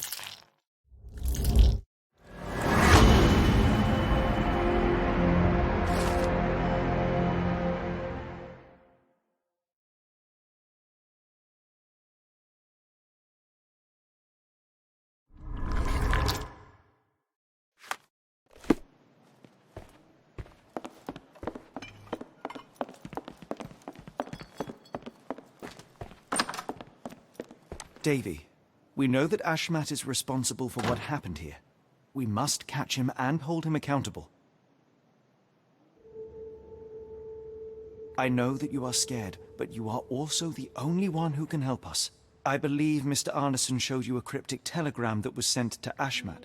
You are an impressive boy with a phenomenal memory. Can you tell us the contents of that message?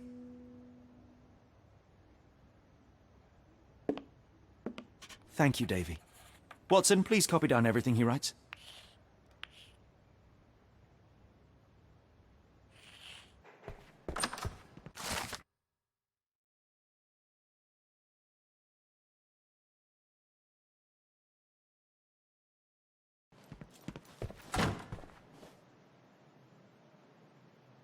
We must put an end to all this.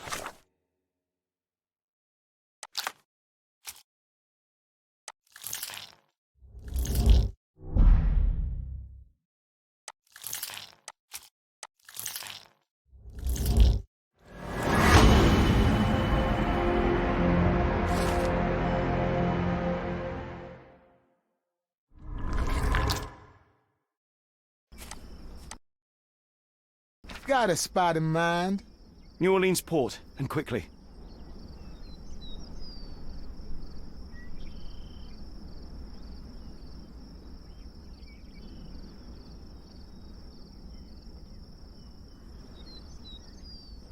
Innocents slaughtered, a woman lynched, a boy forever traumatized. I fear we've crossed the Rubicon, Holmes. Davy is resilient, much like Eula. They will overcome this. You're right, but I worry this portends far worse for us. What have we got ourselves into, Holmes?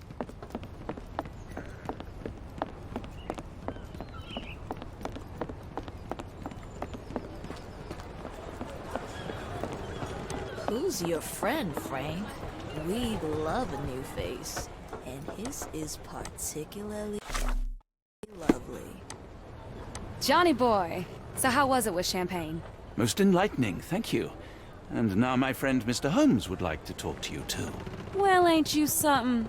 What can I do for you? I'm afraid I bring bad tidings. How bad? It concerns your significant other, Arneson. Arneson? Now, who said we were lovebirds?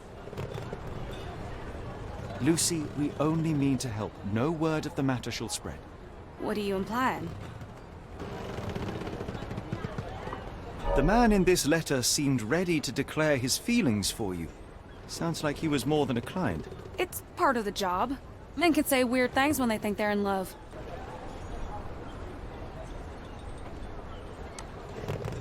This photo of you and Mr. Arneson suggests the feelings were reciprocated. Looking interested when with the client is part of the job, Mr. Holmes. I don't even remember the man. You mean to say you take pictures with everyone? If they ask nicely. And pay.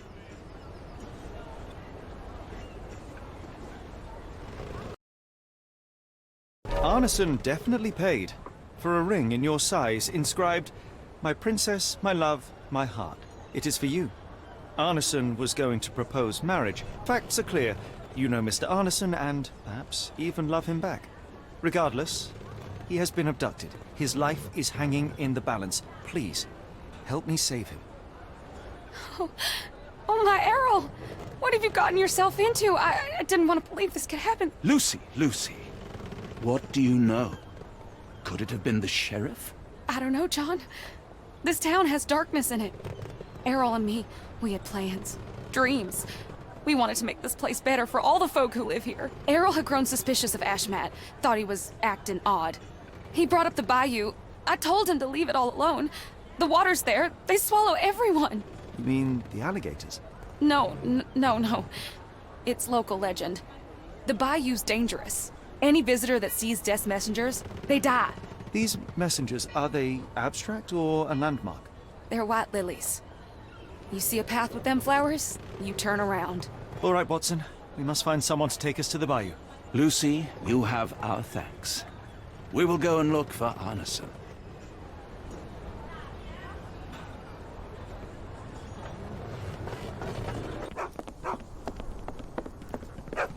Hello again, and thank you. Your last tip proved extremely useful. Don't mention it, Cher. Champagne ain't one for trickery. Now, if you need more help... As it happens, we need to take a short trip through the bayou into the nearby swamp. Of course, you'd receive fair compensation. It's almost dusk, and only fools go into that swamp at night. Come back tomorrow. Champagne will take you down. That will not do. We must go now. It is of grave importance. I won't take you. But if you're crazy enough to go, I'll sell you the boat. Wouldn't you know it, I came across a bottle of your namesake. Will that be enough for a boat? It's warm. The bottle's dirty. But we got a deal. I'll even lend you this rifle. If you're going into swamp, you'll need it. One last favor. The boat that we came on is to leave tomorrow for Europe. Would you kindly relay a message to the crew for us? We may need them to hold their departure till 8 in the morning. Of course.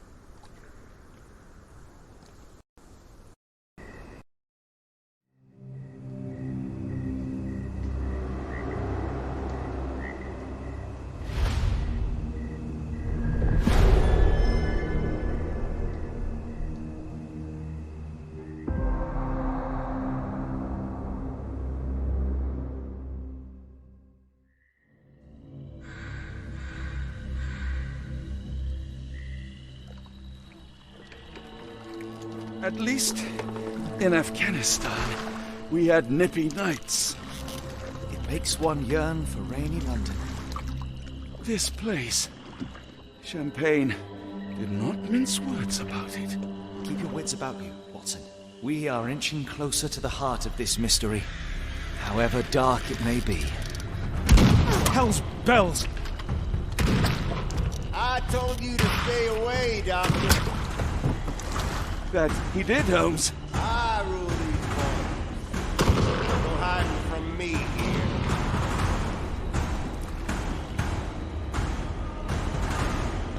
No case goes cold on my watch! Settle down, boys.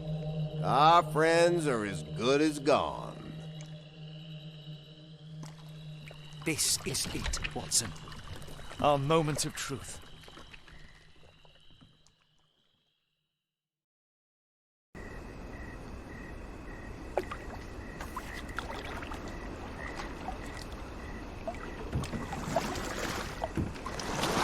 Holmes, do you believe the sheriff? That we won't escape? One cannot be hurt by superstition, Watson.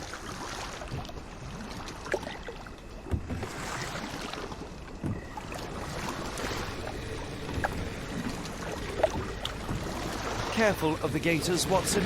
It is stupidity rather than courage to refuse to recognize danger when it is close upon you.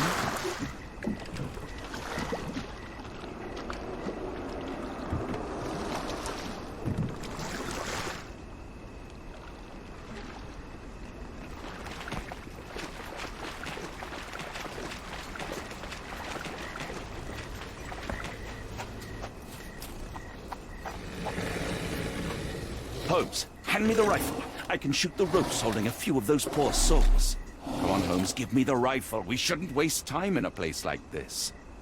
Watson, stay calm, but be quick. An alligator has noticed us.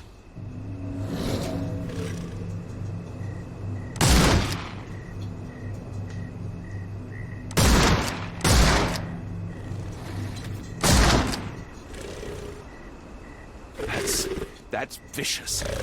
That's nature, Watson. Any Let's sign of try not answer? to annoy them. If not, let's push on.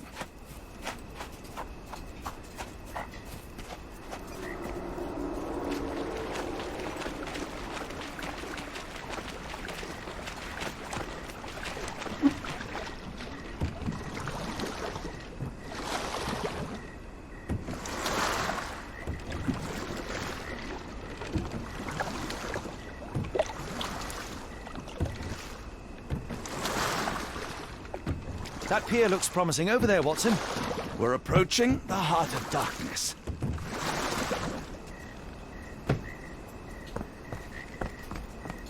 This place gives me the shivers, despite the muggy night.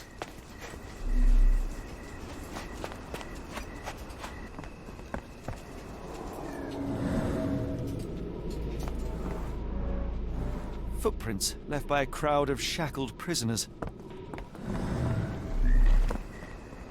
It looks like a boat left from here.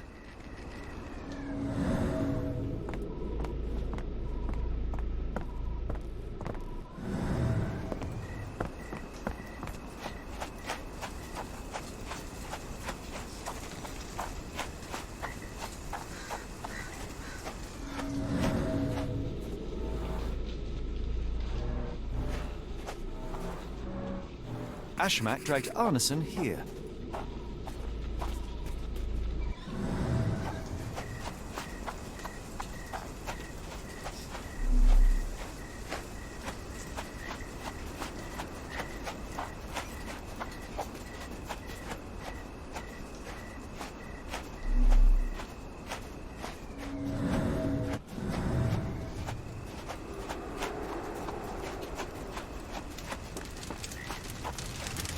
Ugh, the smell of burning flesh, just horrific.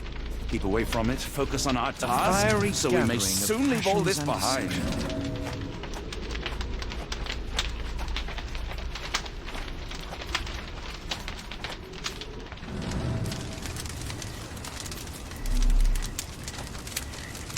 This is not Arneson, just another unfortunate soul.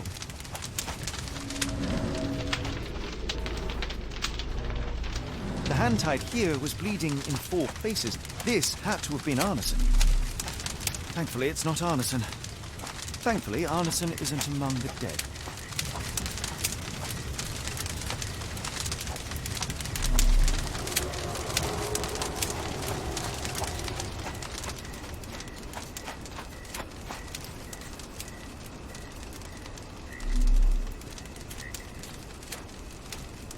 A heavy weight scored impressions in the ground 1 inch deep.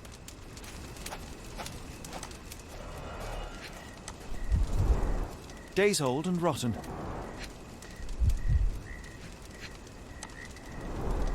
Damp and mouldy hay. The prisoners were kept like animals, slowly deteriorating under the gruesome treatment.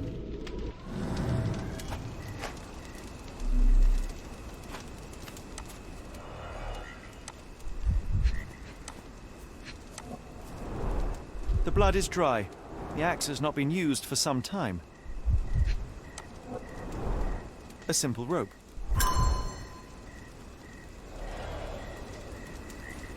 The wood is swamp cypress, endemic to the area. This is how those poor people were crucified.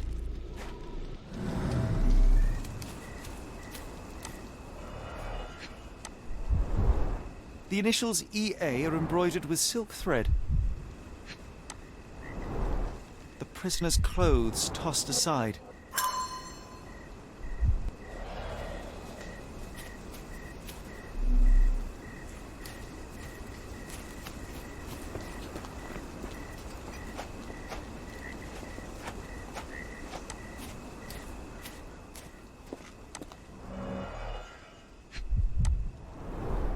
Bowls filled with blood.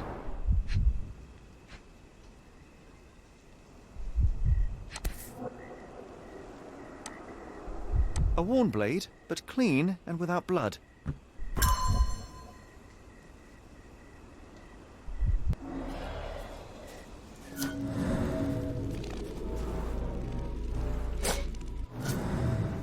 Blood was poured over someone, leaving a gruesome silhouette.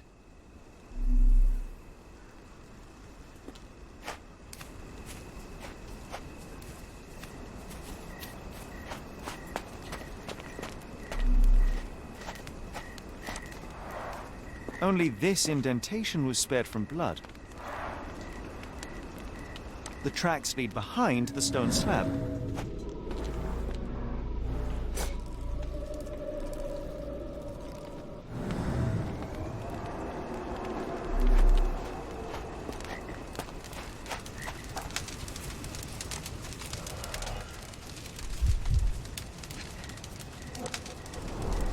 The victim's left hand clawed at the soil. Sunken heels, the result of dragging a heavy body. The bloody handprint on this stone lacks 4 fingers.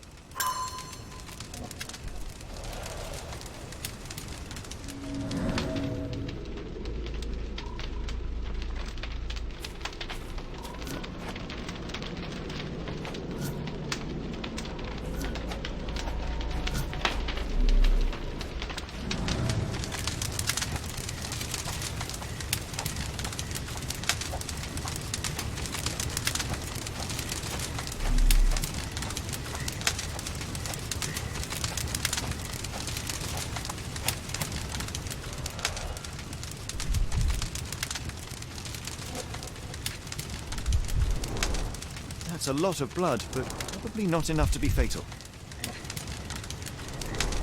Both ends of the rope were cut cleanly. The captive was dragged through hell.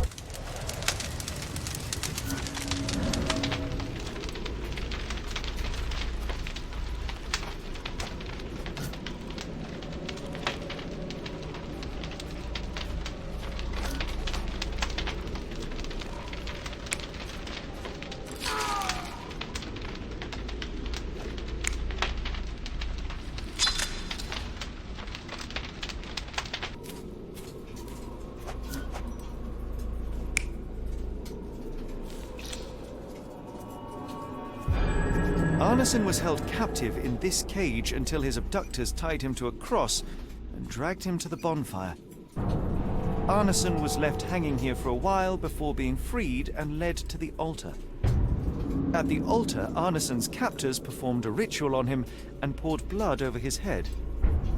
With Arneson now prepared, he was escorted to the sealed entrance. They used the mechanism with an indentation to open the passage.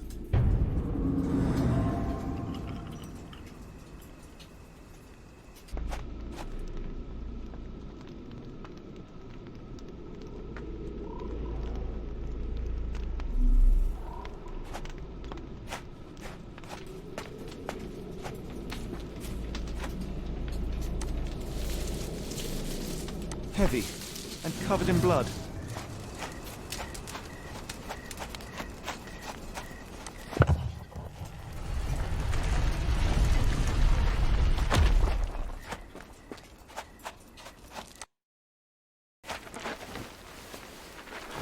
Darn it. Something is wrong with my lantern.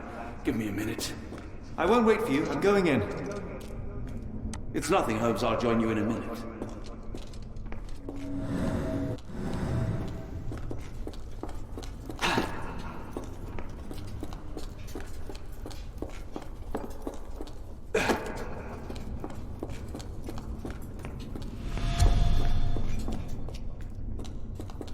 What? Not again.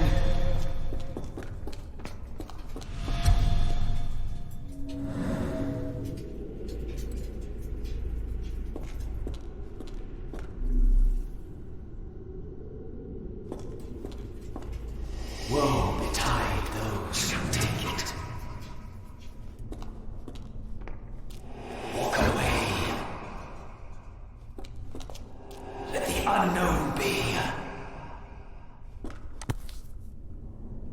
That's human skin and still warm. What's happening?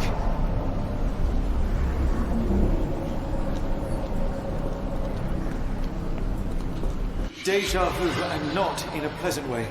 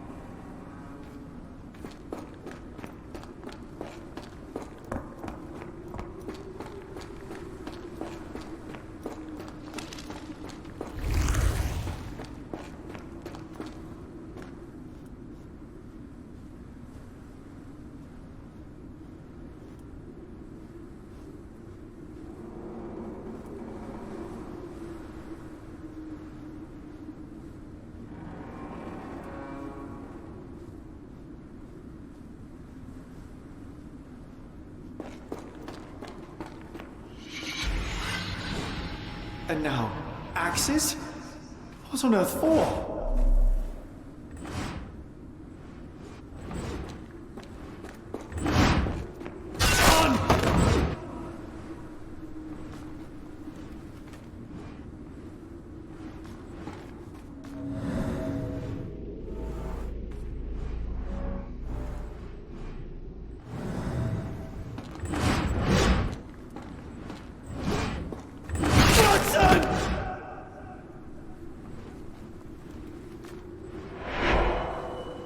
Now it is glowing, but why?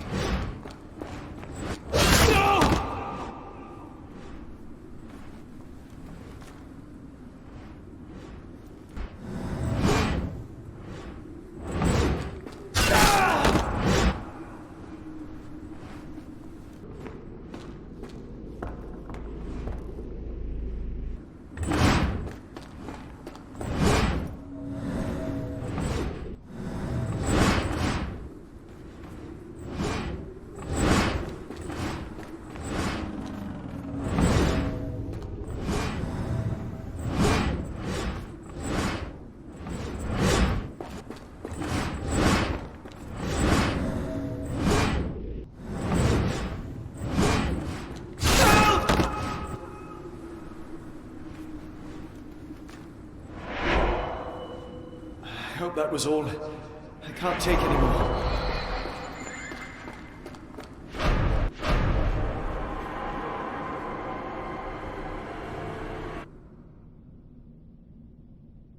At last, the lantern's working again.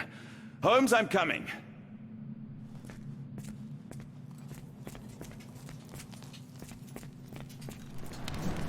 Holmes, what are you doing? Sitting in a place like this? How did you get here? How did you get through the maze? Tell me, Watson. What maze? I walked straight up to you. You saw me. Do not lie to me, John. How did you get out? Sherlock, what happened? Are you feeling all... Oh, heavens. Is that Arneson? Why didn't you mention him? Stay put. I must check if he is alive.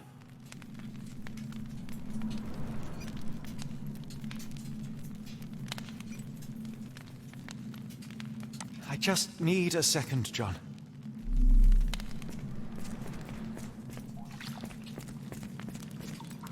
I need to focus on Arneson. The unknown, beckoning, great one, lightning! I should examine him before he has another seizure. Please tell me there are no eels inside Arneson.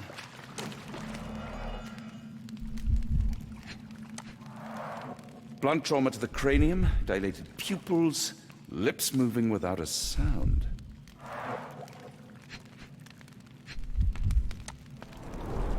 Severed fingers, the wounds are inflamed.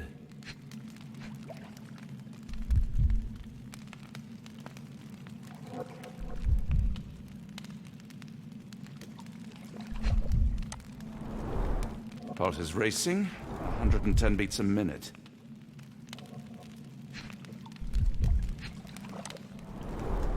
Cold sweat. 2, no, 3 ribs fractured. Arneson is delirious after all he's endured. We can't get him to the boat in a state like that. It's dangerous to us and him.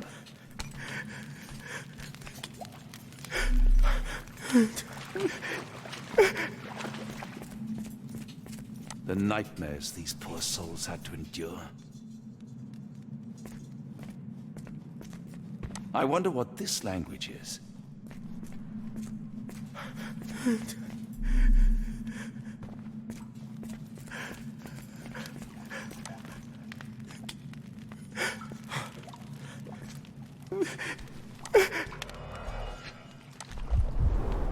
Pokeweed berries, though they appear harmless, the whole plant is lethal. A pharmacopoeia, listing drugs, effects, and directions for use.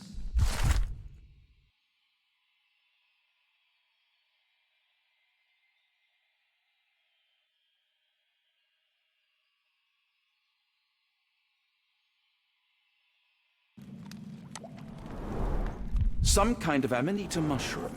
Extremely poisonous.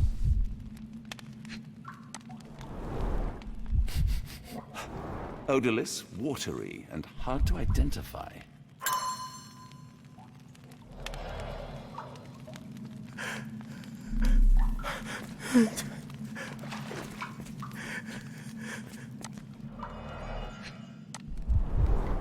This is Dwale, induces sleep and relaxation. A gluey decoction. The smell is herby but sharp. It appears burnt, judging by the color.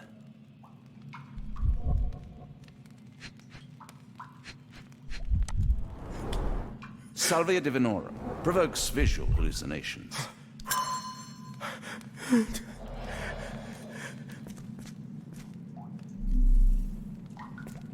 Hard to tell what it says.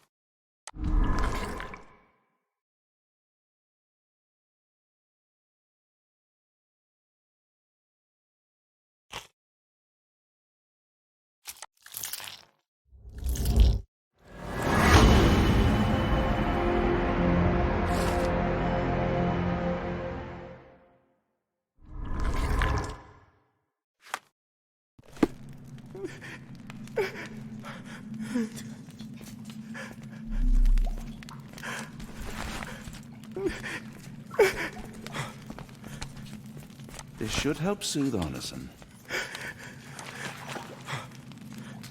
I see.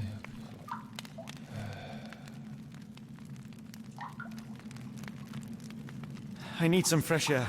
Yes, please go. I'll be right behind you with Arneson. Perhaps you can prepare the boat. There. That seems to have calmed Arneson enough to be carried. We'll follow you out.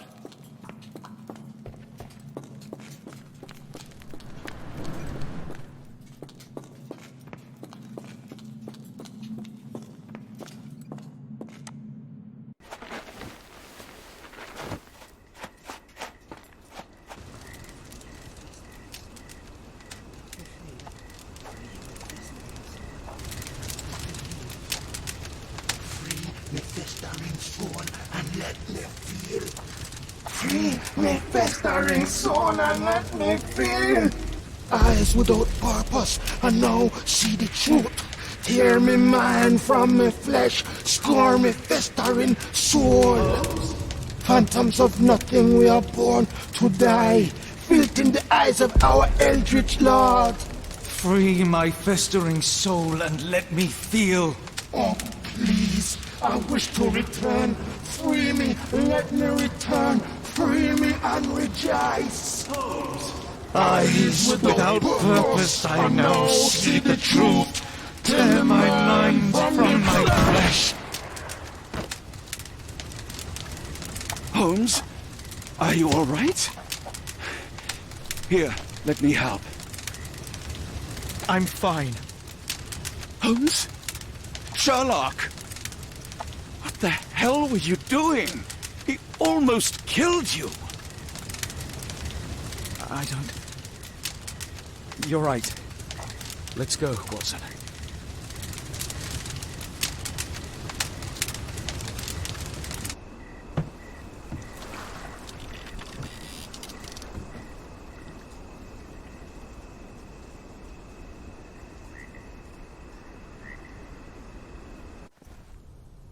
Bon Dieu. Still among the living. We are, though not for lack of trying by the sheriff. Well, he'd been telling people you died in the swamp despite his trying to save you. Crooked man. Through and through. Wait, is that Mr. Arneson? Yes, but he's not well. Do you know Lucy? Belle from the Nymph? That I do. Please bring her here. Mr. Arneson needs to see a familiar face if he's to have any chance of surviving. Power of the heart. I get you. Wait here. Errol? Oh, Errol! Reckon we should give him space. Farewells are painful. No, tell me that's not true. Watson? Mr. Arneson has endured a lot. Lost 4 fingers, a lot of blood, and some of his sanity. But with rest and tender care, he ought to survive those injuries, both physical and mental. Thank you, Johnny. I'll take care of him. Thank you for bringing him home to me. We'll be all right. Are you quite certain? Do you have the space? The resources? I will stay with him at the mansion. It is not a burden to take care of your love. His property is in quite a state. It may not be the best place for recuperation. Hush now. Champagne will see it sorted. Then it's settled. Hear that, Errol? Us living under one roof. Careful what you wish for. Oh, and champagne? I'm about sick of watching that sheriff run riot through New Orleans. We ought to talk. Funny. I was just thinking that grub did nothing to save your man. Together, I reckon you, me, and Errol have the sway to make some changes round here. I like the sound of that. Holmes, our boat. Oh, we must make haste. Farewell all. Take care.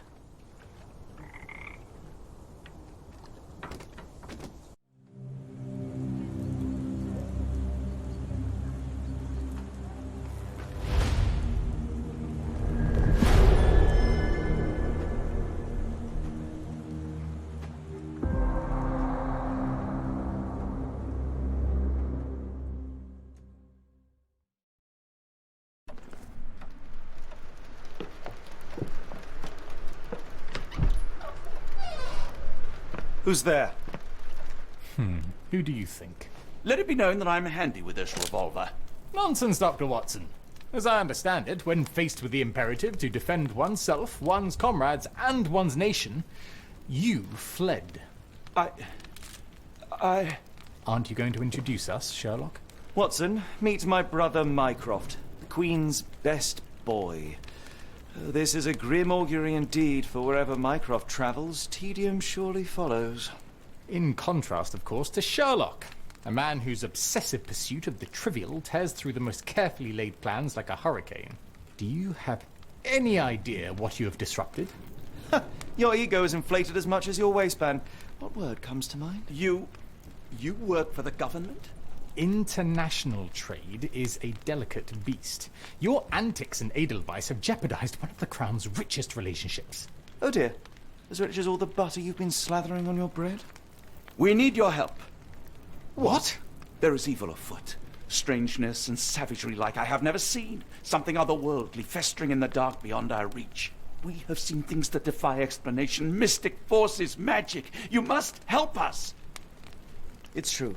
The British government does not invest its resources in the insane or intoxicated. Pull yourself together. I know men like you. Men like you grease palms, whisper in ears, start wars, and you send men like me to die in them. You and the rest of your corpulent cronies. Aha! Corpulent! That was it. Interesting, Sherlock. That as you again drift away from sanity, you find yourself another John. All right, so the choice is made. I beg your pardon? There is only us. We cannot run from this problem. I shall take the book and Davy's cryptic message to Barnes. See what he makes of it.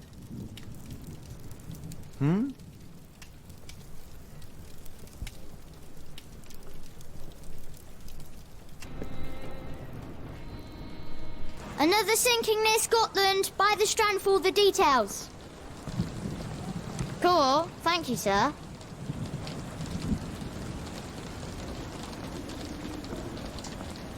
Yeah, the Strand, get the true facts.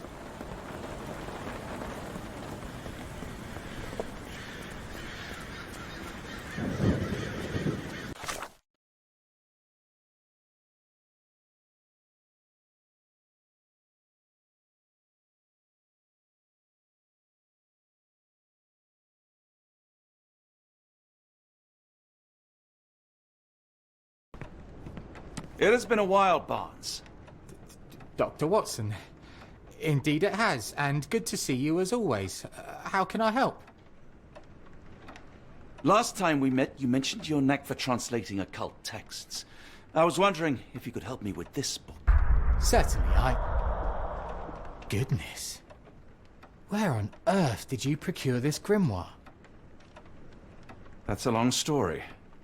What do you make of it?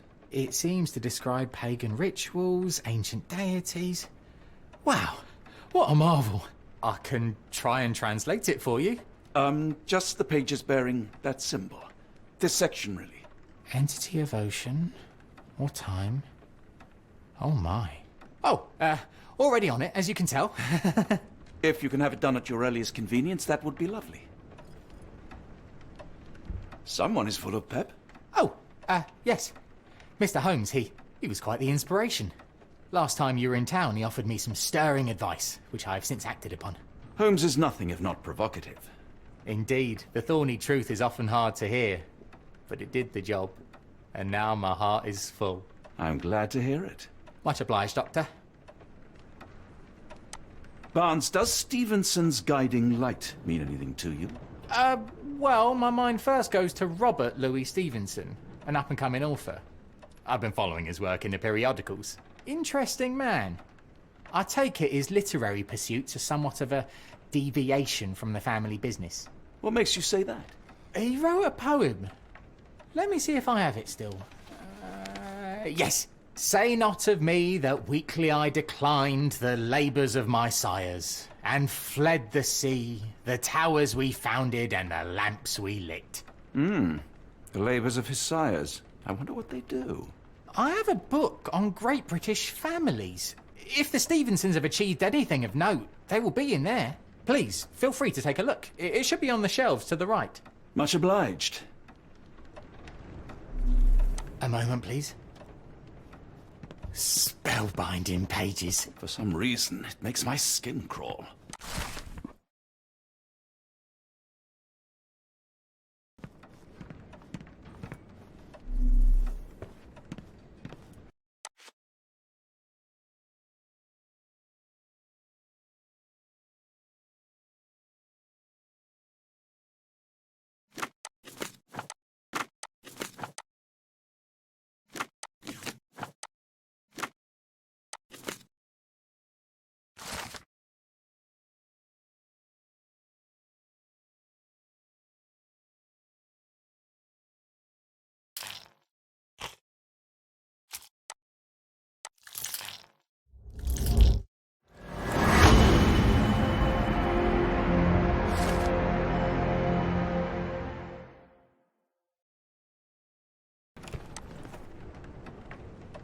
Say, do you possess coastal maps of Scotland?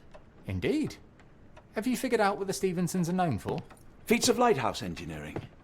You have my thanks for the book. My pleasure, Doctor. Do you need any particular part of the coast? Loch Harbour, West Coast. Right then. I'll unroll it on the desk. All yours. In the meantime, I will attend to my translation. Much appreciated. Nearly done, Doctor. Have you found the book you're after?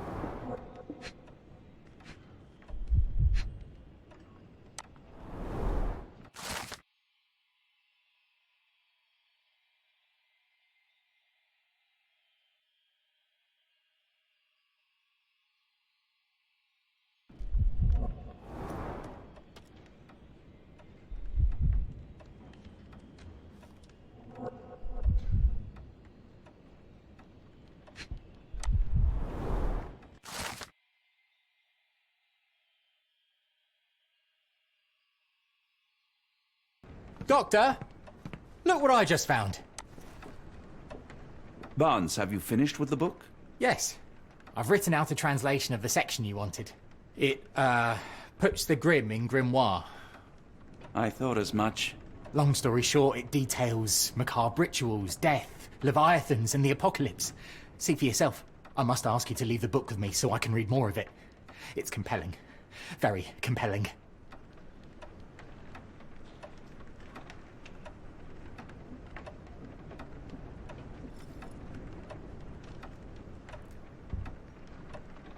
You have been of great help, so yes. Excellent. I could barely put it down. Farewell. A fascinating book. Thank you for the opportunity, Doctor. Mycroft, here to buy a book on fraternal dysfunction? The Holmes family is beyond counselling, Doctor. True, more deserving of scientific study. What do you want? I came to warn you. Perhaps you have a moment to... Sorry, I reserve Tuesday afternoons for time with friends. I'm worried about Sherlock. He's not well. You should know that he has had episodes in the past. Detachment from reality.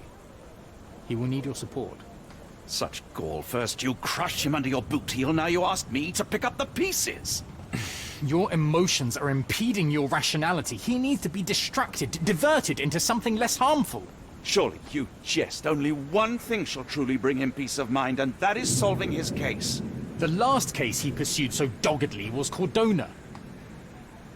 He came home a wreck, and this time I fear he may not return at all. You are not his father, Mycroft. Not anymore. He is a grown man, a brilliant man. I know you care for him. I just wish you also respected him. The Crown cannot help you. But I can. Give him this. What is it? A confidential note tied to his case. He may see value in it. Just do not tell him it came from me.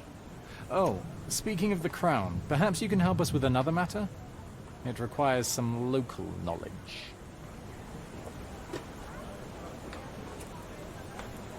I'm all ears. For your eyes only.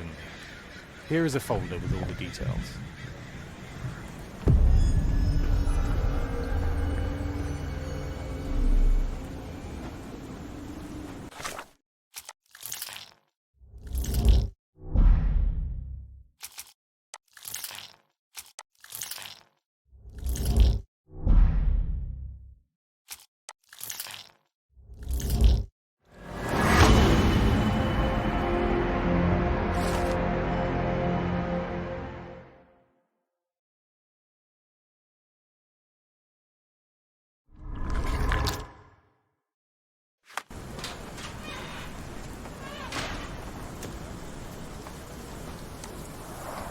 A wasp's nest. They might attack if someone draws too close or are otherwise provoked. Much like London itself.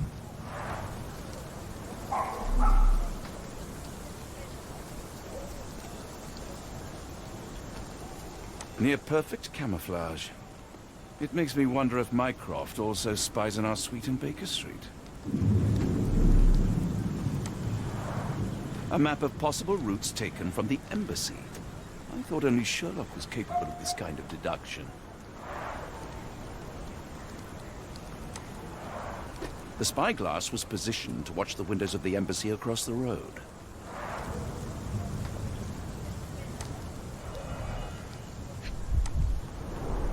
Royal Berkshire Regiment. They had it tough in Afghanistan. His face and neck are swollen, and I can see wasp stings all over the skin.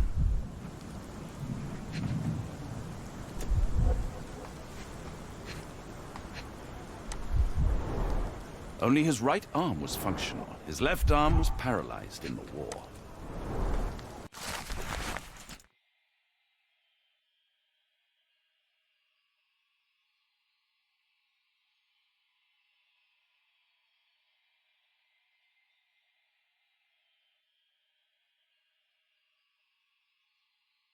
A capital M signed by someone else's hand.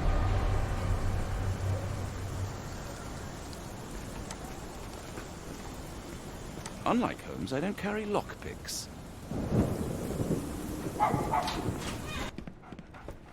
I'm sorry I have bad news. Please do not tell me Hawk is a turncoat. Worse, I have found him dead in his wheelchair, out in the garden. How did he die? Exactly. He was stung repeatedly by wasps. His body succumbed to anaphylaxis. And that is all you observed? Was there anything suspicious? Well, there was one thing. In his notes I found a handwritten M, but it didn't match Hawk's other writing. Listen carefully, Doctor. Do not investigate further, do not talk about this matter to anyone, and do not ask questions. Thank you. Now leave it alone.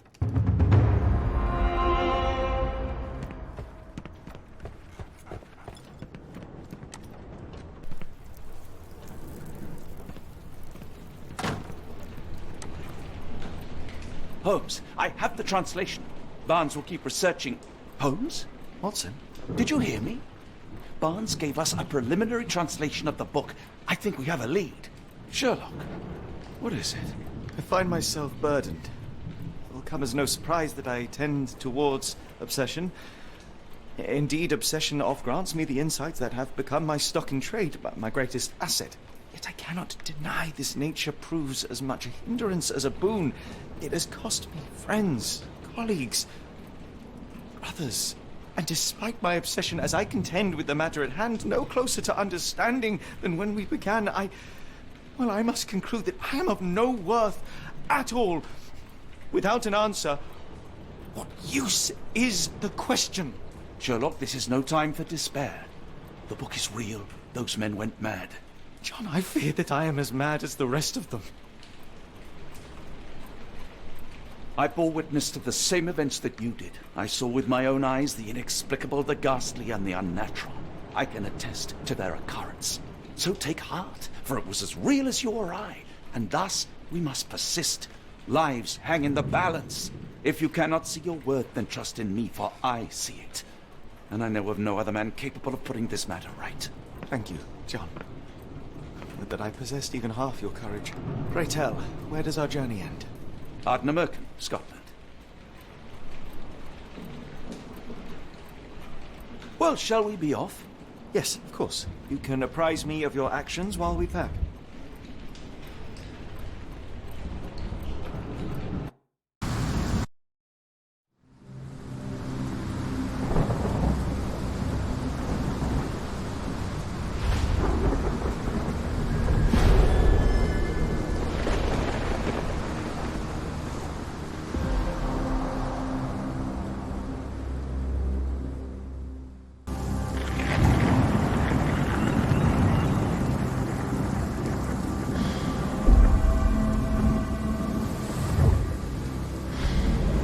Holmes, if we don't make land soon, I fear we will join those missing souls.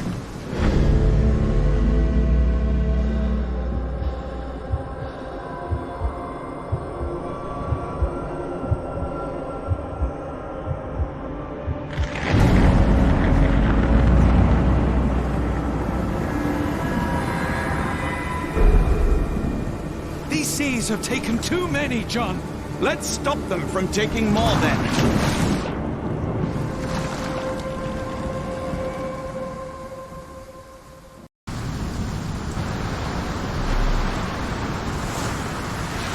You see that glow atop the lighthouse? I have never seen anything like it.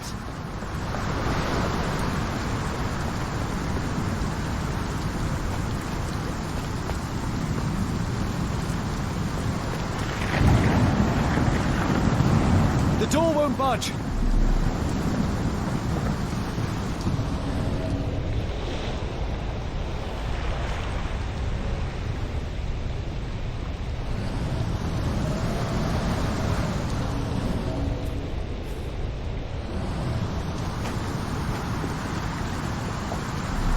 Barred and barricaded from the inside.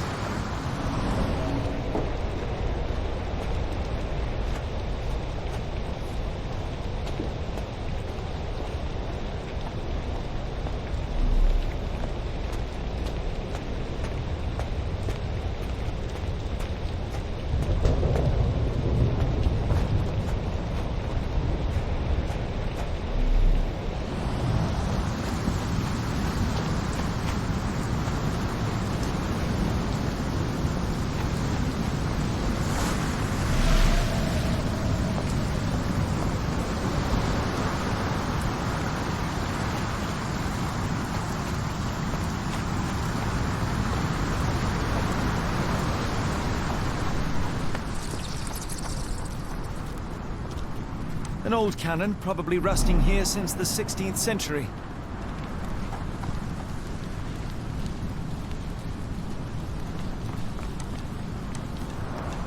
Where did this shirt come from?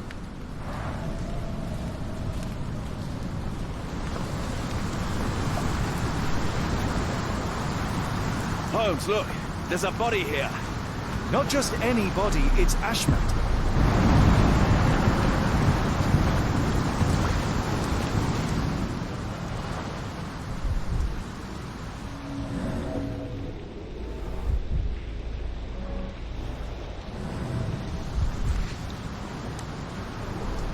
A human-sized imprint. Someone fell on their back.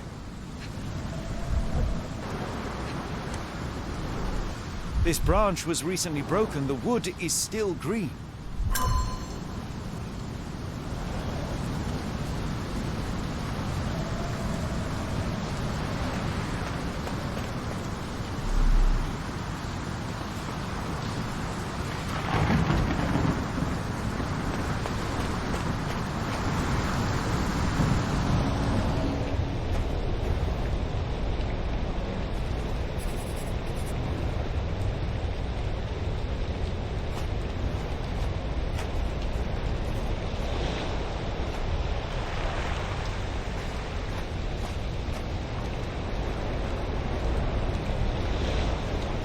The body is still soft to the touch. He died recently.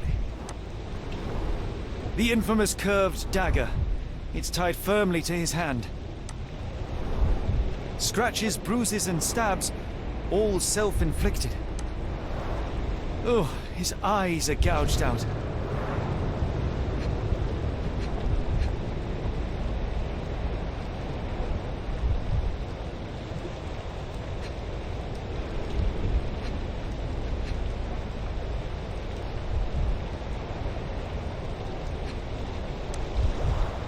A broken chain. Something was attached to the end. His body succumbed to all those wounds. This is why Ashmat fell. The chain got caught on the bush and he lost whatever was on the end.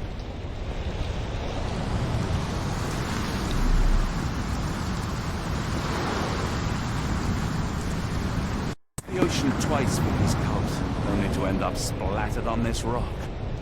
Seems everyone is disposable.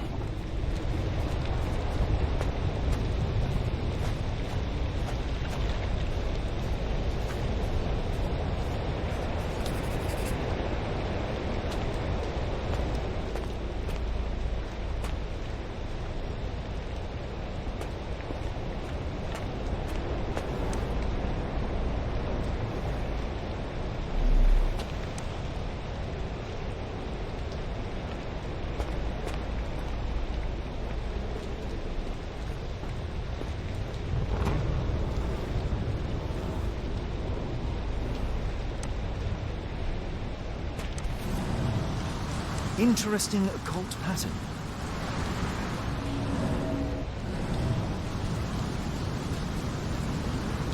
Scratches. This medallion saw frequent use. What drove him to this dreadful act? I fear we are about to see for ourselves.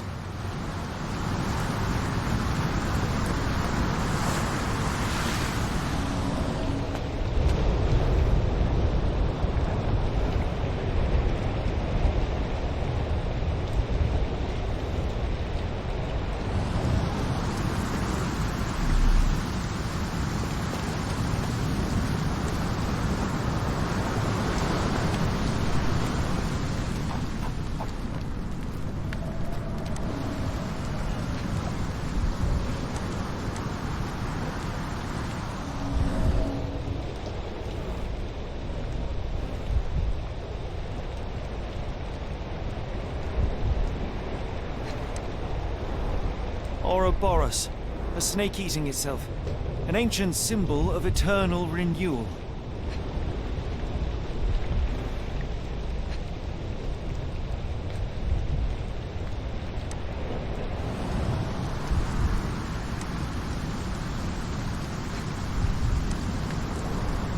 Fresh marks, something scraped along the stone. This door requires a very specific key, and we already have it.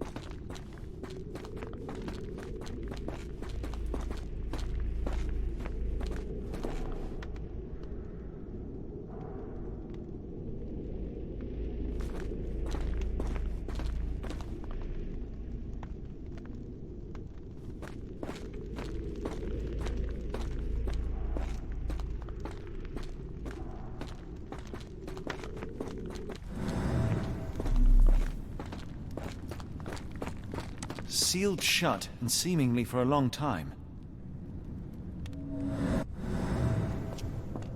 Something in the caves drove Ashmat mad, and it might still be there, so let us proceed with caution.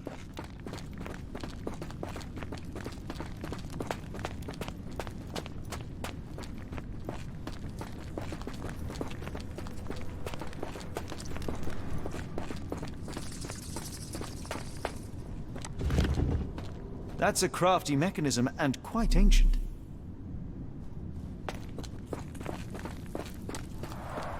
An obsidian heart. Masterful work.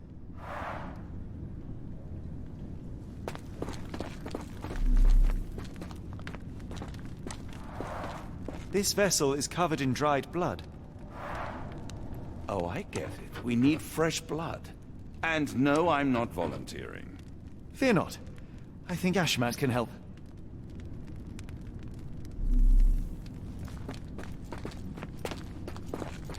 They used fresh blood in some kind of ritual.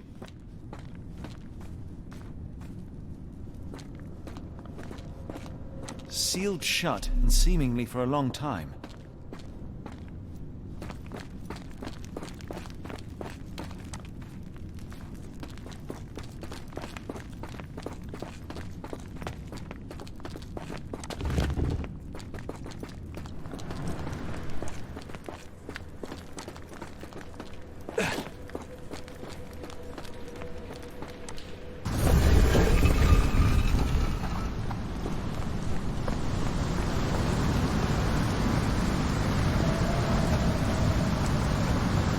Do you have anything to hold blood, Watson?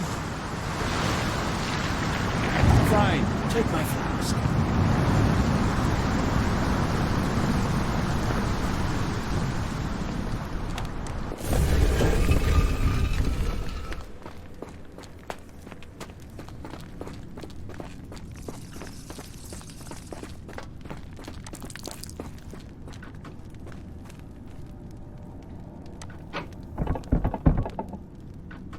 The lever doesn't want to stay on its own.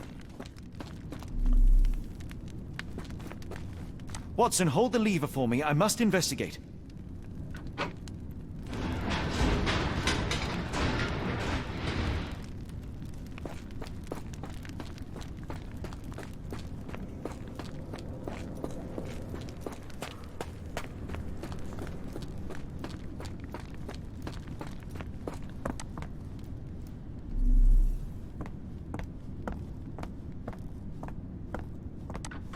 Holmes, watch out! My lever went back up.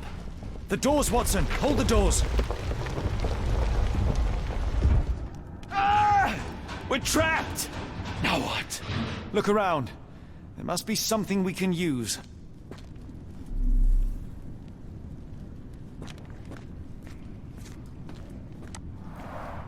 A rather accurate depiction of the human heart.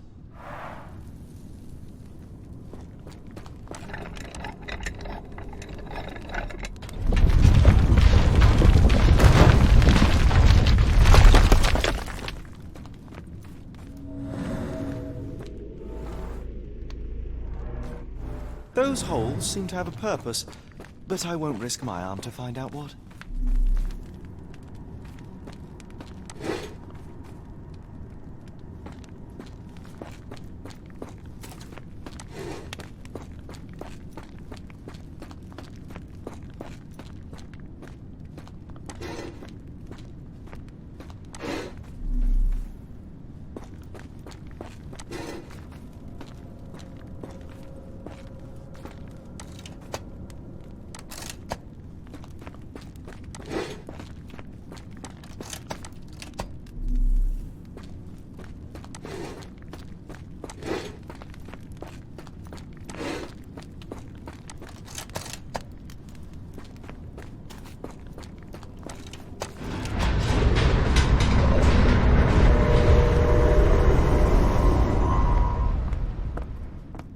Be ready for anything, Watson!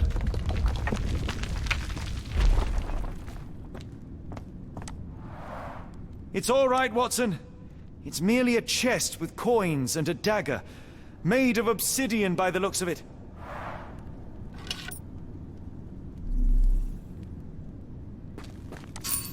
Use these with care. Let us be the first adventurers to raid a tomb without destroying it.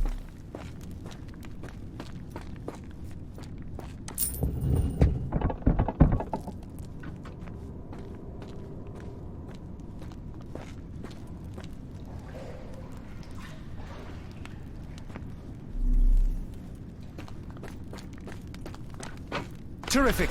Now, onward before they close again. Let us hope our paths converge, Holmes.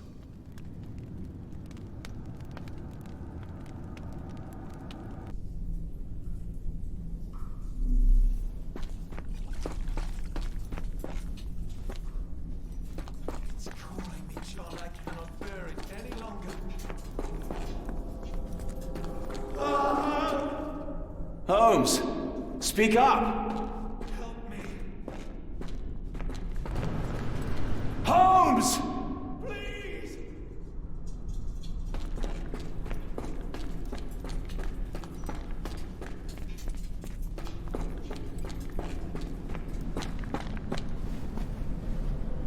Holmes! Holmes, come on, wake up! Thank heavens. What were you doing? What happened?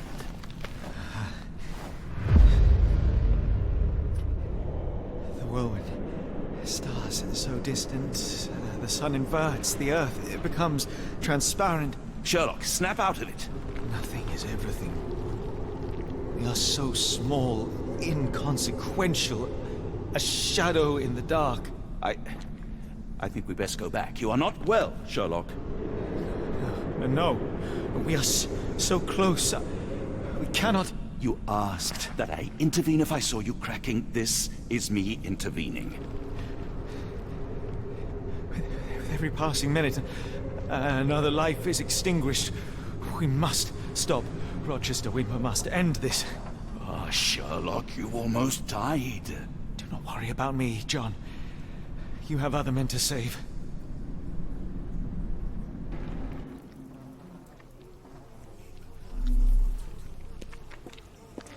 I thought that I'd seen horrors during the war, but this is complete madness. Careful, Holmes.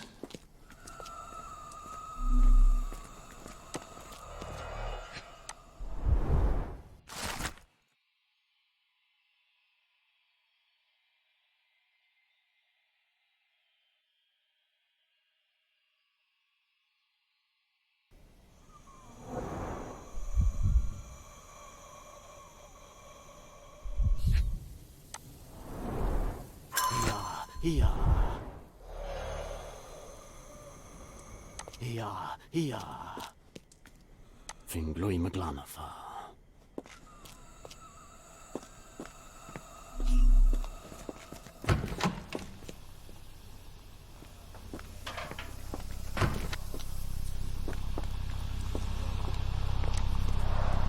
The base appears to rotate.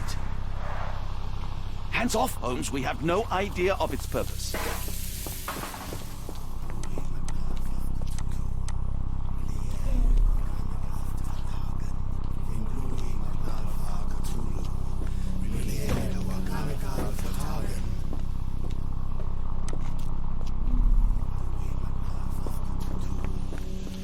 Don't mind my trembling hands. It's not fear, it's adrenaline. They are all entranced, captivated by the light of the lens. Sherlock, don't touch it. We still don't know what it is capable of.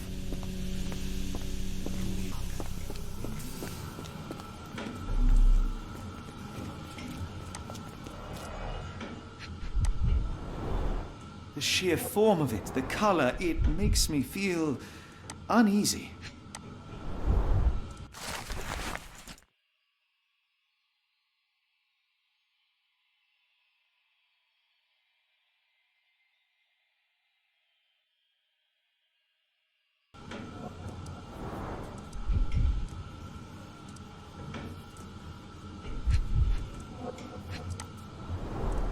Black, metallic, and with a characteristic hue.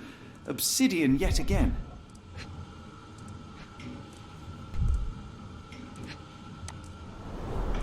This material feels very sturdy. It would take an enormous effort to break like that.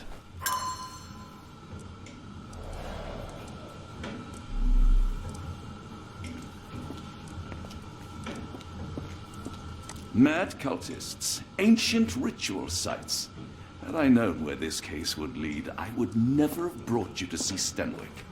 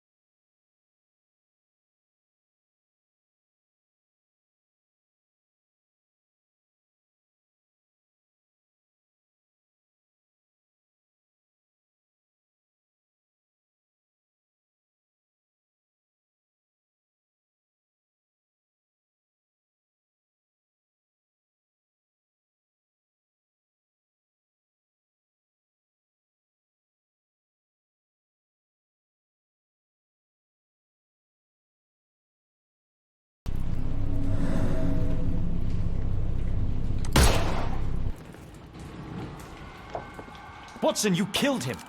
I didn't have a choice. Well, what's done is done. If we do not stop Rochester, Summer's death will be but one of many.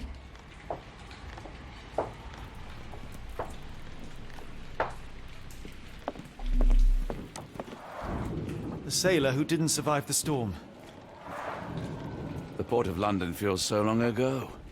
Forgive me, My Summers. sanity is slipping away. I feel like I've been there.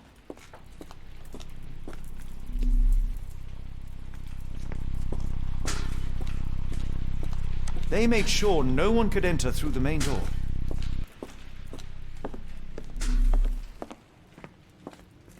All right, enough talk. Time for action. Hold on. We need a plan.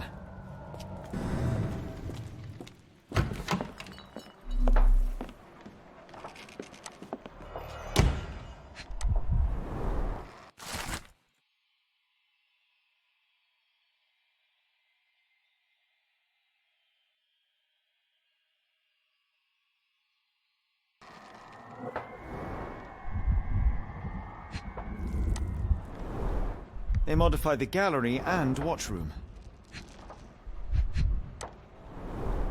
Khalid lenses are placed inside the lantern room. It seems they have placed beam emitters all over the main gallery. One moment, Watson. I'll redraw this blueprint.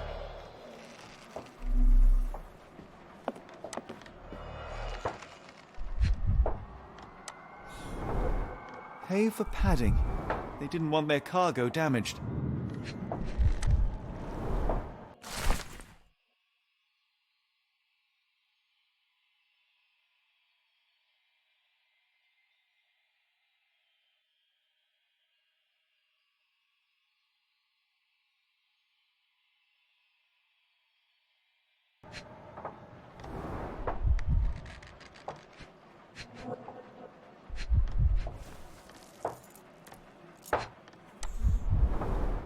I know this company. They make Fresnel lenses, essential for any modern lighthouse lantern.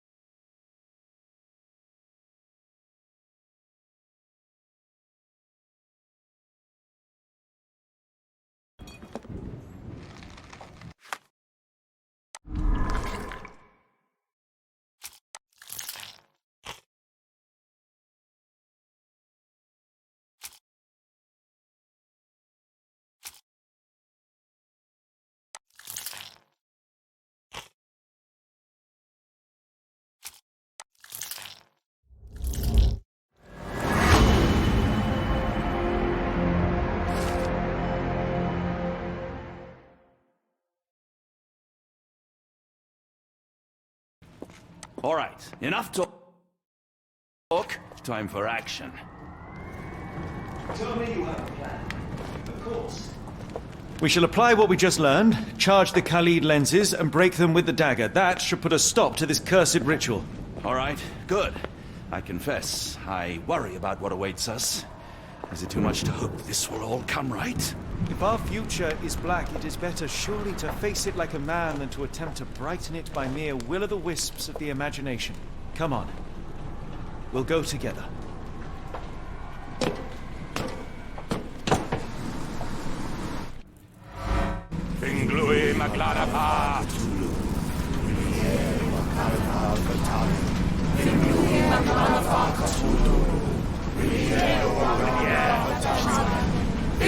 Look at them all. We have to help them. Watson, stop. Rochester will see you. What should we do? We get answers. Stay here, see to the lenses. I shall confront Rochester. He owes me the truth. Sherlock! Sherlock! Mr. Holmes, you are late. Was the path here not as you anticipated? You expected me? We've stood here before, Mr. Holmes. Another you, another me. Many years ago. I wonder what will happen this time. What? What are you talking about? Join me. Bear witness to the end.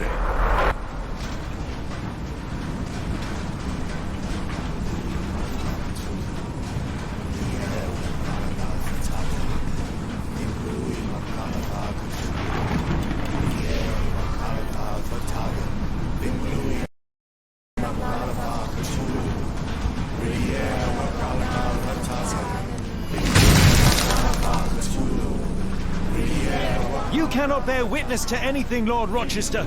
You are blind. How could you? It is what I do. No. How could you be so ignorant? For I have never seen more clearly than in this moment. Never felt more than I feel right now. Every fiber of the earth, every molecule reverberates in anticipation of the awakening. The bile of madness rises in our throats just as our master rises below. I see moon beasts, night gaunts, a witch doctor in Arkham. I see what the stars themselves are dreaming. I know more than any man has ever known. You are delusional. How did you do it? The compulsions, the visions, was it some form of hypnosis or no?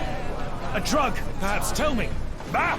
There is no ruse. There is no big reveal. It is exactly what it seems. You still fight so desperately against this truth, but you feel it too. Yes? Yes? You are mad. You have mistaken hallucinations for reality. Are you really want to talk, Mr. Holmes? Speak truthfully now. In the port, in the swamp, what did you see?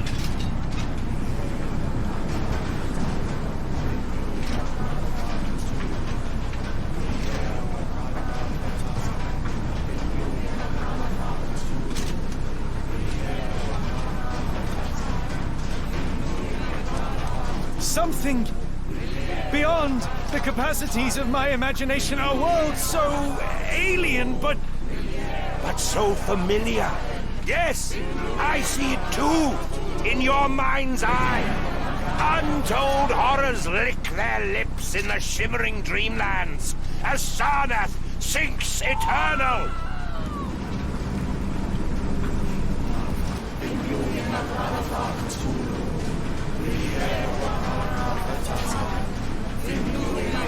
This could prove useful.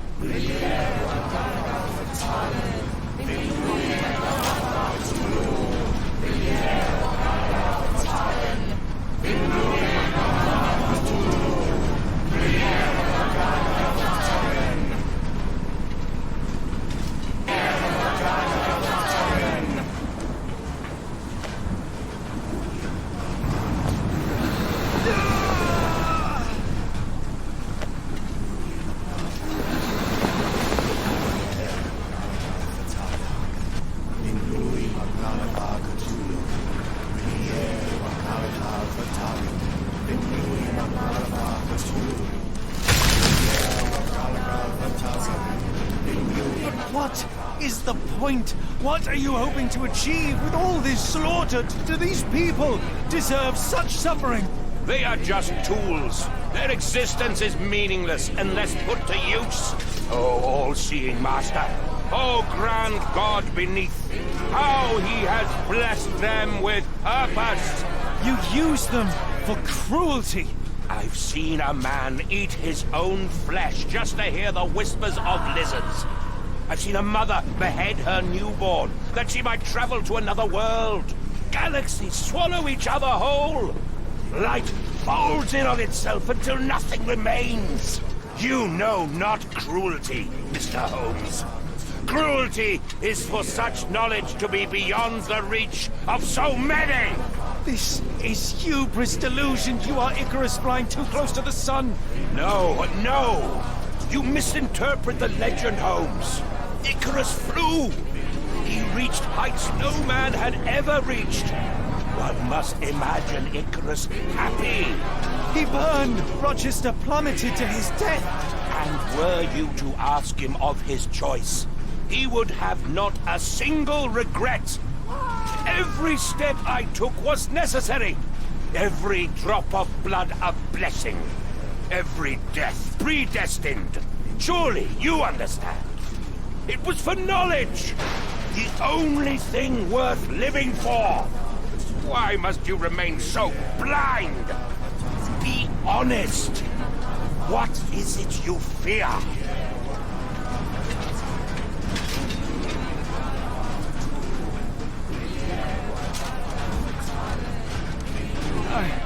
I'm afraid that it will cost me my sanity, much as it has cost you yours. There is no such thing as sanity.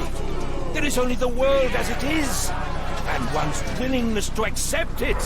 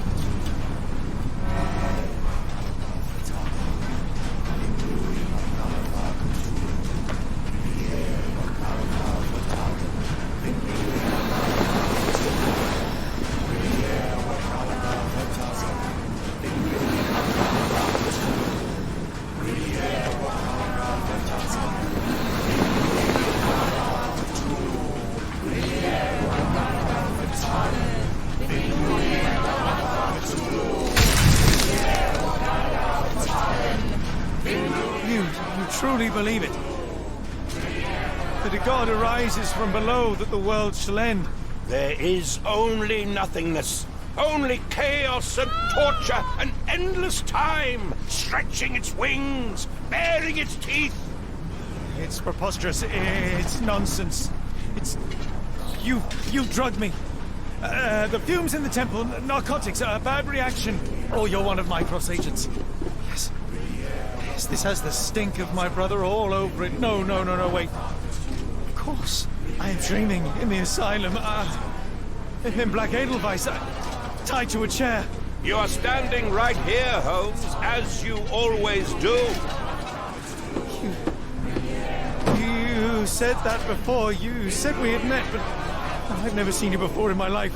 The cycle repeats. Old becomes new, and we remain pawns in the hands of a god. Submit! Submit to your inconsequence! It is unthinkable. It is undeniable.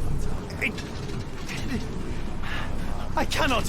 When you have eliminated all which is impossible, then whatever remains, however improbable, must be the truth.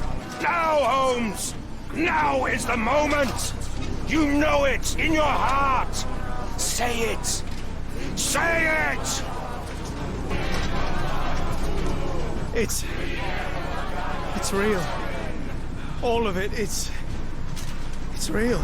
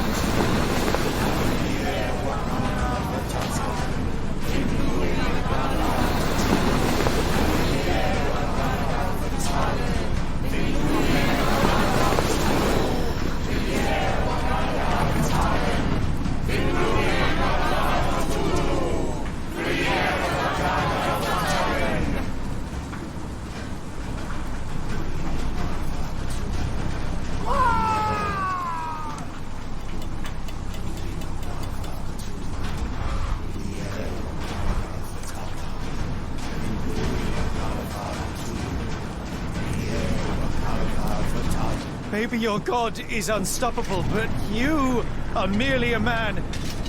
And I know how to stop you. What do you mean? What have you done? I have made a friend. Yeah!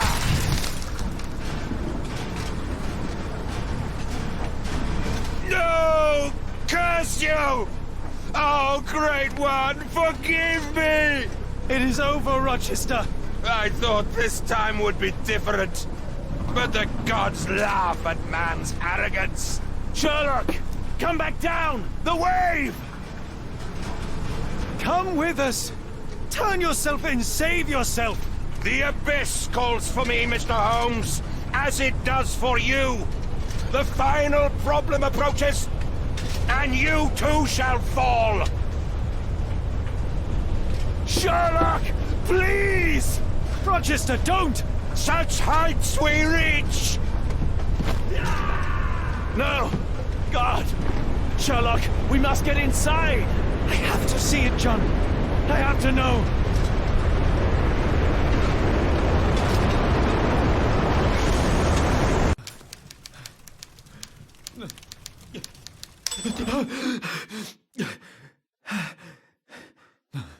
Apologies, did I rouse you? I could relocate to the study, but I wanted to be at hand should you need me. No. The sound of your keys. It is my tether back to the waking world. I find writing of our adventure helps me too. Perhaps at some point you could read it and tell me if it accords with your memory. There are moments in our journey that only you were privy to. Your encounter with Gygax, your visions with Light of the Abyss, your confrontation with Rochester. No. Pardon me? Do not publish it. It would be professional suicide. You would be a laughingstock, a fabulist, concocting penny dreadfuls for the unwashed masses. And I would no longer attract a distinguished clientele, but madmen convinced I could connect them to their deceased relatives or help them capture a fairy. Ah. It doesn't seem to get any better, does it?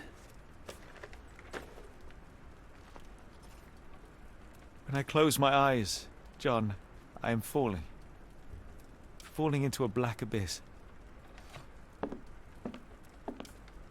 It is endless and suffocating and unforgiving. I would give for a dreamless night. It's going to be all right, Sherlock. What is that? It will help you rest. No, not that. No, no.